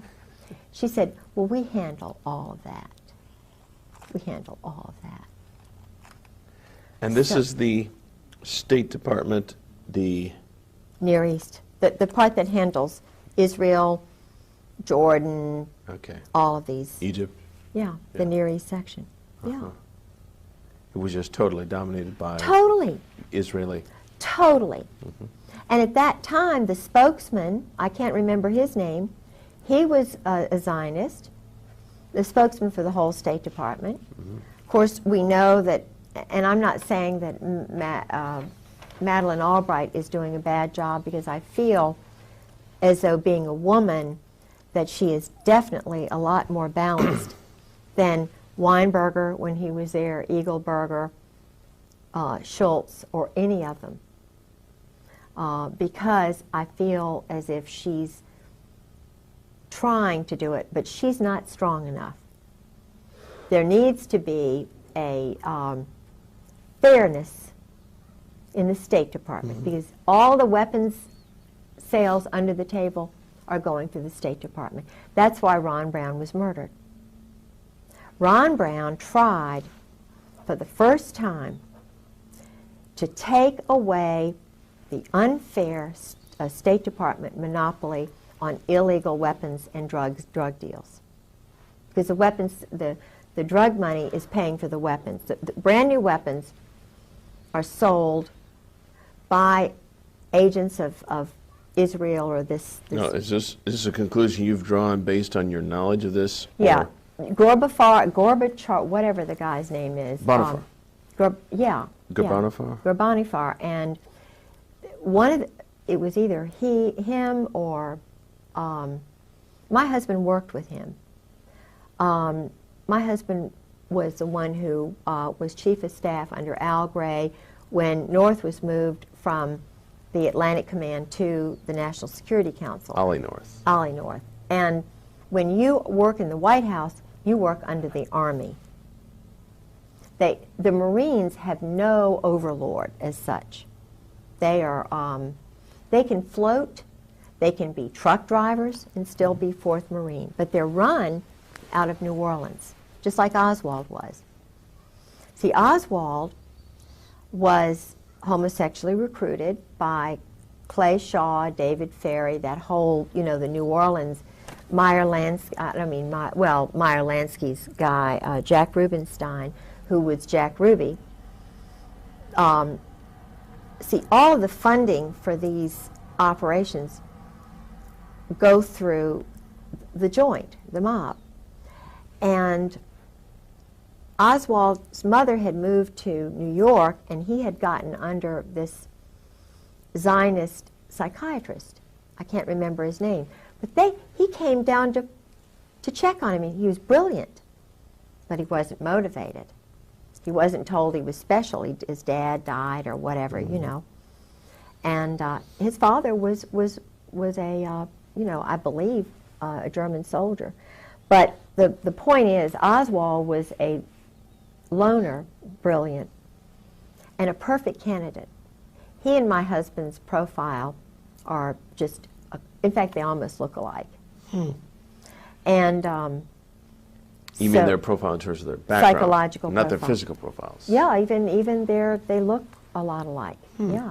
And what's interesting is They always allege that he had a double. well, Couldn't you have been see, your this husband. is interesting. My husband, when I saw him in June, after his having lived with me that fall, he was different, a different facial, everything, than the man I married. The man I married and the man I saw in June were one and the same. Had a fuller face. The mouth, you know, the mouth was fine, but the man that I was with, and I know that I felt it was not the same person. Now, I don't think he could have gained that much weight in just a few months, because he was very thin, and you know it. Now I could be just, but women sense things. I don't know how to explain it. And I talked to a good friend of Marina Oswald's who knows that her husband was a patsy.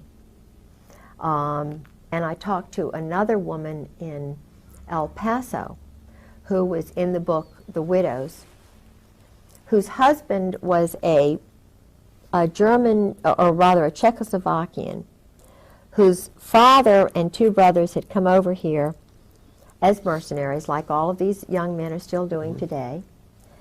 And the father sent for the little boy and his sister, leaving the mother back in Czechoslovakia. Evidently she had had an affair or something, but she was banished. I think they do this on purpose, though, because I'm finding that the boys identify with their mothers. They don't bond so much with the fathers, and they are their mother's keeper in that country.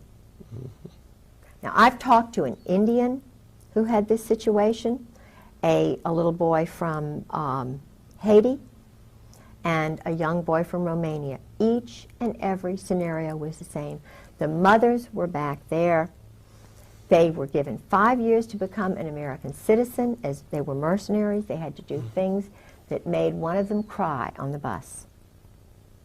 And he told me what was done when they did a hit. There was one man who did things that were just horrible, and he said, I want to get out, but I can't. And this is horrible, to put young men who are strict Roman Catholics, you know, they've got that background, and bring them over here and make assassins of them, or, in other words, to turn them in a 5-year period, and for the taxpayers to pay for this. These young men are training with SEALs. They may have a mother who's an American and a father who's French, so they can go both ways. And therefore, they're not under the laws of the United States, so they can go do the actual murders or whatever. And in Oswald's case, if you remember, he didn't have any problem getting into the Soviet Union. Right. And he went into the State Department on a Saturday. The man who saw him was a Zionist. He didn't even meet anybody else. Special, elite. Then he went to this town where there were a lot of, you know, sort of an Zionist intelligence elite group. The Georgian Russians had, because most of the intelligence people for a long time were Zionist in the Soviet Union and in Germany. And I don't know, but I know that they recruited a lot of boys at Eton and places like that, homosexually in England.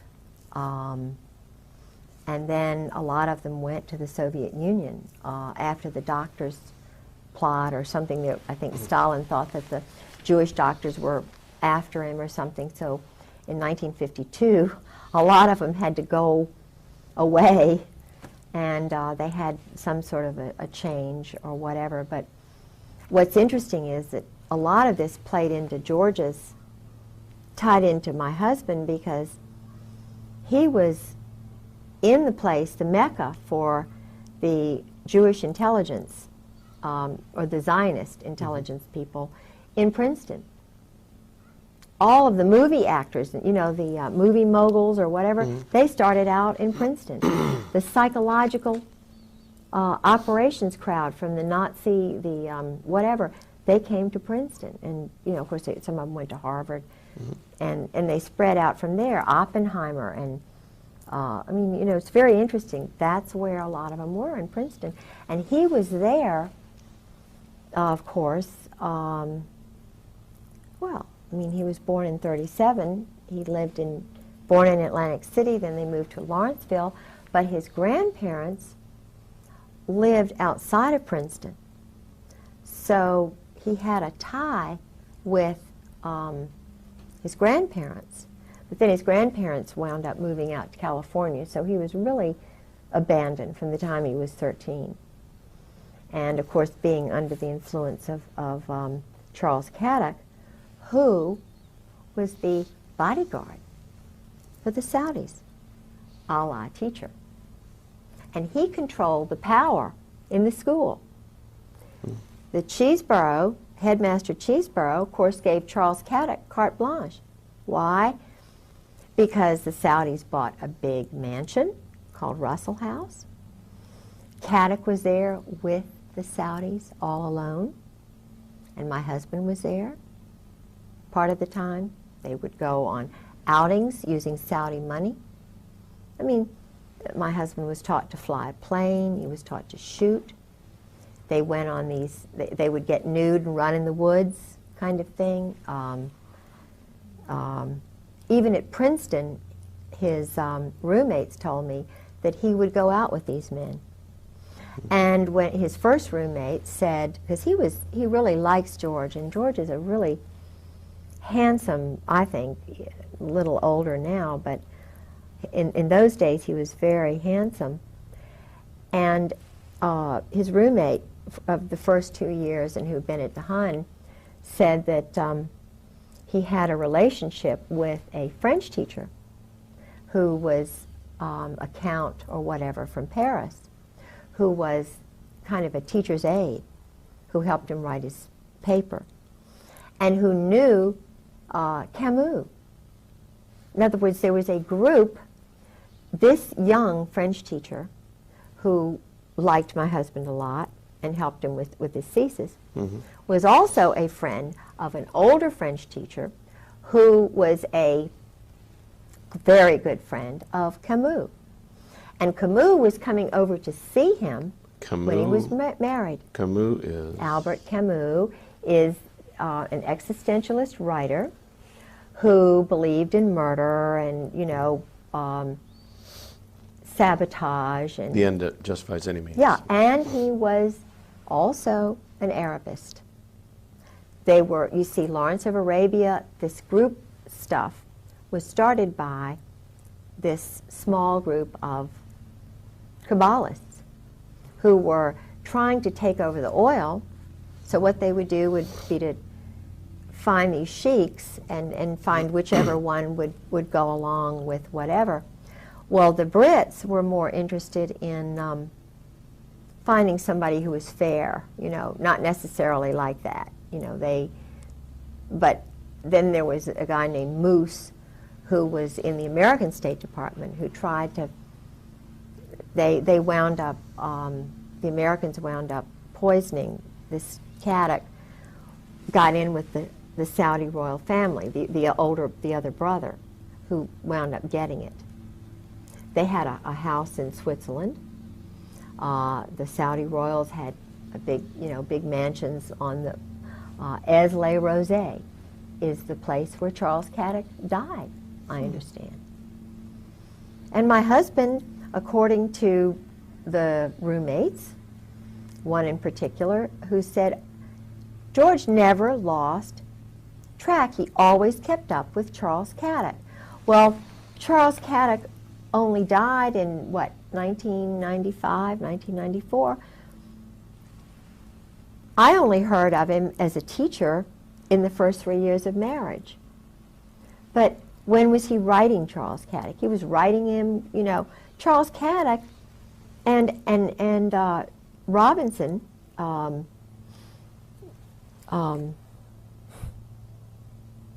Robinson, I can't think of his name now. You probably will tomorrow. Alexander Robinson. Alexander Robinson. Was a Marine, very handsome, young, went to the Hun School, and was in Saudi Arabia, in these places, came fresh from there to the Hun School. Went to Columbia University as a history major, which is an intelligence school. Columbia is a school where, you know, for example, Nussbaum went, who was across the hall from Vince Foster. I believe Ezra Pound went there, but in other words, Ezra Pound knew too much, so they just put him in St. Elizabeth's Hospital. Right. And it was a wonderful Virginian who got him out. You know, in the movie JFK, there's Yeah. a scene where it shows this homosexual. You've seen the movie JFK? Mm-mm. Oh, okay. Well, I presume Yeah. too much, but there was a scene involving Ferry and who's the other guy in New Orleans? That, David Ferry and Clay Shaw. Clay Shaw. Clay Shaw was OSS. He was also in intelligence, and he was homosexual. Yeah. And They did dress up. they were in that movie, yeah, in complete drag and a real weird course. thing. And I'm sure that struck a lot of people as it's very odd that these people would be homosexual like that. But that, actually, the movie very I'll have to see that. evidently, very frankly, brought that across. Yeah. Yeah. Well, what's interesting to me is this book, The Widows, has 4 spies, double agents, who worked for the United States, and Soviet satellites or whatever who were murdered.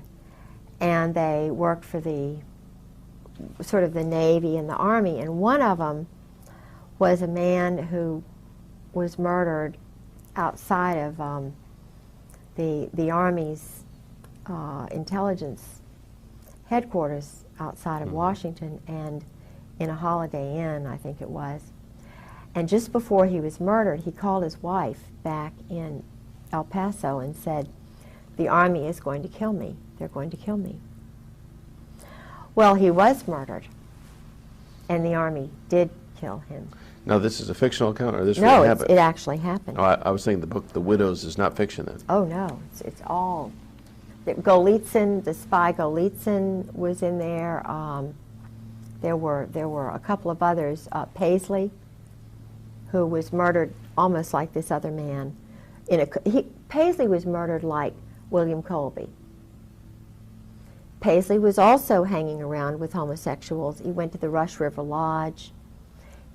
That is the one. So did Bob Woodward. Bob Woodward, you know. The reporter? Yeah. Henry Kissinger was a well-known, totally a homosexual, not even both ways.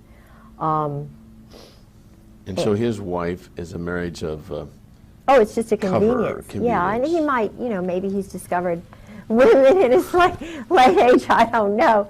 But no, I heard through a very well-grounded German that Henry's best friend's father told Henry to stay away from him, and that's why Henry left. The family were embarrassed, and Henry went to Britain, where they did this, and then changed his name from Heinz to Henry.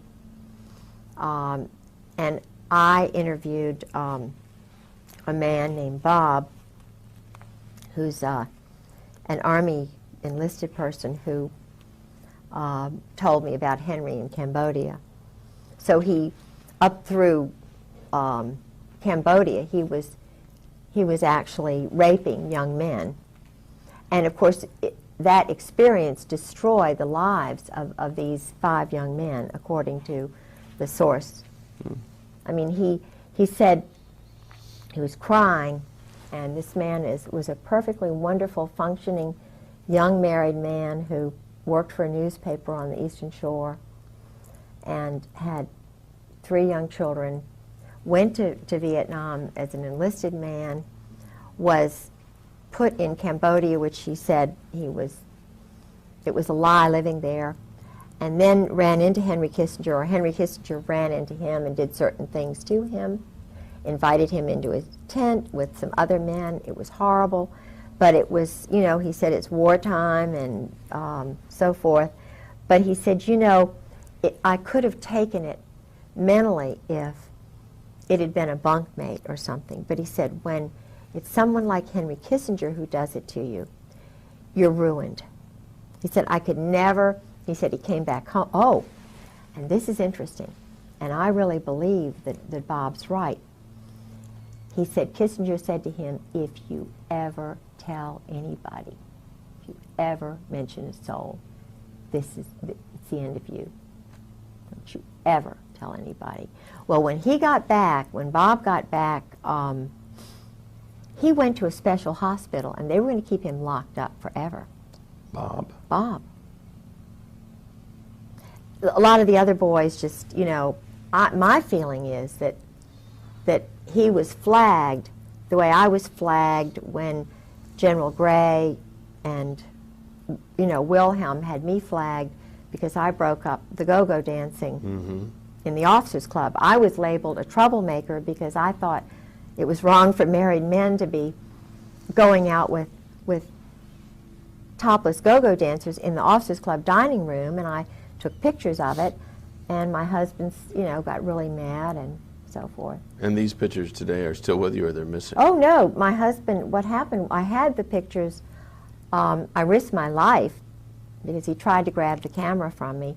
I hid it in the women's bathroom, and he tried to get it from me. We had a terrible fight that night. He wanted the pictures, and I mean, I prevailed.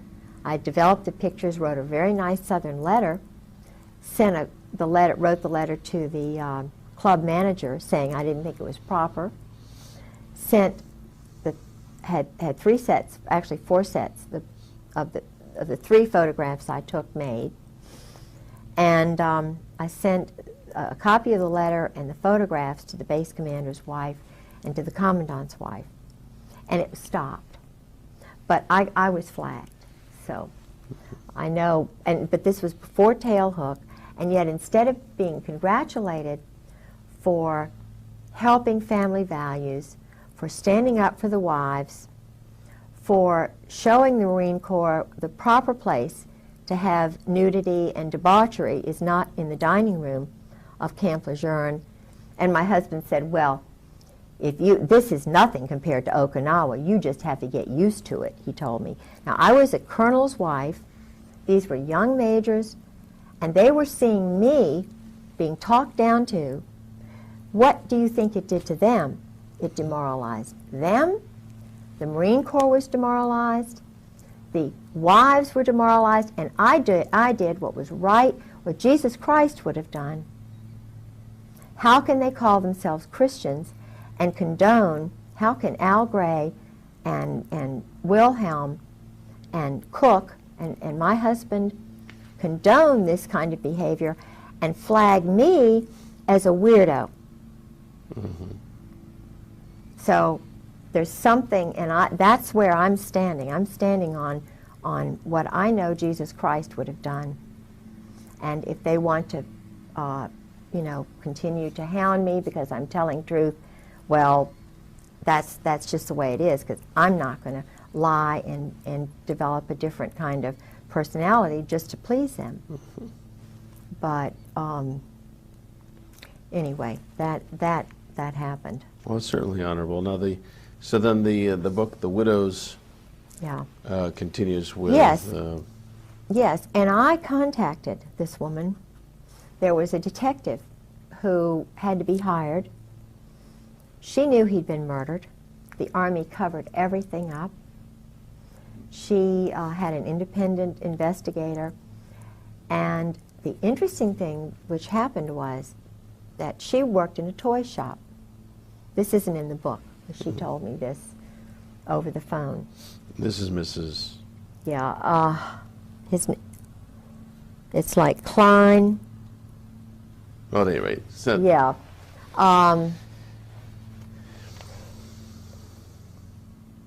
Anyway, he's a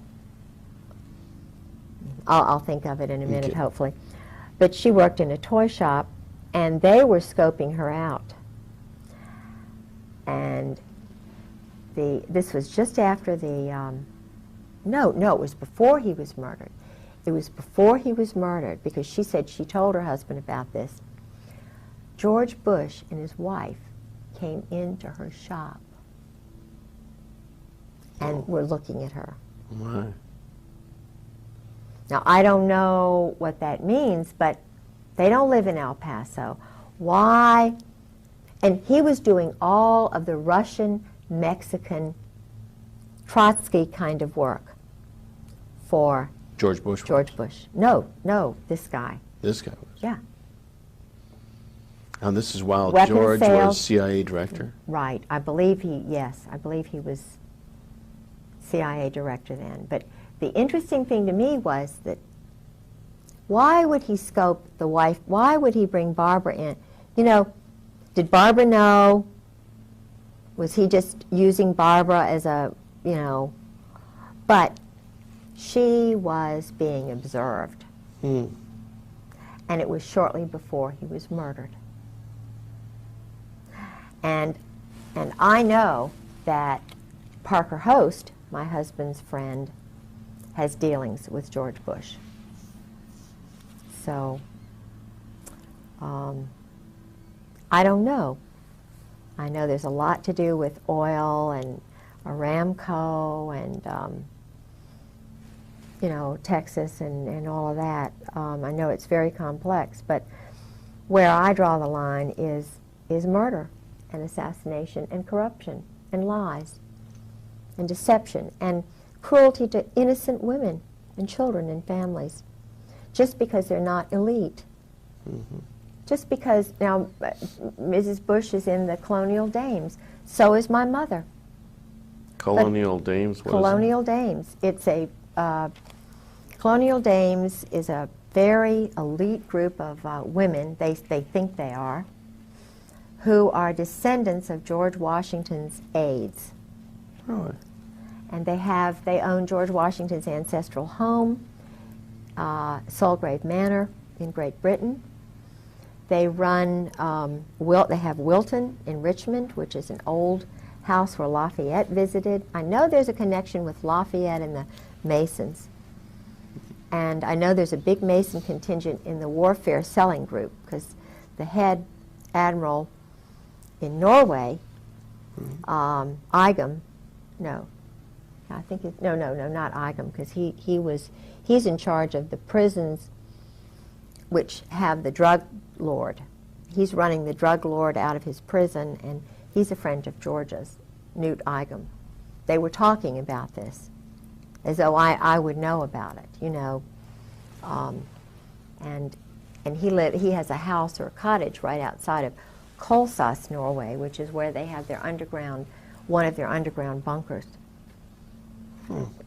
They have one in Narvik, and they do a lot of the cold weather training NATO does up there. But I know they're doing weapon shipments out of Norway. Okay, we'll call this a wrap for I'm tired. You have done a stellar job. Well. You have done a stellar job. Okay, now we're on the clock. Who have we got here in this picture? All right. Let me just put this here. This individual here is, his name now is Rockland Williams. He's a South African quote-unquote general who was with the army of the White Army in South Africa, who was actually a double agent for Mandela's forces. He's an assassin, a murderer, and Did your husband tell you of any murders that he committed? Any people or any situations like that? he stayed there with us. He was a guest of the State Department, and my husband arranged, this is my husband here, this is a gal in our church, Carla, whom I thought would be interested in going along with us that day because of the South African connection and Mandela and so forth. she's another battered military wife who lost a child. And anyway, she is a very bright lady, and we No, this guy's name again is? Rockland Williams. He studied in Great Britain after this. Does he have any got other a doctorate. Yeah. He is very interested in Ireland. I think he's basically sort of part of that IRA kind of underground. But his father, interestingly enough, came over to North Carolina as one of the sort of underground trainees, or during World War II. They had a number of training bases for communists in this country. And his father trained and lived in North Carolina, but was not from America, which is interesting. All right, now we're on the picture on the right, an individual laying down. That's your husband? Yeah, my husband was a rageaholic. During Vietnam, he had to kill a number of people, and lots of people, and he was suffering from post-traumatic stress syndrome. And the interesting thing to me is that he cannot control himself when he is drinking, or either at odd times he goes into what's called a berserk state. Okay, so this is one of his passed out stages? Yeah, and yet he was chief of staff of the... Okay, let's go ahead. Yeah, this picture is of me and Sarah McClendon and General Carl Mundy, who became the Commandant of the Marine Corps after Al Gray, for whom my husband was Chief of Staff. This was at a party at 8th and I Street at the Marine Corps Commandant's house. It was a garden party for the Secretary of Defense. He's a good guy or a bad guy? Oh, bad guy. I mean, he knows what's going on and doing nothing about it, ordering hits and... And where was this taken again? It was in Washington, D.C. at the Marine Corps Commandant's garden party in August of 1996.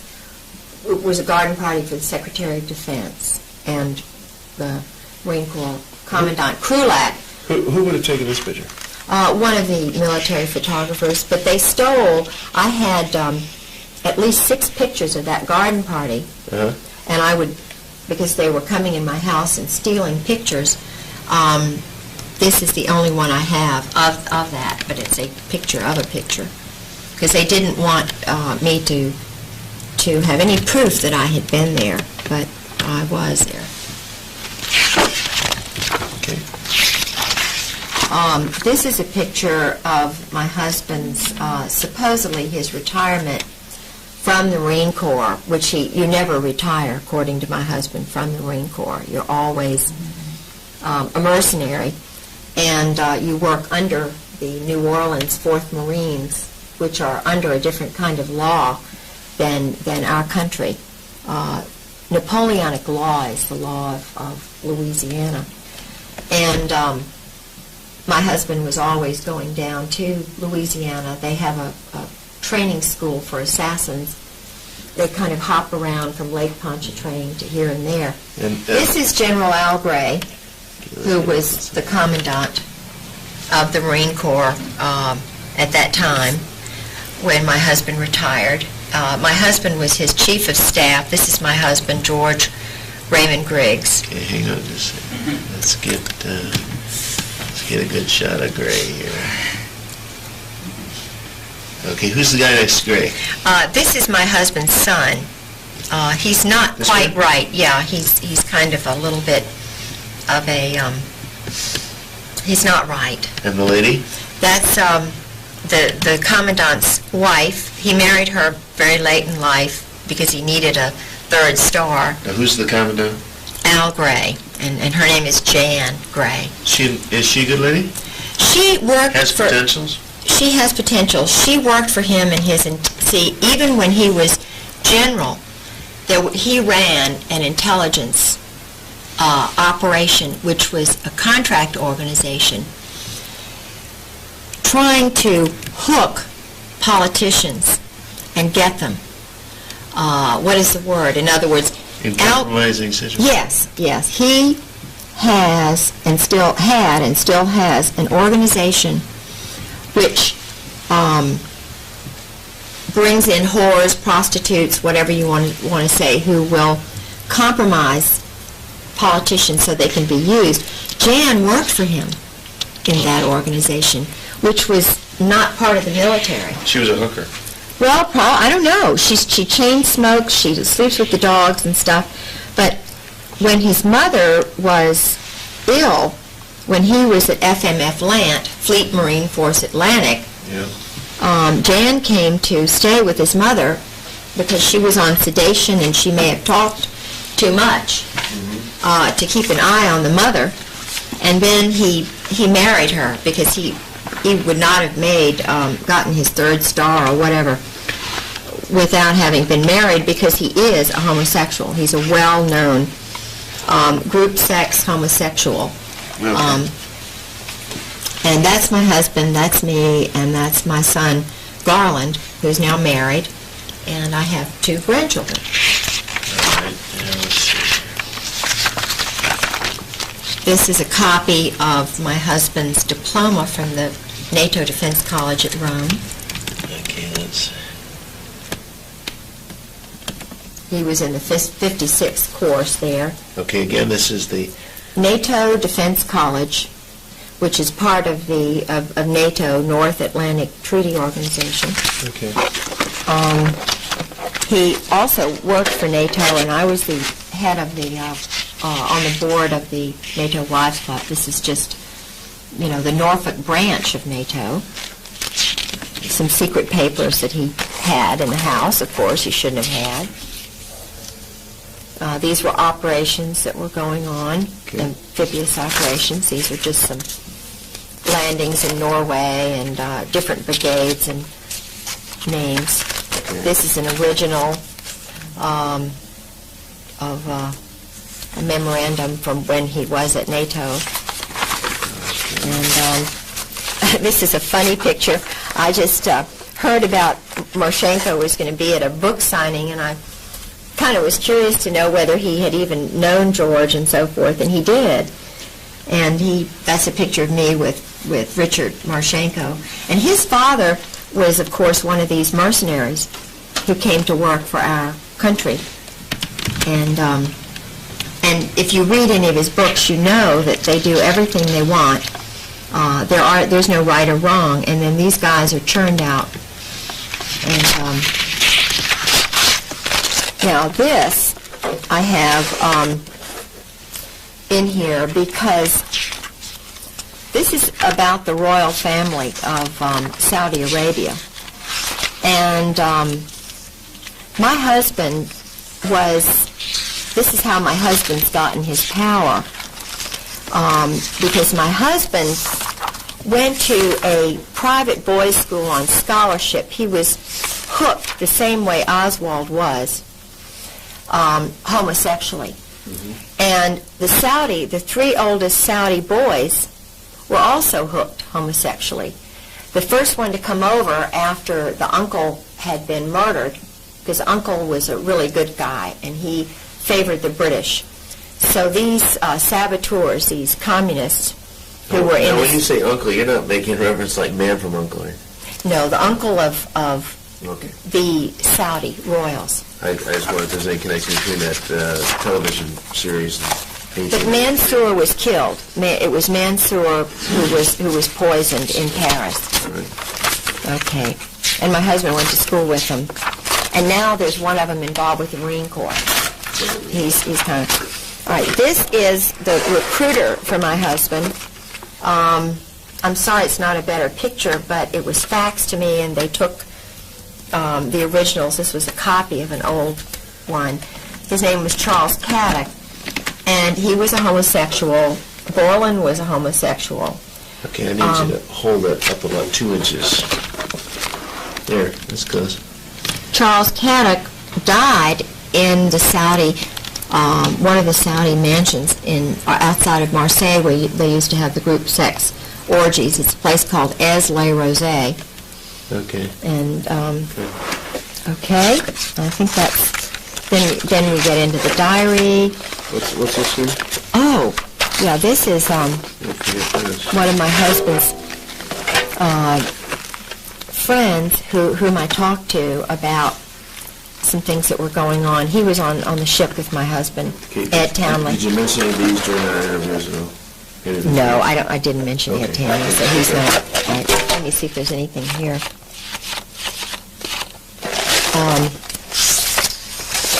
Yeah. When I was going through, they've taken so many of the originals, I met with Ollie Whipple. Now, Ollie Whipple is another Marine intelligence person who told me about Dale Dorman. Okay, do we have any pictures? No. All we need to reduce on this tape here is pictures. Okay. Or documents that are significant to anything we might have discussed. Englehart. My husband's getting mail Major for an Englehart. Joseph Major. And I know that there's connection. There's money's being laundered. This is a presidential citation, copy of one from my husband. Okay. Oh, and this number is important because this is not his Social Security number, and you can find out a lot by that number. I think it's either 077 170 or, but that number, you can find out a lot about my husband from that. Oh, here it is, 077670. Hang on a second. Oh. President, these are certificates of what? When he rises in rank Oh, I see. from one rank to the Major. other. We went from colonel all the way back. I see. He was, let's see, Now, next up after colonel is general. general. He didn't make general because of his wife's mishap. Yeah. Yes, take care. That kind of put him back a little bit. You missed him, huh? Now, No, I mean his first wife, oh. her death, Yeah. which was not. Here, he was with the U.S. Defense Liaison Group in Indonesia, Okay. where they were training assassins on Timor. They have a little factory for assassins and terrorists that was started by Mountbatten. Okay. Okay. This is NATO headquarters.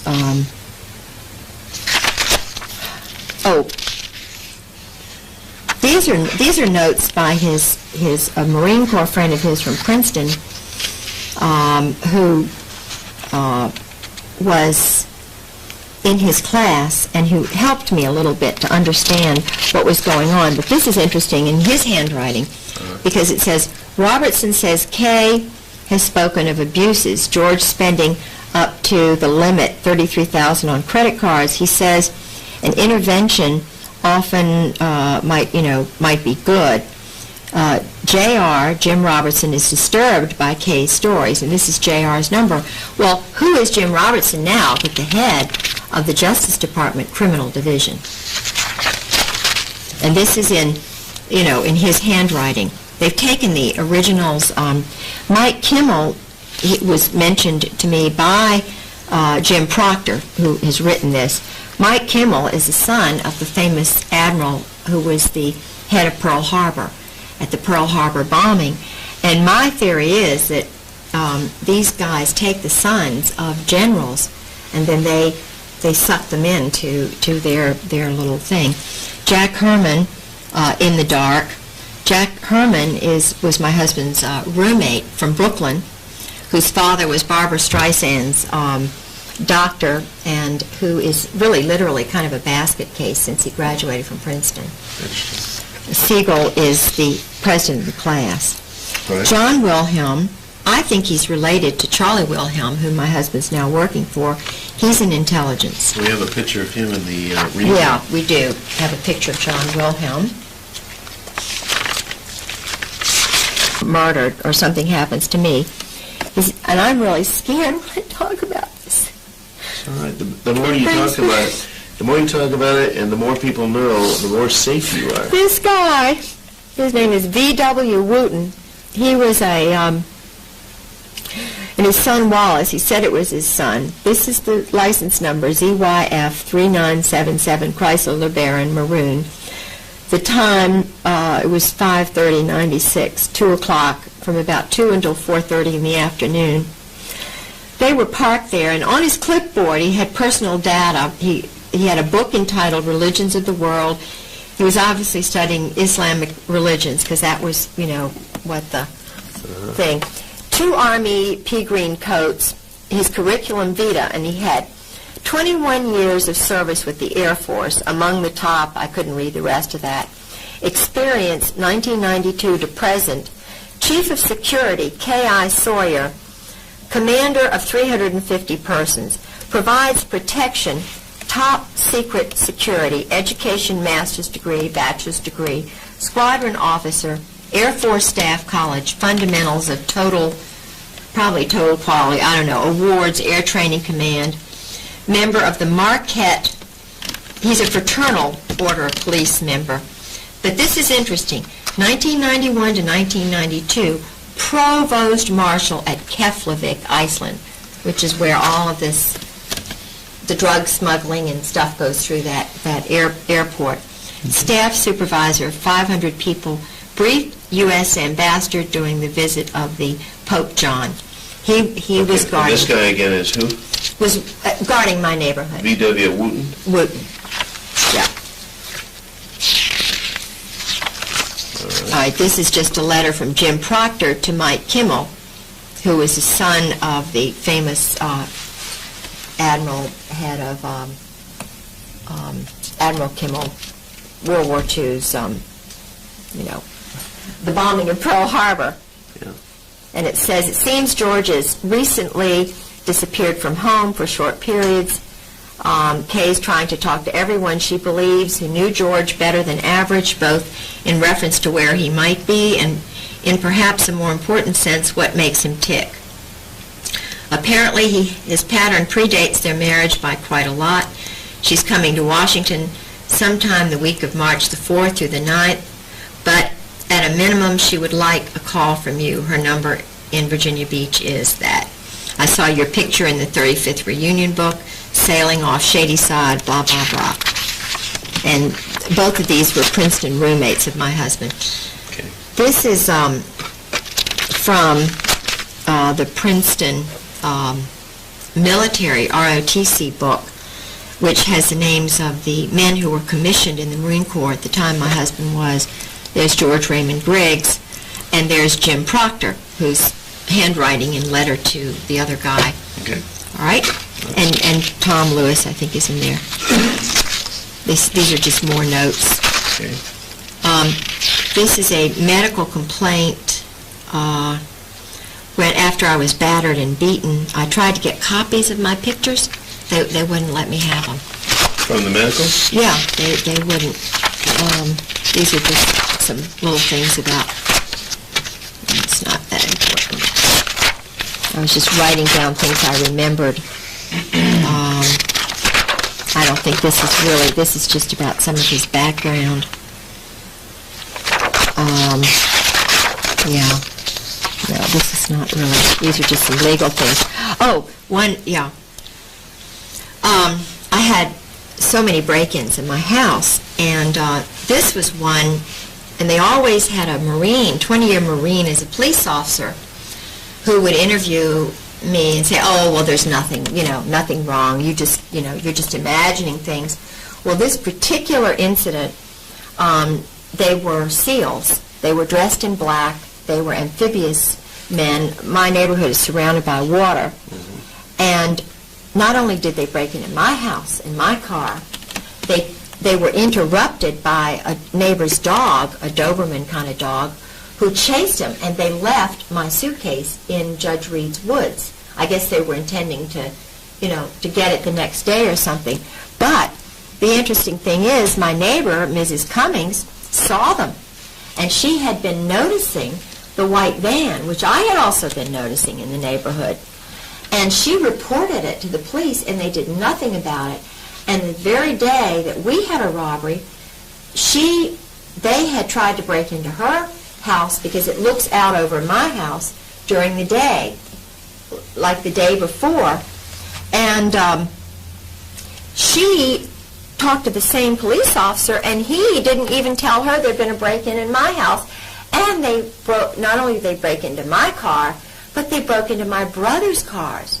Oh, you know, there are all these houses around, but and they took my brother's, some of my brother's things. This is just about what she described to me 2 weeks before the cars were vandalized. Okay. Anyway, okay, this is just describing that.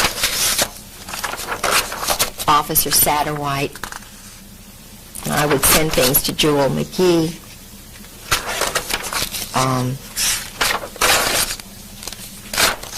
These are just, I had a lot of things going on in my house where they were doing things. Oh yeah, this is from the alumni list of Princeton, and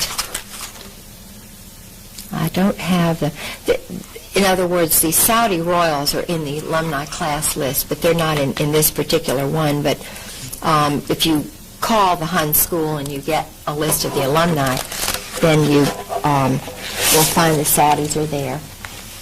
Now this, the CFR list, this is why I have this. This is the CFR, Council of Foreign Relationship members, and all of these I've heard about or met some of them. My husband's mentioned. There's some that are also skull and bones at the same time. It's the Yale leadership crowd. Howard Baker, George Ball. Steve Bell I know really well. He is a friend of my former husband's family. Did we mention him in the interview at all? Steve Bell? No. John Blum we did mention. My son is married to his daughter. John Blum, he's a Brooklyn, Yale-y. His best friend is this Rockefeller guy, not Jay. His son is married to your daughter. No, his daughter is married to my son. His daughter's married to you. And they met. His father, they're Jewish, part Jewish. Mm-hmm. But what's interesting to me is that, I married the governor's grandson, and my son is John Garland Pollard the fourth. I mean, you're talking old Virginia. Mm-hmm. I was like a brooding mare for them. I mean, I was a bird of Virginia. It was kind of like, you marry this John Garland Pollard. Well, my son went to Woodbury Forest, which is where George Bush's son went and Oliver North's son went. Okay. My son went there for 4 years, and he met Alice Blum, who, they have a place in Maine, and there's a lot I know about John Blum, but I didn't mention that. I mean, there's so much. Tom Brokaw's name is on Tom Brokaw, Califano, Jimmy Carter, Chafee, Bill Clinton, Cisneros, Cheney, so forth. Harding Carter is a real close personal friend of my husband's and a Princeton graduate. Okay, lift this up to it. Yeah. There we go. Oh. Harding Carter. Okay. And so is William Prow. And who is he? He's a Princeton classmate of my husband's who was what does he do? Carter administration, intelligence. All mostly intelligence. And they're not intelligent. Michael Dukakis, Andrew Biddle Duke, Larry Eagleburger, he and Henry Kissinger were good friends. Einhorn, oh, no, I didn't mention him, so I won't. Okay. Forstall, he's the son of James Forstall, who was murdered. Okay. Ellen Frost, I know her. Firestone, Gelb, David Gergen. Anybody you might have mentioned in the tapes? Let's see, I'll go real quick.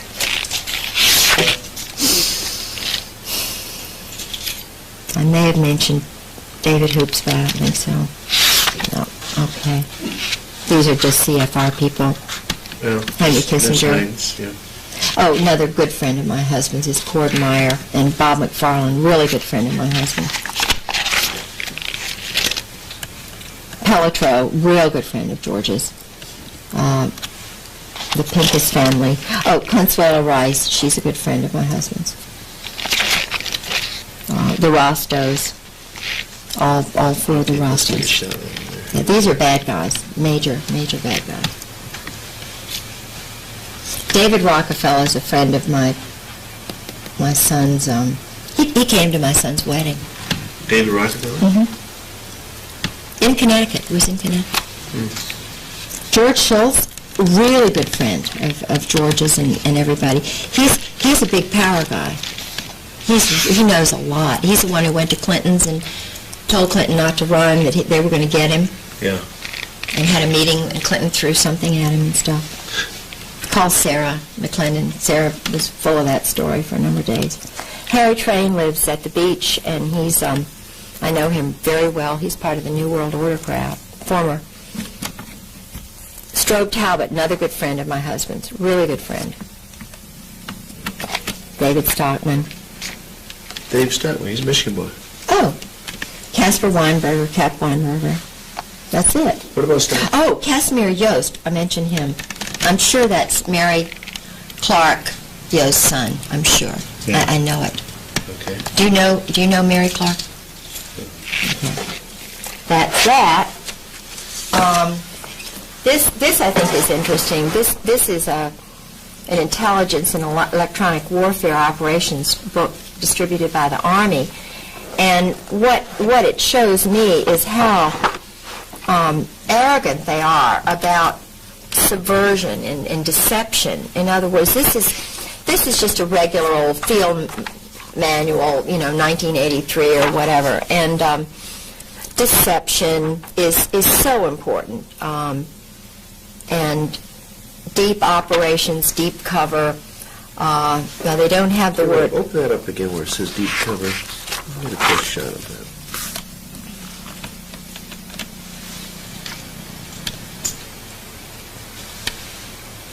Okay.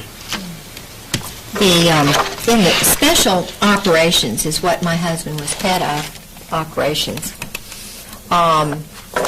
The electronic warfare, an important part of electronic warfare is deception and knowing everything about the person, not just knowing about the target. Now, human beings are called targets. Women now are being targeted by the military, right. Wives like me. So they'll have a team finding out everything about my grandparents, my family, who my friends are, to try and discredit me. And, of course, everybody who is flagged, who is a target, they'll jamming is a deliberate radiation or re-radiation of electromagnetic energy to prevent or downgrade the reception of information by a receiver. The multi-spot jamming is directed against more than one frequency. In other words, they jam the... I've had my caller ID downloaded. Sarah McClendon called my house and was told she couldn't reach me. It was a military base. MED is conducted. MED is manipulative electronic deception. Simulative electronic deception is SED. MED is conducted by altering the electromagnetic profile of friendly forces. It seeks to counter hostile electronic warfare and SIGINT activities by manipulating friendly electronic magnetic emissions. This is done by magnifying the technical characteristics and profiles which would provide an accurate picture of friendly intentions by deliberately transmitting false information. In other words, they are interested in deception as part of their line of attack. Okay, cool. Okay. It just goes on and on and on. Well, it authenticates it. They teach this stuff. Yeah. Then those single pictures you had. Oh, yeah. Snaps. Oh. Real handsome guy. His dad was a Nazi soldier, okay. Was with the big, elite. Name is Ken Millis. Let's see. And that's his mother, Flo, from 7 Mile, Ohio. Really nice. All right. That's the former Marine Chief of Staff. While my husband's wife is being put in the grave. Let me zero in here again a little bit here.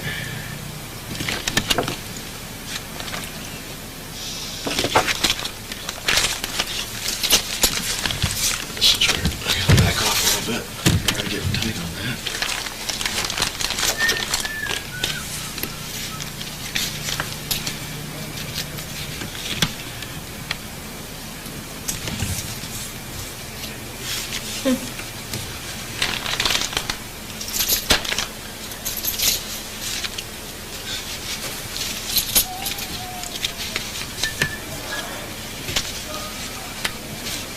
These are some original letters that he wrote to his lady friend when he was married to his first wife. Okay, now once again, these the significance here is he is a Marine colonel who was always there when George would sort of disappear, but he was chief of staff. Okay, and the ladies are? His wife and his mother and my husband and me. Okay. Okay. Whoops. Oh, I'm sorry. Sorry. Okay, the other one shows that you're actually human. Yeah. Dog lover. Yeah. Princeton ashtray. And who's in the picture above? That's his first wife's mother and his daughter and his daughter-in-law with the baby that I just prayed that there would be a granddaughter. And this is Melinda, little Melinda, in front of the dollhouse in our yard. Okay. Okay? This is his first wife. Can't tell you what. With the dog. Let's hold those right about, I don't know. Let me put something up there so we get beyond. How about this? There we go. Just use the box of film. There we go. Just lay them on top of that. All right. I never knew Sue.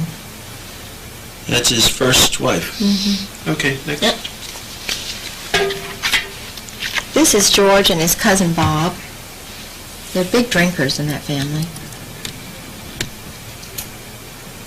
I don't know who the other people are. Okay. This is George in one of his rages.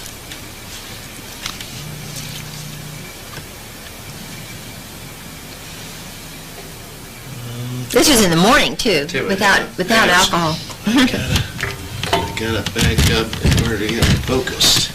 Back up to the raging one, the one we did before. Okay. I mean, I'm scared. You're talking major injuries I've had, broken bones, and I reach out for help, and then I become the target. So you're taking a picture while this rage is going on? Yeah, at risk of my life. Was he where you were taking the photos? He's in a total, unbelievable state. Okay, next. It's called the berserk state. This is just, when he walks around nude when he gets in these stages. Okay. Can't help. I mean, I don't know. I can't. I just don't know how to. This is him again. He'd take a lot of the pictures and cameras. He'd break cameras, and because I was trying to get somebody to help me protect my life. Just get some help. Yeah. That's all. I wasn't trying to tell on him or, be a bad. I was just trying to get some help. And I was scared. I mean, this is the normal look.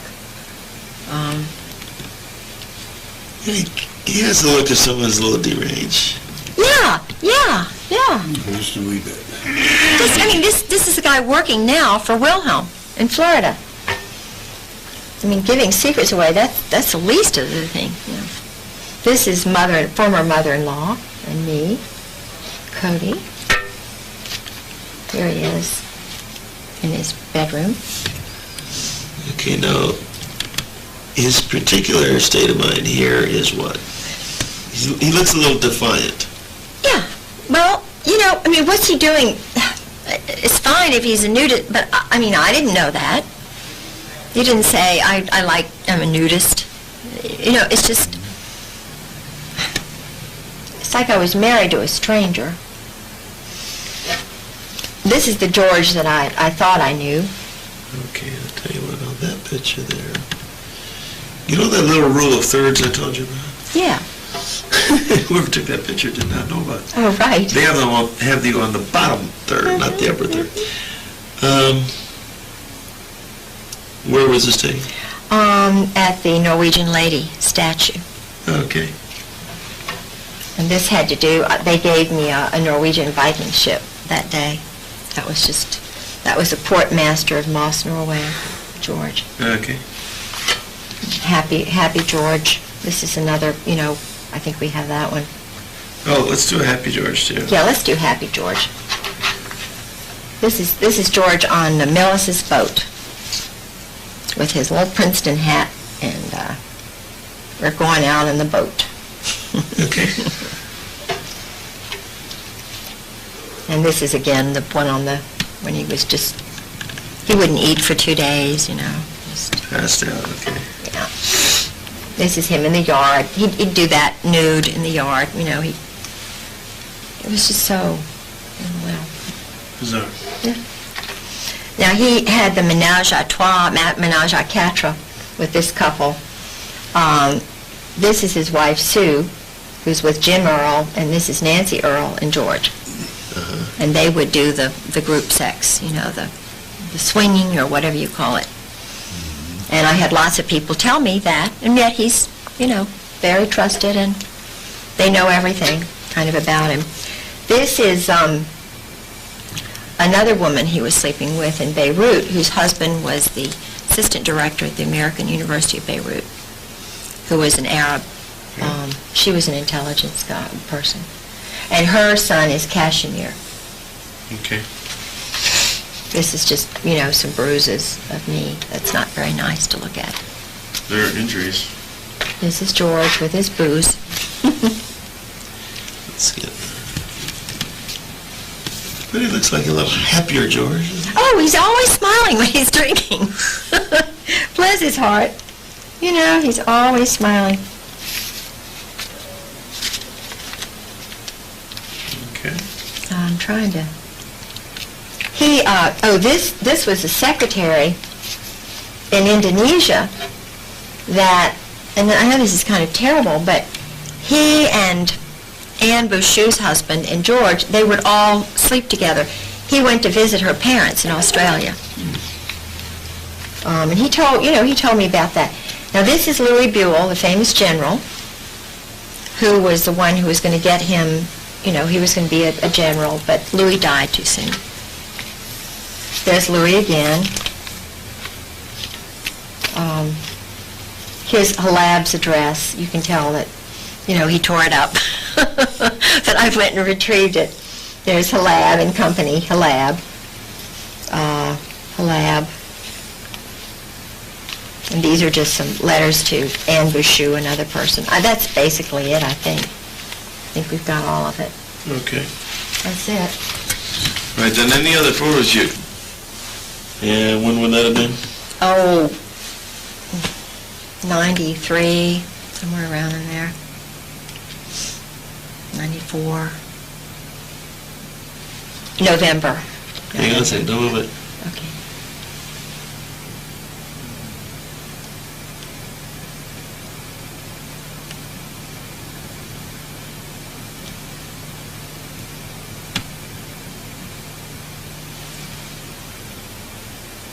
Okay. Okay. This is Mr. T. Parker Host, Burma assassin, friend of my husband's, owned one shipping agency when he met my husband, knew he was a friend of George Bush's, wound up with 8 or 9. Mm-hmm. Changed from being a Democrat to a Republican to introducing George Bush in '96 when he came to speak to a banquet that he arranged ostensibly for John Warner. But when, they did a fundraising thing, you meet George Bush and Barbara, pay $1,000 or $500. Well, he's a mover and shaker and a nudist and a group sex guy. His sons are real messed up. But he's my husband's best buddy. That's it. That's George's. And that's at his farm. And we would go to the farm, and George and Parker would go out on the boat for 2 and 3 hours. And I thought, what is going on out there, Okay. Here's a little thing about T. Parker Host became chairman of T. Parker Host Incorporated. David Weibel. That's just Parker. Okay. This is his wife, Ann, and I introduced him to her. Good work. She's my school friend, Is she still married to him? Yeah, he's loaded. She wants a lot of money. Her uncle is one of the guys who went to the moon, Collins. Her grandfather was this big Army general, so I didn't know Ann was all that well connected to the Army. Her uncle was head of the Army's big, after he retired, library or, their records. And her grandfather, Lawton Collins, was the head of Vietnam before, you're talking major, if you're Army, interested in the Army. So I introduced her to Parker, and he was just a little anyway. What's the next one? Okay. George and the Earls. Oh, that's the swap. The swap. Swap team. Swap And team. within that picture, each maid is swapped. Yeah, exactly. She's not standing behind her husband. Oh, no, and they're not sitting with each other either. They sit on top of the other's lap. Yeah. Now, this is a Norwegian couple. No, you don't need to see that. Oh, this is the way he left the kitchen when he took off. Okay. That's his beer machine there, by the way. Okay, this is just us at a wedding. Oh, that's a nice picture there. Okay. Validates the fact you spent time together. Oh, yeah. And there's even a date in this particular photo. Hang on a second. 94, 10/15, 94. Let's see.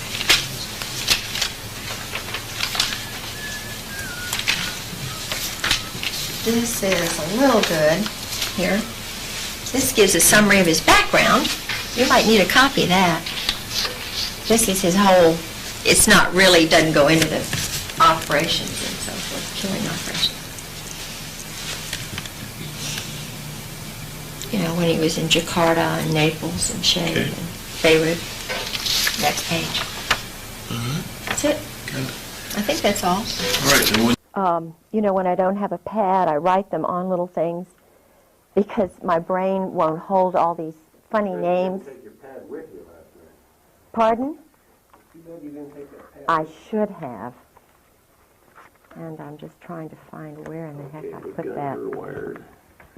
And I am not wired. I know he was called the Commissar, and they called him the Commissar. He was the one who did all of the training for the, they had a Halo school, George told me, in the Philippines where they trained the Delta Force, the assassins in the Philippines. They also had a school like that. The Australians had one in Indonesia on an island where they're having big kind of East Timor. East Timor, yeah. Yeah, it's in the mountains, and it was started. Yeah, and the Portuguese are involved in this in some way. Based on your newest lesson, you learn about the line of Thursday. Very good? All right, great. We're rolling. We're recording. We are doing it right now. We're having a fascinating conversation talking to the wife of the former Chief of Staff, Marine Atlantic, head of the intelligence group that went to Beirut. They were already meeting over there. He was before the Beirut bombing. The NATO intelligence wet operations guys, psychological operations guys. Okay, now when you refer to WET operations, W-E-T, does that stand for something? Yes, it means murder, assassinations groups. NATO has a group of assassins and psychological operations specialists who work in combined operations to destroy targets. Okay. My husband tried to explain to me the first 3 years of marriage how it all works. I was assistant director of the Chamber of Commerce. I was the first woman on the board of the Foreign Commerce Club in Norfolk. He thought that I was a worldly woman. I had dated a number of guys who were high level, like Jerry Unruh, who was the captain of the Saratoga, a man who was very high up in the Army intelligence in Richmond. I had been married to a governor's grandson whose family were all in intelligence. His father was Harvard economics professor. They thought... You even mentioned that years ago you dated John Engler, John who Engler, is now he our was governor. in ROTC. I'm sure it's the same John Engler if he was in the Navy. I dated a John Engler who was in the ROTC in Norfolk because, you know, Norfolk is the largest military complex in the world. We have Langley, the Air Force Base, which does intelligence work. We have Camp Perry, which is an intelligence, international intelligence spot. All of the naval bases, the Master Jet Base, Training and Doctrine Command, which is Army, Fort Story. And in fact, Fort Story was where the recent Secretary of the Army was told he had to leave. I have intelligence guys who tell me truth because they know they can't talk, and I get a lot of scoops. Togo West, who was basically honest, and like Colin Powell, most African-American men are not going to condone murder and assassinations and so forth when they find out about it. Togo West... No, you think there's something, I'm missing something here. The Afro-American man is not like... Generally. Generally. So you feel that Colin Powell is a different cut of general than these other guys we've been talking about? Oh, absolutely. Colin Powell's... The wonderful thing about some of the African-American men I've met is they'll tell truth. Why would they allow these guys to rise in rank then? As puppets, thinking that they will, you know, be able to make them do certain things because psychologically they're innocent, they're naive. They cannot believe that our government has got hit squads, that there's group sex going on, that they are giving people money in exchange, you know, for their services. Mercenary training is going on in the Army and the Air Force at the highest circles. And Colonel John Ryman, Dr. John Ryman, they have him targeted as a kook. Colonel John Ryman lives in California. He was on the high track up, the Rising Star track. He was in Great Britain. He found out about a murder over there. Okay. He reported it. He also had the crazy idea that there ought to be a peace college in Cambridge. You know, we ought to really start working towards peace. Well, the minute he got back, he gave an idea, a synopsis of his sort of peace college idea to Colin Powell and his wife. Colin Powell took it to the National Security Council. When Ryman got back, and I'm not sure of the logistics and the chronology of all of this, but I'm in contact with him, he was put in a funny farm. I think he was put in a place in either New Orleans or St. Elizabeth's Hospital, where they put Ezra Pound and where they've got Reagan's assassin. St. Elizabeth's Hospital, like the Eastern State Hospital in Williamsburg, has Army intelligence people in there. They're targets, people who have decided to tell truth or whatever. In other words, people who believe in the American dream, who are Christians, who are trying to get things straightened out. If they transgress that line where they upset somebody in high command, just like in Germany, they all of a sudden move from being a person to being a target, from being a human being, a Christian, a loving, wonderful soul, to being a target, therefore the enemy. This is also what happened in Germany. Why should God makes us all wonderful and beautiful. Those of us who have the courage of our convictions and who believe in what Christ did, who stand tall, why should the leaders not be able to speak and tell truth? Because it's in the rainbow of truth, the rainbow of individuals who are God-fearing and love truth, in which we can build a better world. So why are good people silenced? Why are their papers gone through? I have an interesting, I took some notes last night, and I'm trying to, Okay. Well, they're silenced because they are, they're in a conflict of good versus evil. Yeah. In this struggle. where am I, I need my, No problem. We can find yeah, it. I need my, Your checkmate book is down Yeah. there. oh yeah, this is what. Is it in there? Yeah. What's happened to me, what's happened to people like Marianne Pors, Deborah Von Trapp, Colonel Sabo's dad. Let's talk about Deborah Von Trapp for a second, because I've heard the name, but I somehow associate her with there was something negative, or there was some discrediting of what she... Is she the same Deborah Von Trapp that alleged that the Oklahoma City bombing was somehow Japanese related? Or is that a different person? Now, she may, I do not know. I've met her on the phone through Sarah McClendon when I was staying with Sarah. Everybody's experience is different. When you're a Christian, when you're a very strong Protestant Christian, as I am, and you're walking in light, you're walking in truth, you take people at their word until you find out that they've lied to you. And if they have intentionally lied, then, I just let God deal with them. Do you know what I mean? Okay. I don't believe So maybe in somebody fed her disinformation solely designed to discredit her. Yeah. She, and I do believe this is true, I believe that, I know that she worked in the White House. I know she worked under a man named Getzman and some mob figures in the White House who were Army. Now, this CIA thing, from my experience, is bogus, because every person I've known who was in the CIA was in military intelligence first. For example, my husband. He told me furtively when I saw him in court, I don't work for the CIA.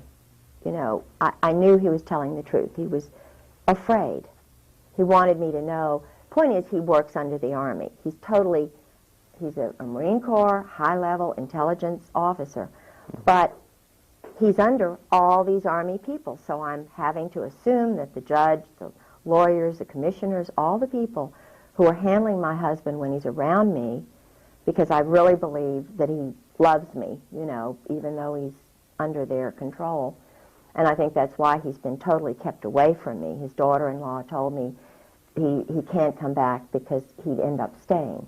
It was, the point is that David Lay, my brother-in-law for 20-some years, I married John Garland Pollard, whose sister Mary Lloyd Pollard married a CIA agent, David Lay. David Lay was Harvard hasty pudding, translates Mandarin Chinese. He's a brain. His family came over from Germany. I think they were Zionists. He doesn't believe in any religion, but he is still working for this intelligence arm. He's doing wargaming for this monolith, this global monolith. He's playing chess by mail. He's writing articles about the Middle East. He's an expert on, what's going on in the Middle East from the Israeli perspective. He's Army. I was with my sister-in-law when he went on a mission, and she was in the same psychological state that I was in. This is what, And that how state, I know. And that state succinctly is... Keep the women out of it, terrorize the women, make the women fearful of their own, in other words, make them, I can't describe what I went through except to say that every single Marine wife that I know is in that psychological state. Thank God, thank my grandmother for her wonderful Presbyterian background, women are intelligent, kind of, you've got the spunk in you or the genes or Jesus Christ, whatever it is. I know truth, and truth is vitally important to me. I cannot live a lie. Do you know? I can't live a lie. I cannot. Maybe I was injected with pentothal when I was an infant. I don't know. But So like that incident at the officers' club where your husband at the time told you, just get used to it. This is the way that it is. yes. You just can't get used to living some facade and looking the other way as if something doesn't exist. No. And he's sick. My husband's really mentally sick. Any man, I believe he killed his first wife, Sue. He's dangerous. We're married for a month. He gets a letter and a phone call from Mary Clark Yost Talab and Anne Bouchou.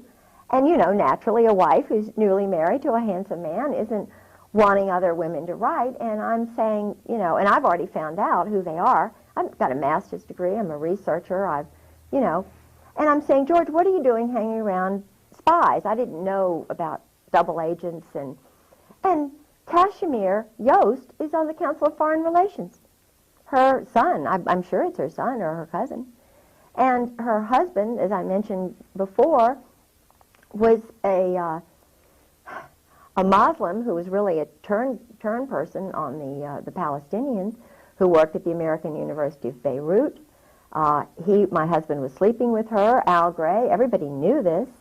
And I didn't know that this is what you do until I called Valerie Wilhelm, General Charles Wilhelm's wife, on the phone. Now, who is General Charles Wilhelm? Right now. And let me tell you what she told me. Okay. You just have to get used to it, Kay.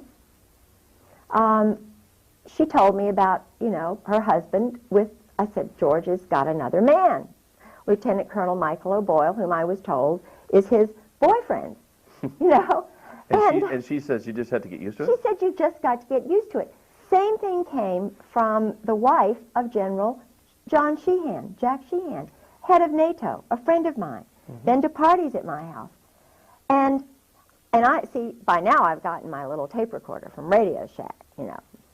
And I'm taping phone calls because nobody's going to believe me, you know. So I've got my little tape recorder and I'm talking to Sheehan's wife. Well, she's saying, come on over. Well, let's have coffee. You come over at so-and-so time. So I invite Carolyn Millis, whose husband was the temporary chief of staff after my husband's wife's murder. Sue, I know Sue was murdered, blow on the head. I had so many blows on the head, you can't even believe it. Broken bones and so forth. Well, in the middle of these terrorism episodes that, you know, my husband would put me through, he would say things like, you know, I'm down on the ground, he's got a .45 to my head, or he's strangling me with his thumb on my jugular vein, you know, and he's saying in this sergeant-like voice, you have got to believe me. You cannot question me. In other words, it's like, I am being interrogated, or it's the most awful experience to have the one you want to love, the one you have made your commitment with, have you in pinholes, and knowing he's an experienced guy, you know. So it's horrible. And these wives, now I cannot say whether their husbands have done the same thing. I don't think they have. But what they train them to do is to be speeding along the highway. It's shock treatment is what it is. I've been told it's shock treatment. And they're driving along the highway, and you've got an important person to meet or an important party. You know, you're all dressed up, or you're going to somebody's house. So he screeches on the brakes, provokes you in some way. You don't even want to fight. You say, I don't want to fight. You know, what is this all about? And he's just speeding up, going like, you know, 90 miles an hour, screeches on the brakes, and then he gets out and runs. You cannot believe, it's horrible. And where did he run to? Oh, there was a party, a Norwegian party. The first time that happened was when we were down in North Carolina with the camera, you know, when he wanted to get my camera. I nearly drowned. He wanted me to tell him where the camera was. He tried to kill me that night to scare me so that I would behave. But I was raised in a family with strong men. You know, you stand tall. You don't let people intimidate you when you know you're right.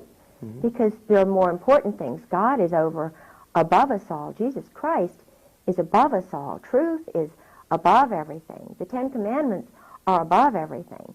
You know, under that is Jesus Christ, and then your mate.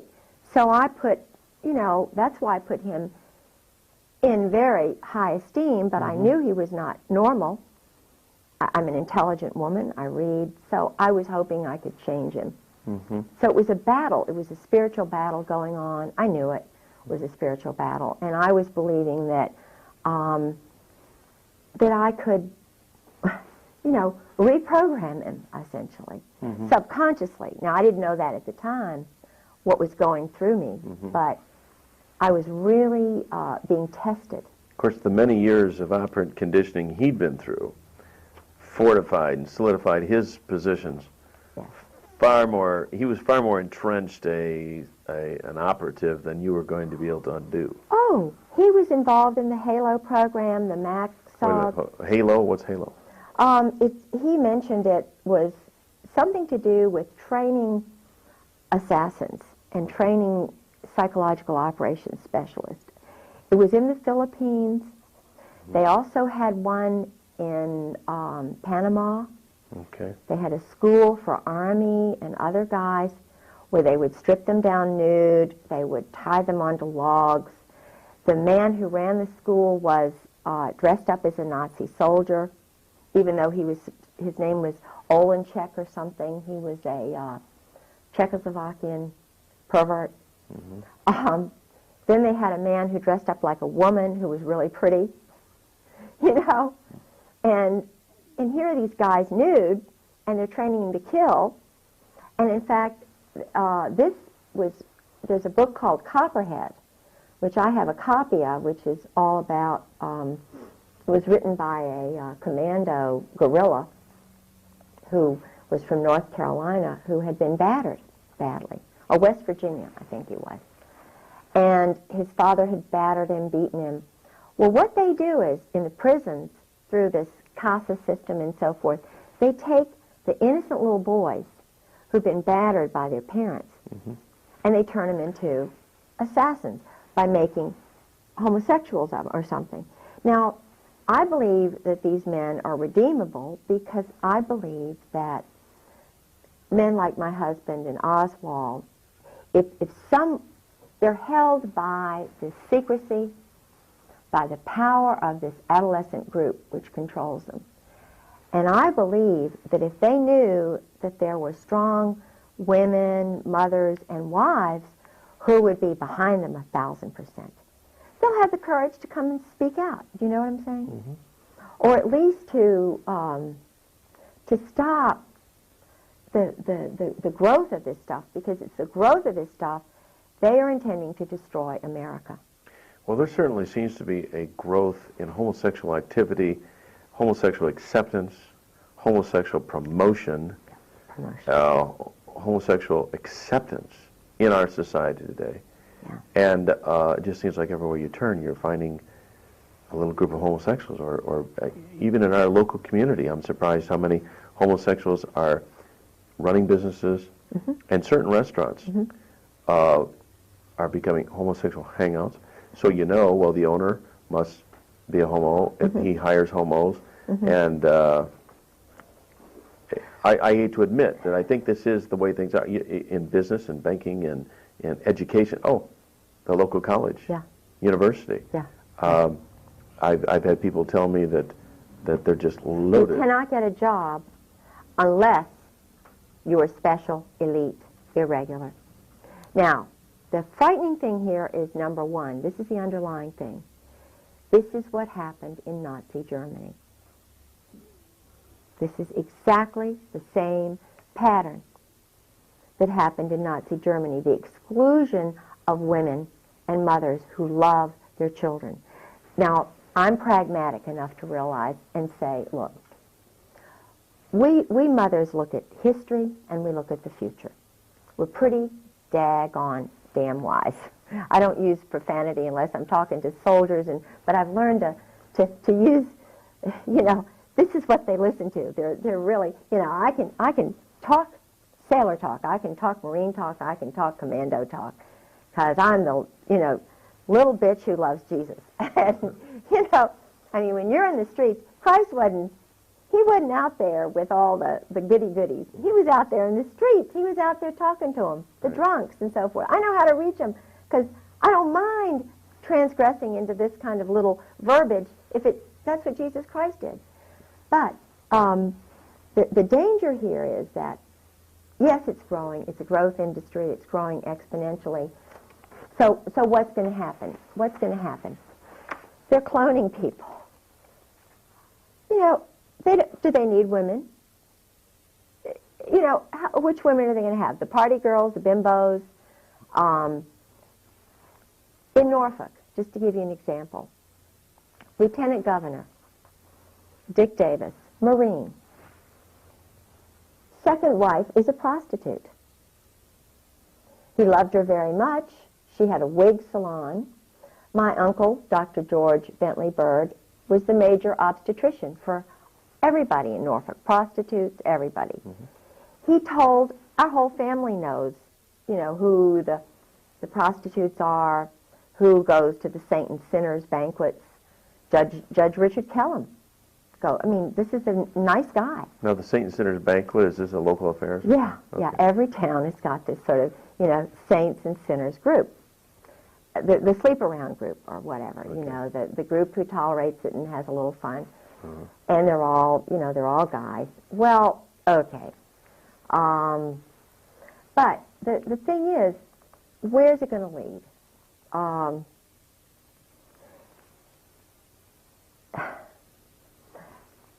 This is why women like me who know need to be involved in the process of leveling things out a little bit. I don't know whether I'm describing it. When you target good, strong people who know what to do or who can figure out quickly what to do in given situations, it's like targeting good people, taking their papers, going into the leaders' houses. The leaders who pop up, who are trying to get things straight, are the ones who really know what's going on. They're just the people who need to be involved in the process of leveling things out. Mm-hmm. Because, hey, maybe they've gone off a little here, a little there, but the point is, they know that truth and light is what is going to make that balance work out. And when you marginalize women, target women, mothers, wives, who are strong inside, I'm talking about really core strong, genetically strong. Mm-hmm. Even Clausewitz says that the moral is 3-to-1 over the arms, you know. If they want to win over these little guys, they've got to have credibility. What's happening now and why they're all afraid is they have no credibility. The SEALs are the worst. They were so afraid about that one little doctor that the SEALs gang raped in Norfolk. Why? Because the whole credibility of the SEALs is shot. Okay, now I'm not sure. I'm aware of that. There was a gang rape of a doctor by the SEALs? Yes. By a group of SEALs? Oh, yeah, in Virginia Beach. And when did this occur? 2 years ago. And the interesting thing is that the parents of this girl, she's beautiful, from Georgia. You know, this is a wonderful human being who went into what used to be Poppy's. It's kind of the night place in Virginia Beach. When I was single, mm-hmm. I went there, you know, I mean, we would go there, 4 of us women, young mm-hmm. women, Molly and Sally and myself, and we go there, and the doctors would go there. You know, it was kind of a place. Well, the SEALs are taking over Virginia Beach. SEAL Team 4, 6, and 8.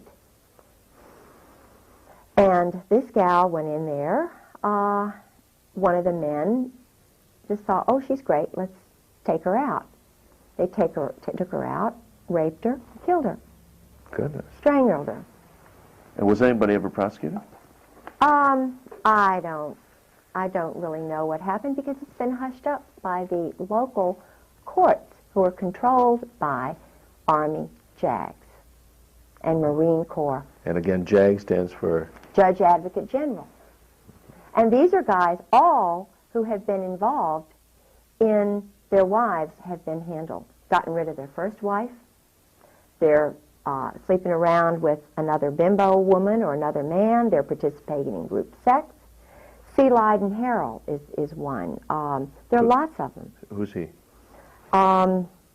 He is a man who was, now I'm not anti-Mason, but I have suspicions about Masons. Some of the things that they do in the darkened rooms, and I've been told that... Well, it's a secret society, isn't it? Yeah. But I know that he sabotaged me in my case. I think there's money. Oh, he's the judge. No, I've had a number of lawyers that they sort of said, because, you know, I have no lawyer. I'm trying to fight for all these other women and mothers and for the people who know truth. And because I'm verbal, because I'm articulate, and I'm also gullible, you know, I want to believe that there's somebody good out there who's going to help me fight this thing. Because I've got photographs of being battered. I've got doctors' signatures. Sarah McClendon, the senior White House correspondent, has an affidavit where she tried to call my house. And men answered the phone and said, this is a military base, and the Griggses don't live there anymore. Now, Sarah McClendon could not even get through to my house. For 2 months, she had to go to another phone just to call me. So I knew that all these other people I'd called in Washington were trying to call me, and the calls were being rerouted. Now that is in this book. This I found in Goodwill. And so I shouldn't mention this because they're going to go now start culling Goodwill, but all the intelligence divorces, there are a lot of divorces going on. The wives will throw out their husbands' books, or the husbands will throw them out. They're mad at the government. But, you know, I found that's why they've been raiding my library. That's why they've been... What's the title of this book? This book is called Intelligence and Electronic Warfare Operations. Okay. Now, this book is all about what happened to me. Army, Air Force, Marine Corps. Where is the FBI Psychological Operations Unit? Quantico, Marine Corps base. The only FBI agent who came to me, who was allowed to come to me, was Dan McNally, 20-year Marine. Homosexual, I believe. I'm pretty sure he is because, you know, and I'm not saying that he's a bad person, but I am saying that I was not allowed by any other FBI to have any other FBI agent come and hear about the break-ins to my home, the battering that I went through, nearly killed, the murder of my husband's first wife, serious business. She's in a grave, Suzanne Workman Griggs. She died on April Fool's Day, 1987. And the doctor wanted to do an autopsy. Couldn't do it because the 2 men who were doctors in that hospital, Dr. Lawrence Smith and Jean Lamb, Army officers. They owe their life to this business. And they take orders. Of course they take orders. The judge in my case, Judge John Moore, his first wife was put away because she was telling truth. And I found out from Carrie Brown, who's an Army officer who had a Purple Heart, who told me exactly what she told him. Now, he's the judge in my case. Across the street from me lives another judge, Judge Jefferson Davis Reed, Naval Intelligence. He found my suitcase in the woods.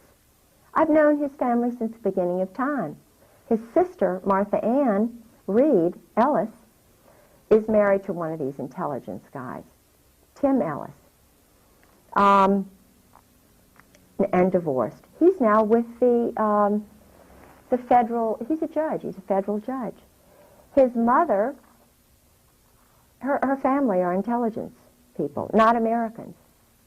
Tim's mother, they're not Americans. He's a naval officer taking orders. What are all these judges in being under a chain of command? And why are they attacking the mothers and the women who are telling truth? And why are they breaking into honorable people's houses, ministers, and so forth, using these electronic warfare tactics? Diverting phones, downloading caller IDs, having bogus people answer the phone. In other words, instead of getting this person at that number, they get somebody else. For example, I called in an emergency, I called the state police. And I'm pretty smart, pretty discerning, and I wound up talking to a guy who worked for the ATF. And I said, you know, oh, well, what are you doing in the state police office? He said, oh, I'm just a retired ATF guy. And I said, well, but I thought I was calling the state police office. He said, well, you're talking to me now. What can I do for you? I said, well, if you're retired, I want to talk to an active duty, you know, a good guy from the state police, please. And I said, by the way, I don't like you ATF guys because of what you did at Waco. You all murdered innocent women and children.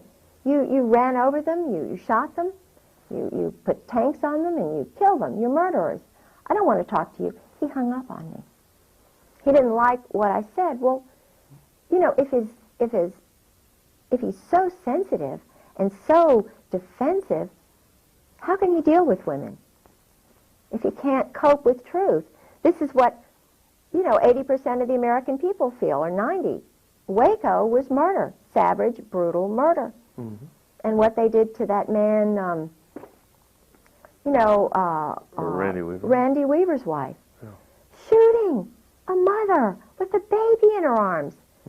What's going on here? Right. You know? And one woman hears that, one mother hears that. She doesn't like the ATF anymore. I don't know any woman who likes the SEALs anymore. I don't know any other mother who really likes the ATF anymore. I mean, what's going on here? We're mothers.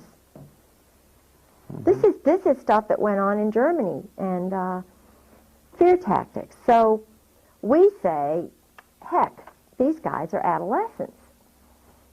You know, they're adolescents. And so who's running them? Who's in charge? We turn into Dorothy, the Wizard of Oz. What's going on here?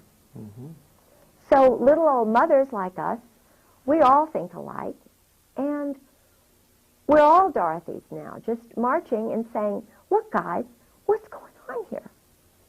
You're all little men from Oz, why don't you grow up? You know?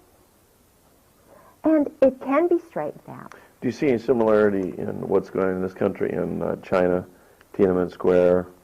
You know, we've all seen the picture of the young man standing up in front of the tank. I don't know how much long-term effect that had in China, but it still sticks in the minds of a lot of people here. You know, like Tiananmen Square for China, Waco for America. Are there similar, is this a turning point, a rallying point?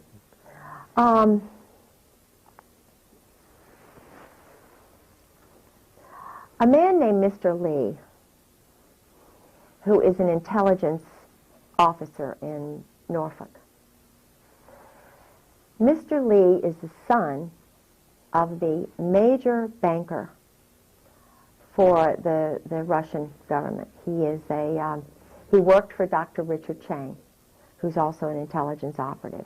I believe he's an honorable guy.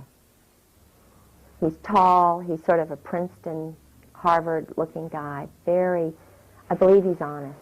Okay. He came to Virginia Beach, and I was putting together sister city organizations, and I was trying to get the leaders of all the different ethnic groups in Norfolk to sort of start a sister city program in globally, you know. It's easy to do that, but I didn't understand how the intelligence community worked at that point. I knew things were going on, and he was bringing together all these potential sister cities in China. Our State Department had opened up cities which had independent corporate entities, and we had shows on all of this. This material's all been stolen out of my house by my husband and his friends. I started noticing, because I was led spiritually to goodness, to good people, to light and truth. I didn't understand the weapons and drug military culture that's running our government and I believe parts of the world. There is not one woman that I know of who's in this business. I believe, and I had the pleasure of meeting your wonderful wife last night, Pastor Strawcutter.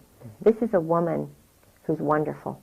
This is a woman, this is my kind of woman, you know, and I've met a lot of women like that. We go through hurdles, and I don't mean to cry. It's all right. But we're strong, and we know truth, and they're going to have to kill me before I give in. I believe in good men like you. I believe even my husband's core is good. I think that's why he's away.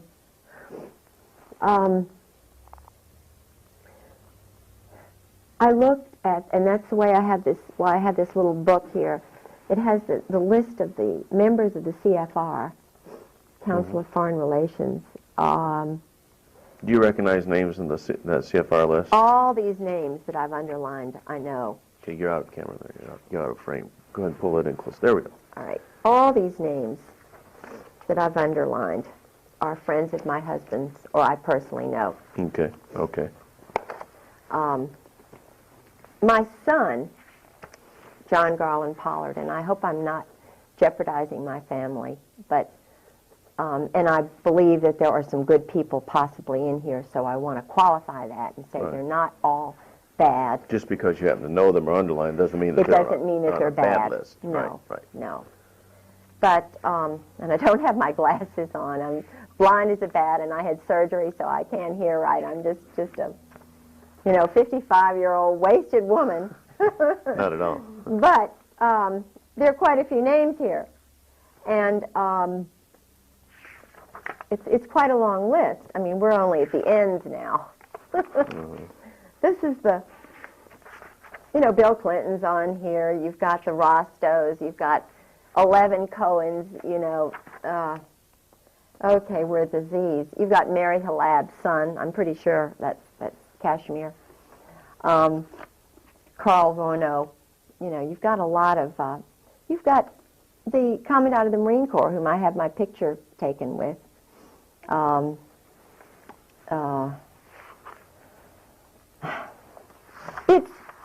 It's an interesting list of elite political, military,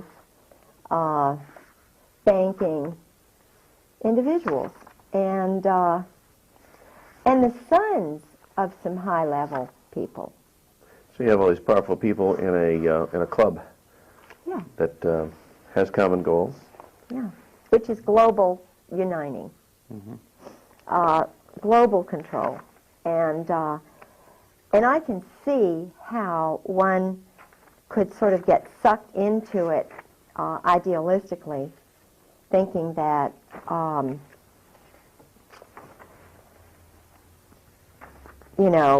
it's something that we should, world peace and harmony and everything. And I mean, I can understand wanting world peace and harmony. I'm trying to find a name here.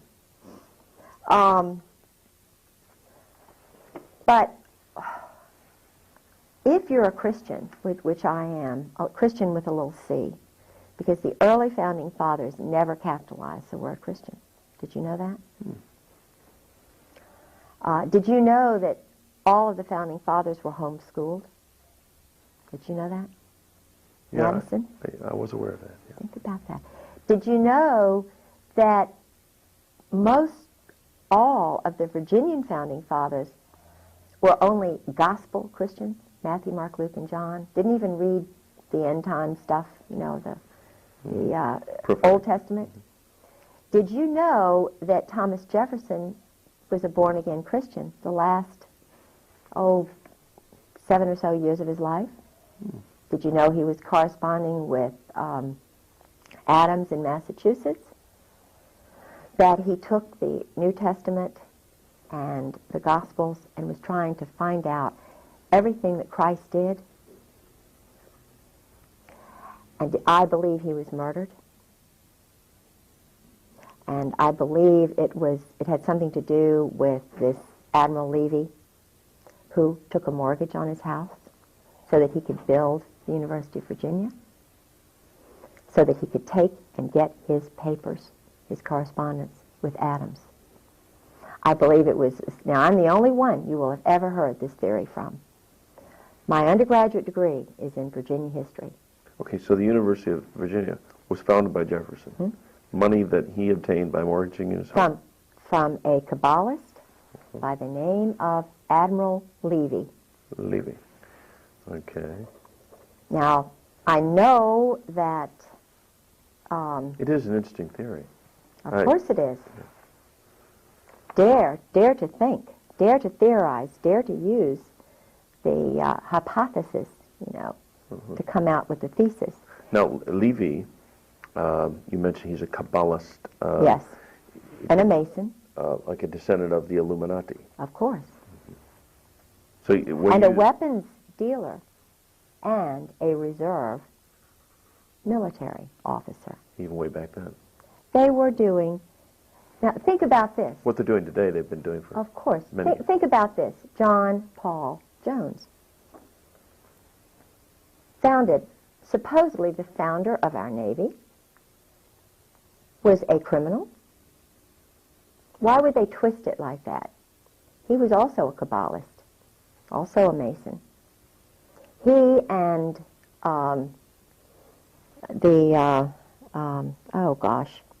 Lafayette. Lafayette was a weapons merchant. They raise up some people who are sort of questionable. Now, I know for a fact that Jefferson became a Christian. He did not necessarily believe in the divinity of Jesus Christ, so maybe you could say he's not technically a Christian, but he said, I'm a Christian. He was working towards, he was going to Baptist churches. He was contributing to the American Bible Society. Do you hear this? No, of course not. Jefferson was a born-again Christian who was searching for truth, who was murdered, I believe. Okay. And at the same day he was murdered, so was Adams. Think about this. July the 4th. And of course, you're being a Virginian and a descendant of James Madison. And a student of Virginia's history. Somebody like yourself could dig this out and would dig this out. It would be germane to you, whereas who else would it even be important to? Yes, I was, God and my Christ had put me in the most amazing places and times. You would not even believe. When I studied at the University of Edinburgh, I received a grant in 1978 to work on Lord Dunmore's papers. Lord Dunmore was the last royal governor of Virginia. I was invited by the current then Lord Dunmore, Johnny Dunmore, to work on the Dunmore papers. No one but John Selby has done any work on Dunmore. So I stayed with, I'm not going to mention too much because I don't, but the point is, I know a lot about the triangular trade, what was going on in Bermuda. Triangular trade. Yes, Tom Devine. The triangular trade is the illegal weapons, drug trade that is still going on today. Israel is basically running it with the New York bankers. It has something to do with Kabbalism because the Pentagon, the symbol for the Pentagon, the Brotherhood, they feel so compelled to not think for themselves, to sort of depend on somebody else who's more physics-oriented, you know. In other words, these guys are so much smarter than I am. They can be doing totally immoral things that, you know, are breaking up families, breaking up, you know, wives. And in other words, they're not looking at the structure of the family. They're not looking at the structure of society. They're not looking at the culture, the community, the basic ingredient that provides life, the planet, the trees. They're not looking at anything but sex.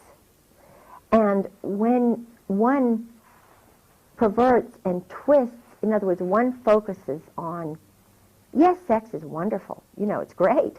I'm a, you know, great proponent. But there's so much of a focus by this group on sex, and the military, you know, they go back to Greek days and they have all these symbols of, you know, the Washington Monument is supposed to be a phallic symbol, you know, and they say, well, this proves, you know, because the Greeks were doing it, the Egyptians were doing it, and it's this secret little group that was, you know, back in the days of Nefertiti and you know, Mark Antony, and it just proves that we're just great because we had the Holy Roman Empire, and Alexander Great that was homosexual, and Catherine the Great was, you know, but it's debauchery. The thing that one has to realize is that God knows best. You know, it is an abomination. It is a sin. Now, we've all sinned. We're all sinners. I don't believe we should be putting people on stakes for doing this. I think Jesus Christ said, the simple answer is this, which Mandela said, the simple answer is this. Just repent. Just show that you're changing your life. You know, I've sinned. Everybody's sinned. I don't believe that that targeting people, whether you target them this way or that, is necessarily the answer. Now, this is just my personal opinion. I am not a judge. I wish I could be a much better judge than any of the Kabbalist male judges in Virginia Beach, because they are doing this to women, mothers, who are honorable people who are telling truth. And I would like to hear Hannah More tell her truth. I would like to hear Grover Wright's wife, Lynn, tell her truth. These are generals' wives. These are wives of judges in Virginia Beach. Okay. I would love to have heard Ken Whitehurst's wife tell her truth. She was shot. You know, Well, no, in Virginia Beach is Pat Robertson. Would you like to see him be a judge? No, I would not. Okay, why is that? I wanted to believe that Pat Robertson was honorable and good. He's a Marine. Did you know that? Did you know that he went to the psychological operations school, whatever that is, at Yale? Now, I'm not saying he's bad, and I'm not going to judge Pat Robertson, but I know that he was under the influence of a Belgian man who is very powerful in this group. I know the one thing I can judge him on is that, well, I will say things, and I know they're going to get me for this, because Pat is very powerful. But if you walk into Pat Robertson's Williamsburg Inn, it's a hotel there, and you're poor, and you are a woman or a person who's poor, or an African American who's poor, and you walk into that gift shop, you've walked into the house of the Sadducees and Pharisees. The dresses in there cost starting at $200. The belts, I mean, these are clothes, basic commodities. Now, I'm not saying that's wrong. It's wrong to have money, and as I say, I'm not going to judge him. But from my perspective, the way my father was reared, there's a lot of money going on there. And Christ, I walk in the steps of Jesus Christ. Now, I'm not saying that, you know, Well, because it just isn't- I'm not really sure about all See, this. everywhere you seem to look, and you find the leadership, whether it's in banking or education or religion, Mm-hmm. there seems to be also this line of military intelligence, Yeah. Ivy League background that, you know, the Pat Robertson has the same kind of pedigree as these other people that we kind of filter through. Mm-hmm. If somebody's going to be the leader of a television big-time ministry, it would have to be someone who would be kind of a chosen one Yeah. to be allowed to rise in that kind of power. And he may, I think he's basically a good guy. You know, I mean, I really, I like the fact that he's promoting Christ. I nearly got arrested there. At I the was 700 Club? No. I went in to use the law library because I'm fighting the Kabbalist group in Virginia Beach because I was nearly battered to death. I was nearly killed. I am a totally abused, psychologically, physically broken bones wife. Now, it says that if you are this way, you just get a warrant and you get your husband to say he's sorry or something. You know, that's all I wanted, was for my Marine Corps husband to say, I'm sorry that I did this. But if he's got men behind him telling him to do this, they're not going to let him say he's sorry, are they? No. If he's got Phil Holwager, the pastor, who's also Yale-trained intelligence chaplain with Pat Robertson, who's the pastor that I took my husband to try and get him to become a Christian, if he's meeting with Phil Holwager and Phil Holwager is telling my husband what to do, that says that Phil Holwager is a programmer for my husband. He's been trained in mind control. And Phil Holwager admitted to me, I've had psychological training, yes. And it slipped out. Oh, well, I made the mistake and told George, you know, in other words, he let me know that he has power over my husband. So then there's Ty Kroll, who's in the same church with my husband, who is a sailor, and he did some sexual things to his son, and he had his children taken away. Well, he's in the church and a good guy and everything, but he's a pedophile. Now, my husband, and I'm sort of taking up Ty Kroll's side, because we're in the same Bible study. It's kind of interesting. But Ty Kroll and my husband are meeting kind of secretly with Phil Holwager. And then there's T. Parker Host, who's running around nude at his farm, enticing my husband out, you know, and they go away for sort of boat trips for 2 hours. Now, I'm saying, as a woman and a wife, what's going on here? All of a sudden, we go up to Matthews County, where Holwager also has a house. Host has a house. But it's also where my grandfather, Miller, was born. So I feel very comfortable in Matthews County. These people were not born in Virginia. Do you know what I mean? And yet they're bringing, all of a sudden, spur of the moment, taking my husband up and then taking my husband away on a 2-hour boat ride. Or we get to Phil Holwager's son's house, and then all of a sudden my husband's riding home with Phil Holwager in the car. It's all been planned. So I'm saying, and this is just before, just after my husband got back from Norway, And I'm trying to remember whether the King and Queen of Norway had come either just before or just after this. It had something to do with the King and Queen of Norway's visit. They wanted to keep me away from the King and Queen of Norway because I believe they're Christians. I believe they're honorable people. And I was able to prevail against this group by going to the Norwegian ambassador, who's a wonderful man, and saying to him, and this is where Jesus Christ comes in and God comes in, and I know that they're with me because I'm good. And I was thinking about the good Norwegian people who wanted to see the King and Queen of Norway when he came to NATO.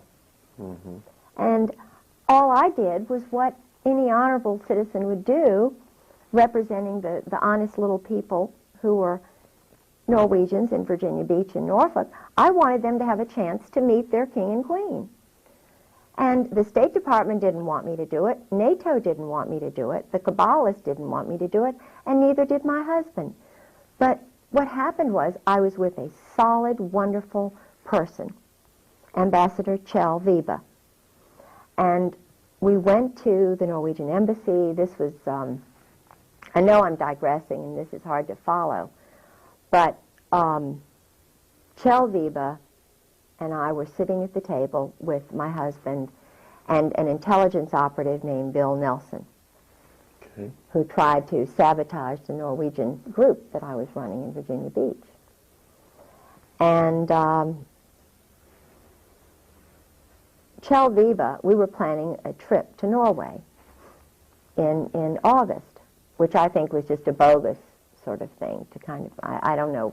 To appease you a little bit. Oh, yeah. And I knew things were going on with my husband and the weapons sales and, you know, all of this stuff. And because he was dealing with the embassy, the American embassy, and with people, and, you know, there were things going on. And I knew things were going on. I was sensing it really strongly.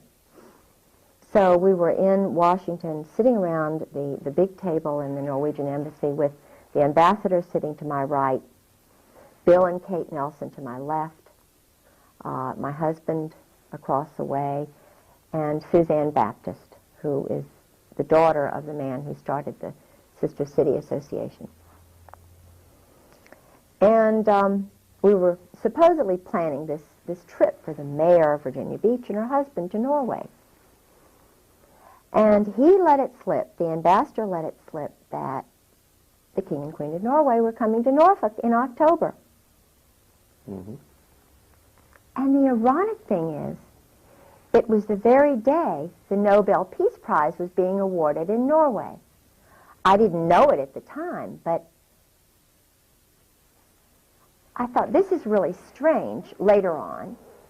Here's the King and Queen of Norway are at NATO headquarters the very day that they're giving out the Nobel Peace Prize in Oslo, which is where the King and Queen of Norway are.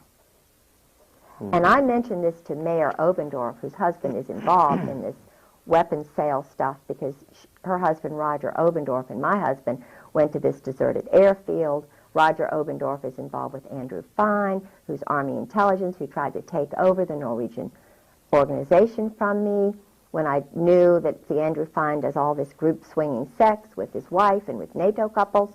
And, you know, and I'm going, something's going on here. Roger Obendorf and my husband went to this airfield. I wasn't allowed.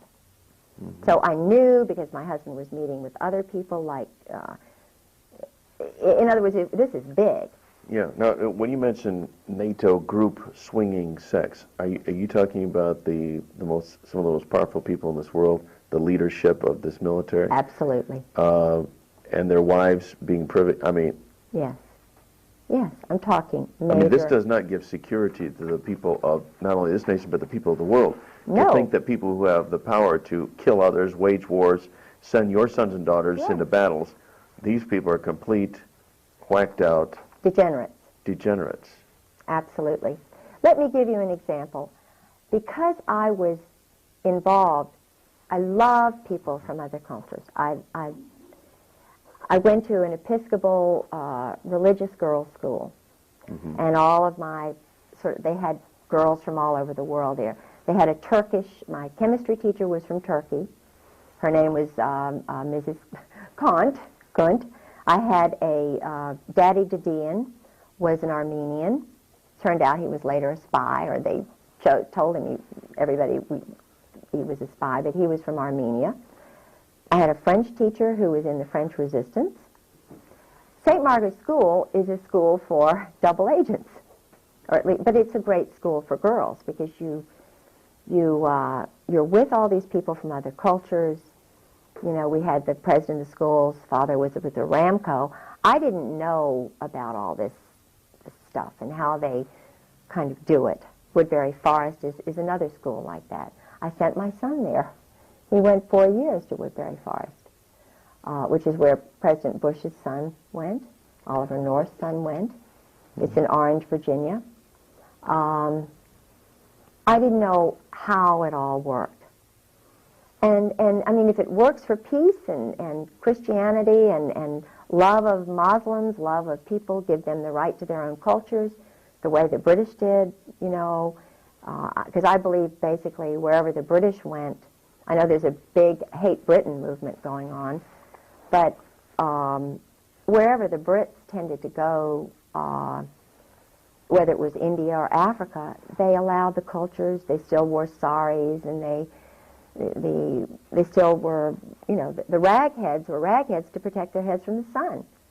Now they're called ragheads, and they're targeted as enemies by our little boys. Our little boys are taught to hate ragheads and to kill raghead women. Well, I don't think that's very Christian. So I'm looking at the top guys, and they're not Christians. So it begs the question, well, what are they?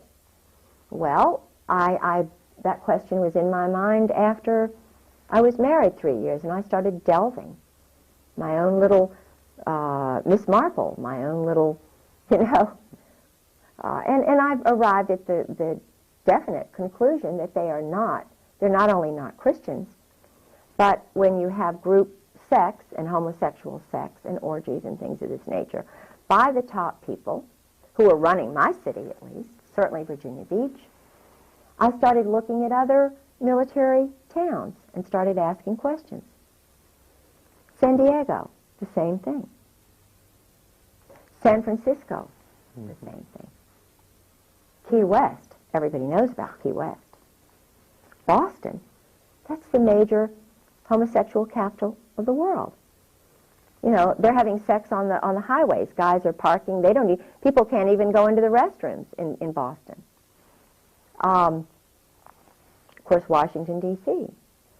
So, not to mention the Oval Office.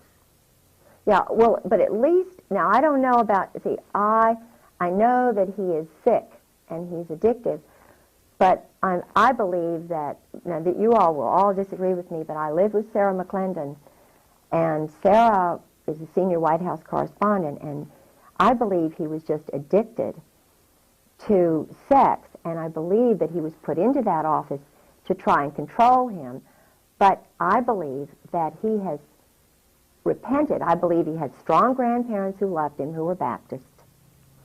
I have hope for that man. Now, I know a lot of people don't, but I do, and I have hope for that marriage. I know she's a strong woman, and I know a lot of men don't like a strong woman, and I believe she loves him. And I believe that basically he loves her, and I believe they love their daughter. And I will say one thing, that at least, you know, and who knows what their motives are.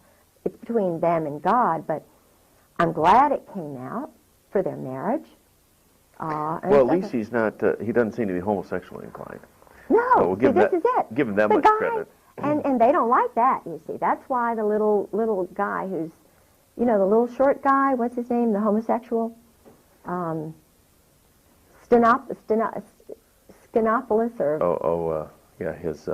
George Stephanopoulos. Stephanopoulos. Well, I met him. See, I went into the White House with Sarah, and I met him. He's a little short guy, and I even saw the place, the Mambo Jumbo room, where he hangs out, right around the corner from the Ontario. Well, homosexuals are one thing. It's an abomination in God's eyes. It is an abomination. It's a weakness. It shows that they're very immature, and, you know, we all go through stages in life where we're immature. And I wish he would grow up. There's a whitehead who's an ambassador who's a homosexual. And his lover is one of Bill Clinton's attorneys from North Carolina. Now, I like the way that man thinks. He's a homosexual, but I like the way he thinks. James Angleton, CIA, was a homosexual. The head of the FBI was a homosexual. Paisley was a homosexual. They murdered him. All of the British intelligence agents were homosexuals. I haven't yet arrived at my theory on that, except that it is a weakness. It is a moral weakness. It's a way to control people. No, that's what I was gonna say. Now I say, look. Makes them very controllable. Yeah, I mean, tell truth. Because I've been in situations that I'm not proud of, and I will tell anybody what I've done wrong. I'm not embarrassed to say, you know, this or that. Because I've been in situations where I found out that this person, you know, I have to admit, I'm a sinner. But the point is, when you find out and you repeat the sin, you're addicted. They call it addictions. It's sin. And why is it sin? Because your weak nature, if you're in a position of leadership, you shouldn't be leading. Mm-hmm. Yeah. And admit your errors, and that's why I think Bill Clinton will be stronger out of this. He wants peace in Israel. That's what this is all about. He wants peace in Israel. I did notice that when Hillary made overtures toward the Arabs, whoa. I mean, somebody yanked her chain, and that became a major issue. I was living in Washington with Sarah McClendon in the Kennedy-Warren before the election. If you will remember, a plane went down on his birthday. On whose birthday? Clinton's. Okay. I mean, I believe it was a plane. There was a traumatic... I went to his he had birthday parties at 7 different places. It was his 50th birthday. The birthday party in Washington, he was not there. He was in, I think, New York or some other place. But I went to the birthday party, which was in the Kennedy-Warren, in the basement of the Kennedy-Warren. Okay. A friend of mine went into the birthday party. The point is, that night, I remember it vividly, there was a psychological terror thing for Clinton. It was either his plane that went down, something happened that night that was meant to say, don't enjoy this birthday, buddy. Remember, we told you don't run. George Shultz came all the way from wherever he was. Sarah told me this. George Shultz came all the way from, I think it was California, to meet with Clinton before the election to say, don't you dare run. You're going to get it if you run. I know it. And that's from Caspar Weinberger is the guy who's the evil one. Caspar Weinberger pulls a lot of strings. He's the one because Caspar Weinberger is involved with a lot of the weapons and drug dealers, the hit squads that are run, the motorcycle gangs that Tedson Myers runs, who was William Colby's law partner, who just happened to meet me when I was with Sarah at the Smithsonian party, Marine, 4th Marine, who they have this hit squad, motorcycle gang in Europe and everywhere. They call it a motorcycle society. But who runs it? Retired military guys. And just after they meet up at Caspar Weinberger's place up in Maine, Consuela Rice and Tedson Myers and one of the lawyers that Marianne Poore knows, the Motorcycle Society. Well, ask yourself, what do? What happens right after the Motorcycle Society meets? Now, they'll probably get this and find out, well, we've got to change the time when our Lady Diana is murdered. They have, because I read all the newspapers. I go into Barnes and Nobles, and of course they're going to cut out all the news and stuff. But they had a minor war in the Netherlands or wherever. They had another attack by motorcyclists on Cyprus. In other words, they're stirring up trouble, murdering people so that they'll sell the weapons and So the you drugs. really think Diana was murdered rather than just Oh, absolutely. a reckless There's car no accident. question she was murdered. I knew and sort of went out with a guy named Richard Ord. Okay. I later found out he was married. It was when I was single. He was This is Prince this Charles's is bodyguard. before you married your husband? He was Prince Charles's bodyguard. It's like I also went out with a guy who was divorced, a Marine who was MacArthur's wife's bodyguard, Okay. who turns out to be an assassin, a Marine assassin, who's living in Virginia Beach, I think, now. But I didn't see the connection with Marines and information. Do you know what I'm saying? It's kind of a, I didn't know how organized it all was. Okay, well, you gained that knowledge after you married your husband. Yeah. And then during his drunken stupors, he just blabbed and Yeah, told everything yeah. he knew. Yeah. Actually, his alcoholism opened up the door for you to find out all this stuff. Absolutely. If he hadn't been an alcoholic, That's course, why I praise most of them God in a are. way. I don't praise God that his mind is destroyed and that he's a brutal, he hates women kind of, you know, but I think, yeah, I praise God for everything I've gone through because every I know by his stripes we are healed because I walk in his shoes. I have to as a follower of Jesus Christ. When you're punished, when you go through hell on earth, he is giving you strength. And it's not a funny sort of way. It's a very special way. I know I'm going to die. I don't know how I'm going to die, well, we're going to pray that you stay alive. but I love him. And he's just given me all the strength. I'm a weak human being, but he is the truth and the light. And when you walk in the light, you walk with him. And it's not bad, it's great. It's marvelous. Tell you what, why don't we take our first break here? Yeah. And so we can, you might need to use the restroom. And, Yeah. uh, Oh, I know a lot about John Warner and Loretta Tate and stuff that is really kind of spooky because nobody's ever told this out loud. You know, he married Elizabeth Taylor, Warner. Yeah. and he was... Go ahead and sit back so we can get you right in the Okay, frame here. yeah. And He was... There were murders around him. He was having an affair with Loretta Tate, which everybody sort of knows, who was married to a dentist, Randy Tate, Okay. who is his secretary or his main person. hang on, so I'm going to have to make an adjustment. Randy mysteriously died. Hold a second, I got to make an adjustment. Randy died mysteriously. What happens is when the guys find out about the mob and that their wives are involved with it, the husbands take off. They go to the Eastern Shore or the closest they can to get away from Virginia Beach. But they die.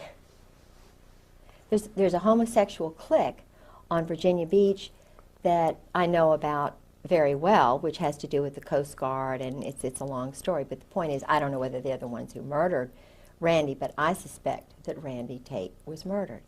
George Heilig is another one I suspect who was murdered, who was a delegate, very powerful guy, honest. He died, very young. And Dick Obenshain, who was an honest candidate for governor. And Dick Obenshain, Dick Obenshain was running for governor. He was the Republican candidate. He was an honest, honorable guy. Mysterious plane crash. And what happens after Dick Obenshain's plane crashes? Well, they have a little convention. It's conveniently right before the convention. He's the titular guy. Well, Elizabeth Taylor comes into the picture. And never before, they just go right over Robert's rules and everything else. Elizabeth Taylor goes around, movie star goes around and says, I think you ought to nominate my husband. Well, he hasn't even been involved in the process. Dick Obenshain, who's honest, conveniently dies. John Warner comes right in there. They did not want Dick Obenshain in there because he was not controllable. Warner was. Same thing with Paul Tribble, who's a cousin of mine. Oh, I'm a Waring, and his family are Warings, and we're related. Paul was married to Rosemary Tribble. Well, there were some things that were going on, thinking that, in other words, Paul Tribble could not really totally be controlled. He was, they got rid of him. Rosemary knew a lot of stuff, and they get rid of the good guys. Murder, I believe that... Well, don't they refer to this as Murder, Inc.? I mean, yes. another name yes. for... Well, the Marine Corps so-called- are the assassins. The Marine Corps are the assassins for the mob. If you look at guys who've been in 4 years, let's just take Tedson Myers, for example. Now, he's a very nice person to talk to. He was involved with the founding of the Peace Corps with Sergeant Shriver. He's from the Brooklyn Bayonne mob. He came from that group. They sent him to Ohio State. Then his 4th year, as I understand it, he did something like truck driving school. Then he goes into Korea and becomes UDT. And then they underwater demolition. In other words, assassin. He's you know, very smooth. Yeah, the mob in Virginia, Virginia Beach, is very, very strong, very well organized and connected with the military. Yeah, well, you indicated before that there's a connection everywhere between the mob and military. Absolutely. The Whether it's New military York or is San run by the Diego or- mob. The military is the mob. The Marine Corps are run, they're the assassins for the mob. They may only be in, as Tedson Myers was, for 4 years, but the individuals then go on to truck driving, you know, truck loading school. They're always loading things and, you know, moving things around. But then they send him to Harvard Law School. You know, then he winds up, when I met him, or just actually, I met him after Colby's murder. But I find it rather unusual that I had spoken with William Colby, the head of the CIA, who knew my husband well, who told me on the phone all of this stuff about the Phoenix program and Israel, and all of that stuff was coming out, and that he was going to be doing it. Okay, your husband told you. No, Oh, no, William Colby. Colby on the phone. And Tedson Myers was across the hall from him. Okay, so law was partner. William Colby Murdered. a good guy from the get-go, or Yes, was he, he was a good guy. one of the insiders they need to get rid of, or was he? He was an insider who was involved. He knew about my husband's involvement with Krulak, Victor Krulak, Al Gray, the Russian double agent who was, I believe, Czechoslovakian or Georgian, who was called the Commissar, who was running everything in Vietnam. He was the murders, the assassinations. My husband was involved with the murders, the assassinations. He was involved with teams that did that. They were training boys to kill, Okay, and using again, mind control, using... the whole reason for Vietnam or any of these conflicts is simply to use up a lot of arms and make money. yes. Basically, that's all there is to And it. to train more killers. To use more weapons. Absolutely. To make more money. Yeah. It's a sick, sad little adolescent boy cycle. These are not grown up. These are little men from Oz. That's what I call them. Al Gray is a sick little man. Al Gray is a That was the general. former commandant of the Okay. Marine Corps. Carl Mundy is a sick, pathetic, lying little man. And he is. The former commandant of the Marine Corps. Then you have Krulak, who is the son of an agent, of a double agent, Victor Krulak. Not American. These are men who the Constitution is just beneath them. People like me, their wives, and citizens like you and honorable people are just beneath them because they're special. They're elite, just like the German SS. That's exactly where this specialness came from.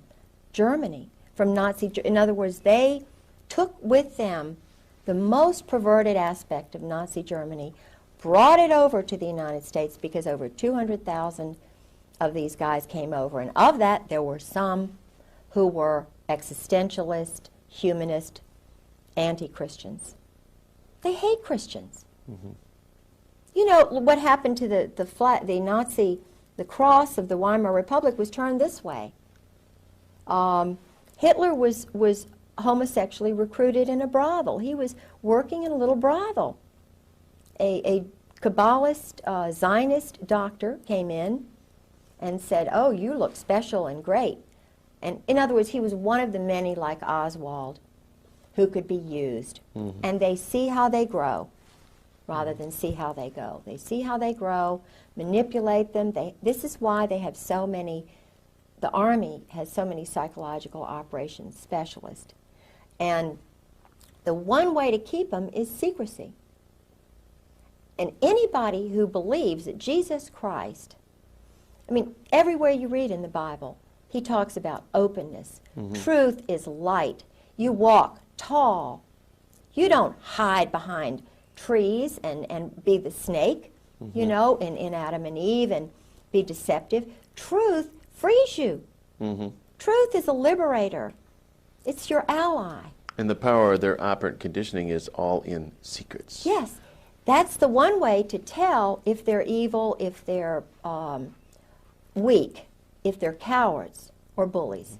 The one way to tell the cowards and the bullies who are now at the very top of the Army, the Marine Corps, the Navy, Gaiman, Hartzog, Abram, Krulak, especially Charlie Wilhelm, who's doing awful things with, you know, men and women. What would Charlie Wilhelm, again, he is? Charles Wilhelm, I met in Norway. He is my husband's one of his closest friends besides Michael O'Boyle.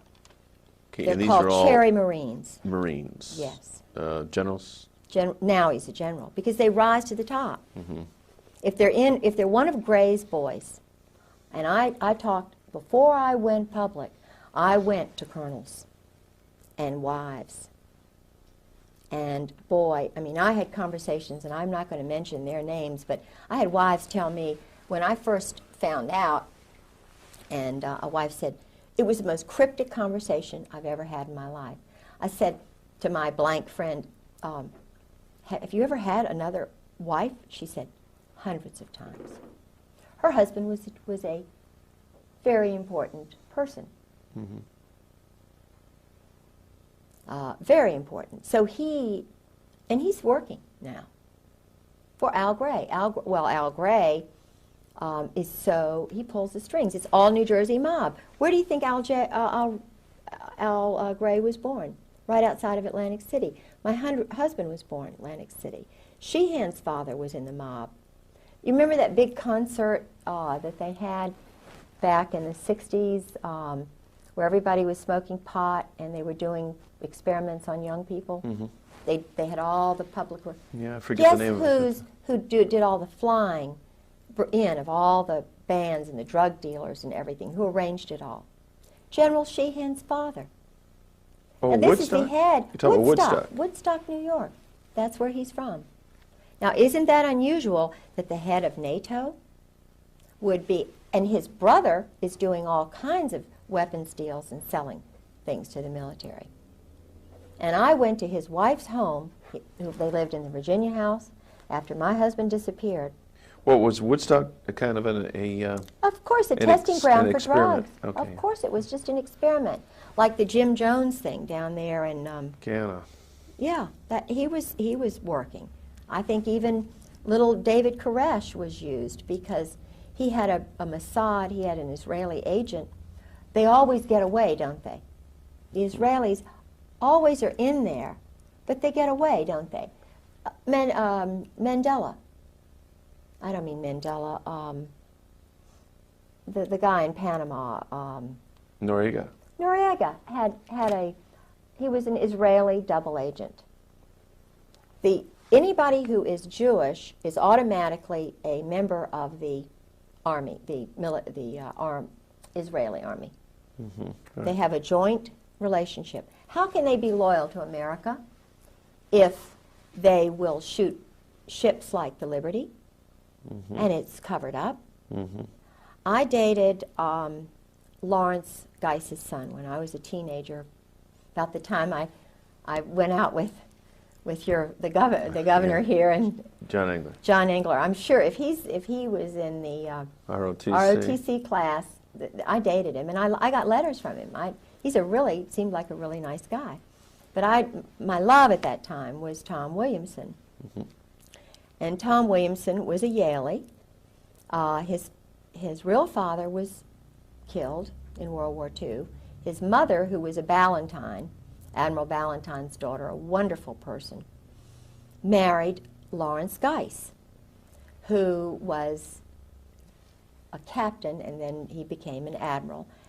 And I went to the change of command to the Forrestal. I really did like that family very much. And being a Norfolk girl, old Norfolk, grandfather was in naval intelligence. He retired a captain in the reserves, military doctor, very prominent family, and I lived next door to my grandparents. I was sort of the good to date this girl, she's a lot of fun and stuff. So I dated Tom, and I went to Yale to visit him and so forth, with Bob Tate and some of the guys up there. Well, Admiral Geis took over the command of the Forrestal. He was the head of the whole everything for the military when the Liberty was bombarded by the Israelis. Right. And one of my best friends, Josie Toth Lennon, you talk about a wonderful, she's been through a lot, woman. I've learned a lot of information from her. Josie's brother was on that ship. Did he survive? Of course, no, he was murdered. He was a rising star, brilliant young boy. I think about 30-some guys died on the SS Liberty, didn't Yes, he was one of them. It's now being run by a group that's holding it down. They don't want it. Why don't you? Those Israelis, and yet every Jewish person who's in the military is a member of that army, whatever it is. Now, something is very strange here when you have the whole State Department, not one Christian, not one Protestant in the Near East section, not one Muslim. Why not? They have Jews there. We have Muslims in the Navy. Why are there no Muslims in the Near East section of the State Department? Why are there no born-again Christians or real honest people who are not under some chain of command? Why don't we have anybody who can decide right and wrong, who has to be interpreted, Something is strange when you have a State Department that is run by Israel. There's something really strange. It's no wonder there's no peace. Do they want peace? No. They want to control all those little countries around there. And there was an interesting it was a dinner that I had over at Carolyn Millis's house with the Marine wives and some of the, I don't know what they really are, but I thought they were wonderful until this night. And I was really caught into this. I was getting into this cult. Shh, don't talk. Don't talk about the go-go dancers because your husband's career, even though, shh, don't tell this, don't tell that, quiet, you'll get, We were sitting around the table, and we always would do prayers before dinner. And there was a woman there, and she was from Pat Robertson's place. She was married to a Jewish guy. And I'm not saying that he was bad. I think I met him once. They were at Carolyn's Christmas party. But it was right after, was it Begin who was killed, or who was shot? The prime minister, the president of Israel. My mind's blank. I know, it's either Begin or No, whatever. But anyway, it was right after that, and it's the furthest thing from my mind. thinking, oh, great dinner, you know, this is great. So this woman said, and we were in the middle of the prayer, and she said, oh, just thank you, Jesus. I thank you, God, that you killed Begin. We just praise you for that. You know, this is an evil man. We just praise you, God, that you killed so-and-so. Yeah. And I'm sitting there. You know, I've traveled, been 20 times to, you know, England and Scotland and known all these NATO people and so forth, and I'm thinking, what did I just hear? Thank you, God, Jesus killed the head, you know, because he wants peace. This is the guy who got the Nobel Peace Prize with Arafat. And I'm going, what? So what do? This is one of these moments, these crossroads moments where you have to take my culture, which is Southern Protestant. I have to say something. I'm over 50 now. I'm not shy anymore. You know, I've got 6 grandchildren, so forth. I said, just in my nice little way, I said, what? What did you just say? And then Carolyn Miller says, well, we just, you know, he's really, you know. I said, wait a minute. Didn't he just sign the peace? It was like they knew something I didn't know. Right. And I was trying to say, what? Wait a minute. And I looked around at everybody, and it was like, I'm an outsider. I said, Hang on a second. I'm going to adjust this mic. all right, too loud. Nope. Nope, but just every now and then, this sleeve makes contact with it. Oh, And when it does that, it'll go. Okay. So I said, wait a minute. I said, wait a minute. I had to get him to, like that go-go dancing thing. Yeah. I had to interpret Jesus for them. Because these are supposedly followers of Jesus Christ.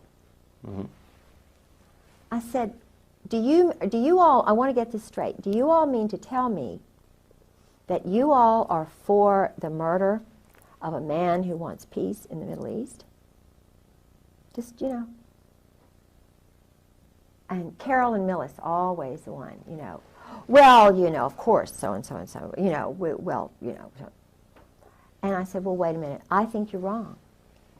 Because Jesus Christ would have been behind peace in the Middle East and so forth. Well, I was just, you know, you can't trust her anymore. Mm-hmm. I wasn't going along with the program of whatever Israel wants to do, if they want to kill Palestinians, if they want to sabotage, because George told me that that's what they do. They do a lot of sabotage. They train, they take men who are Jordanians, Iranians, Iraqis, sons of leaders, and they bring them over here, wine them and dine them, and then rev them all up to hate their parents, and they give them weapons. What they do is they feed their ego. This is intentionally done, according to my husband, by the Marine Corps. I mean, they train them, they take them. Well, this is an interesting point. Things that your husband has told you specifically about the training techniques. This is, right from his mouth, this is what is done. Mm-hmm. Oh, absolutely. Absolutely. Intentionally, because the objective is to get the goal, whatever it is they want, Machiavellian or, you know, Clausewitz. And of course, my husband was reared, he was suckled on Proust, Sartre, Camus. If you want to read his thesis, it's in French. It was written by Todevay, and, you know, but it's at the Princeton University library. You can read what my husband believes. Now, this is the Chief of Staff of the Marine Corps. This is a guy who writes with a purple pen, which means homosexual, arrogantly so, writing with a purple pen. Al Gray, he's working under Al Gray, called Gray's Boys. This is what they call them, Gray's Boys, all homosexuals. Cherry Marines. There are books on Cherry Marines that I've got. Everybody knows about Cherry Marines. Now, if you have to be a Cherry Marine to get to the top, and then you read about Krupp and the German High Command, and you know that they're using the same word, special. You know that they changed the eagle to be the colonel and the captain. You have to get an eagle. And that started when all of these people started coming over to change the America to be generic, no more of a Christian nation. And that started the head of the Marine Corps, who was a Kabbalist, Zionist, in the 1860s, 1850s. You can do your research. When did they change the Marine Corps emblem from being, I think it was a bugle, to having an eagle on top of the world? And who was the commandant when that happened? Ask that question and find out the answer. And then wonder, like I do. And George told me, he said, you know, we've always been the murderers. He said, you know, why do you think we have the red line down our pants? And he said, now because he was trying to interpret for me. We have this X on top of our hat or something. You know, it had something to do with target practice. I spoke to his uncle Dick Griggs, who also works for the mob, the intelligence community. It has something to do with the schools. They have money, limitless money. I believe it's mob money for poor boys to go to these fancy schools. Uncle Dick has a little computer like Roger Obendorf does. Uncle Dick. George's uncle, Richard Griggs, who became his father because they were trying to get him away from his father. He was away from his parents for 8 years. His uncle handled him. His uncle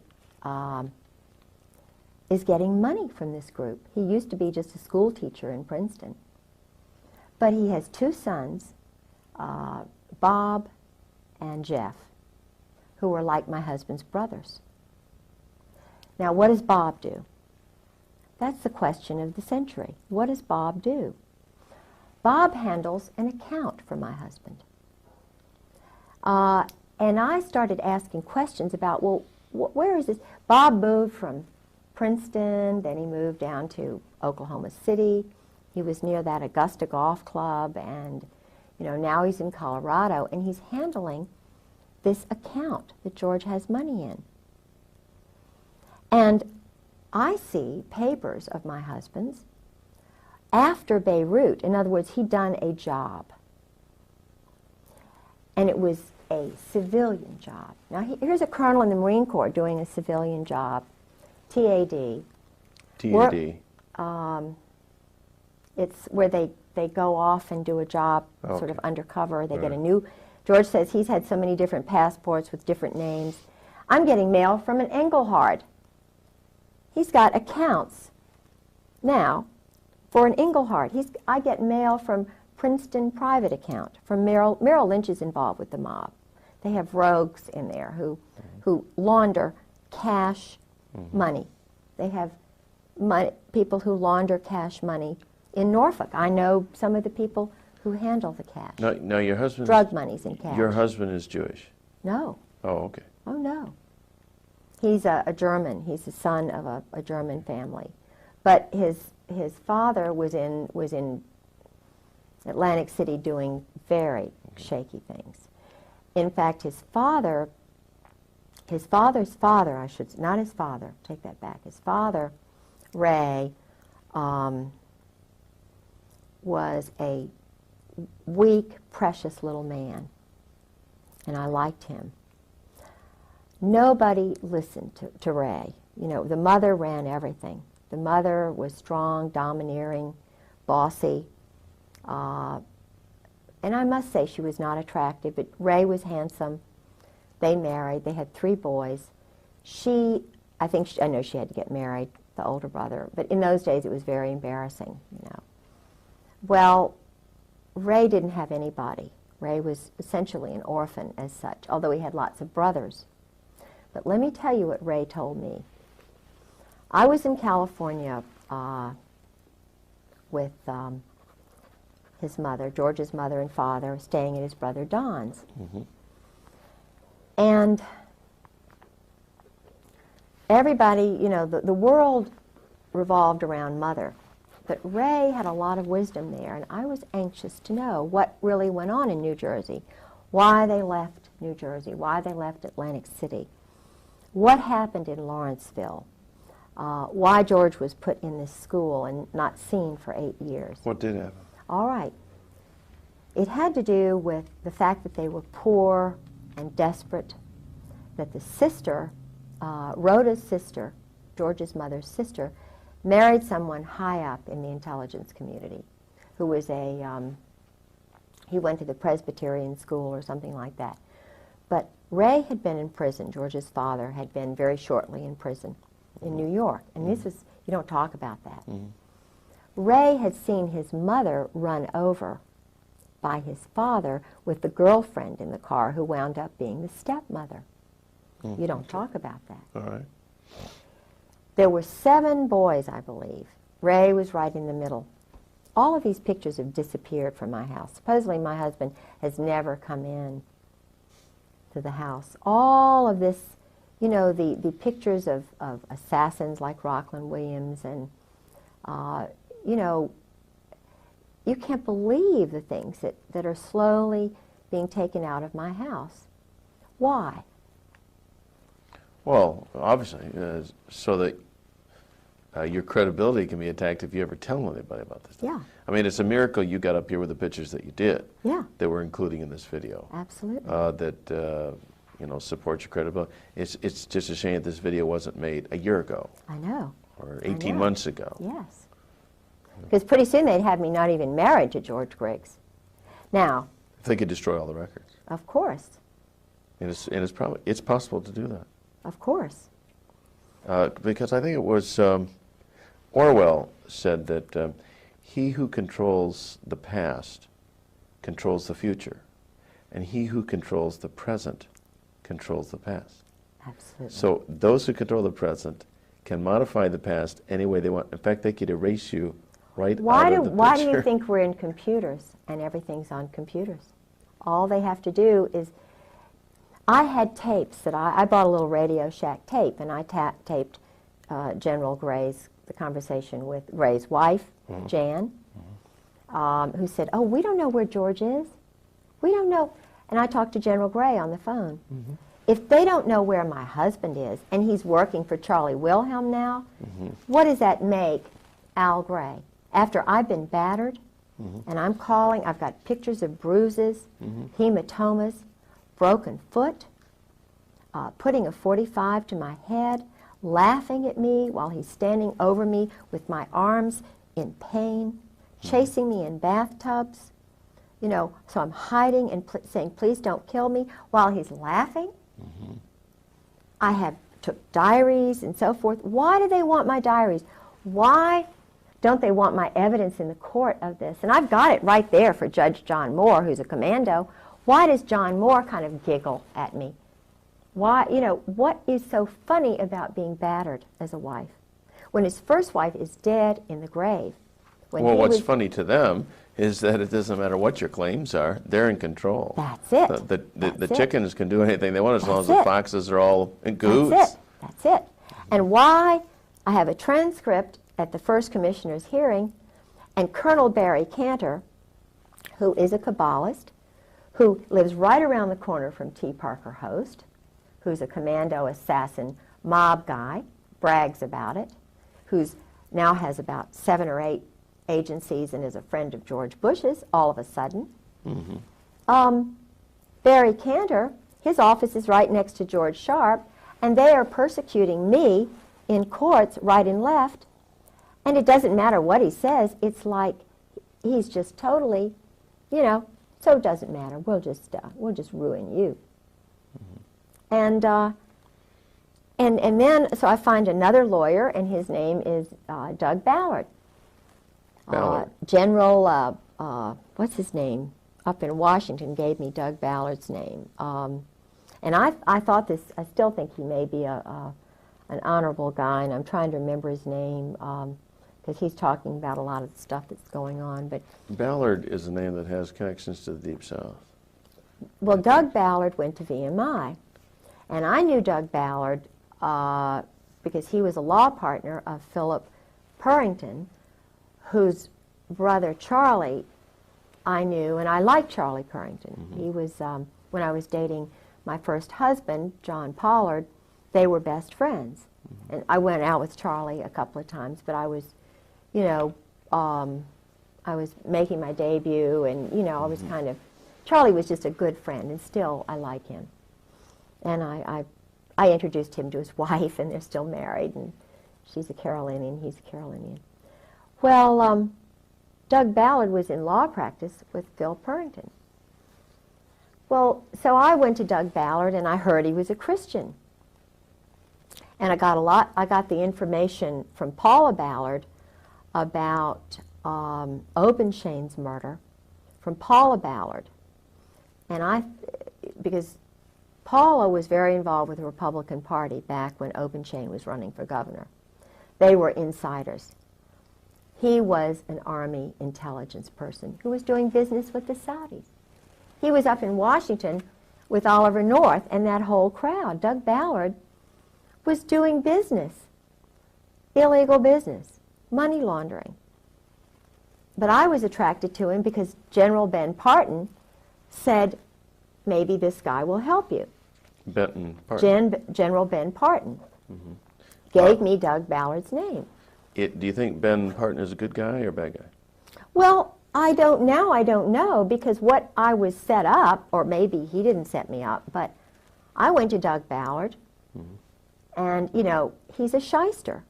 This Ballard. guy is crooked as they come, or either very weak, and I think that goes along together. I told him about the things that had happened to me, and keep in mind, he's Army. He's Army Colonel. Ballard is. VMI, but I didn't know what I now know. And VMI again is? Army, Kabbalah, you know. It's But VMI stands for something. Virginia Military Institute. Oh, okay. And Because Benton Parton is very well known in certain circles now Ben for Parton. challenging the Oklahoma City bombing. okay, well then I believe in him. I think he just didn't know what I know about Doug Ballard. I think he heard Doug Ballard went to this born-again church, and his wife is all this born-again, which is great, and because I'm born again, but let me tell you what happened. I mean, and they may have been persecuted. They did go through some persecution, but what happened was, and maybe they know too much, but what happened to me was this, because he is part of the Brotherhood, Doug Ballard is. I trusted him with my file. See, Barry Cantor, my husband's lawyer, is an Army colonel. Ballard isn't colonel. The judge, John Moore, is a colonel. The commissioner, two of the first commissioners were colonels. Andrew Agee, who is mixed up with Crooks in Virginia Beach, he's a commissioner in Virginia Beach. Then there is the first one we were going to get. No, Agee was the first one we were going to get, Army Colonel Reserves. Then there is the former Commonwealth Attorney, Andrew Evans. He's in the Masons, and I just talked with his wife not long ago, and she was shaking her head like, yeah, I know all this stuff, I know all this stuff. Well, there's a brotherhood. And Andy Agee and Andrew Evans, who was Commonwealth's attorney, they're part of this brotherhood. Now, they were going to judge the case for me. Then we get the third guy, who was in the House of Delegates, Ned Caton. He is a Coast Guard JAG intelligence guy. So finally, we choose Ned Caton to go because he had done work for us, and I don't think that's really right. But the point that I'm trying to make is that every single one of these men who were judging a battered wife, almost killed, first wife dead, do something with the husband, bring up the battering, it's handled. We go into his quiet, secret office. I think I have a lawyer given him $1,500, and he's one of these society lawyers. And he doesn't want to mention anything about the abuse for some reason. And I'm sort of being flim-flammed, you know. Well, this is part of the divorce proceeding, or Yeah, did you the- bring a separate cause of battery? Or this is I all did the the battery. divorce? See, I started everything. So you filed a criminal charge I filed a criminal charge, of battery? battery, Okay. because, you know, you're indoctrinated to believe that if your husband's a perpetrator, my husband is a gross perpetrator. Okay. And So you were seeking civil damages against him? no, all I did was take out a warrant to have him Oh. brought back. I see. And that's when the 20-year Marine police officer came in, the 20-year Marine FBI agent came in. When I went to the police chief of the police, Chief Wall, who's a very nice man, I have a friend who got me in to see him. He said, "This is big. This is way over my head." But he assigned a wonderful man named Bill Dean to me to call any time. And I must say, this is a wonderful man. I could call Bill Dean any time.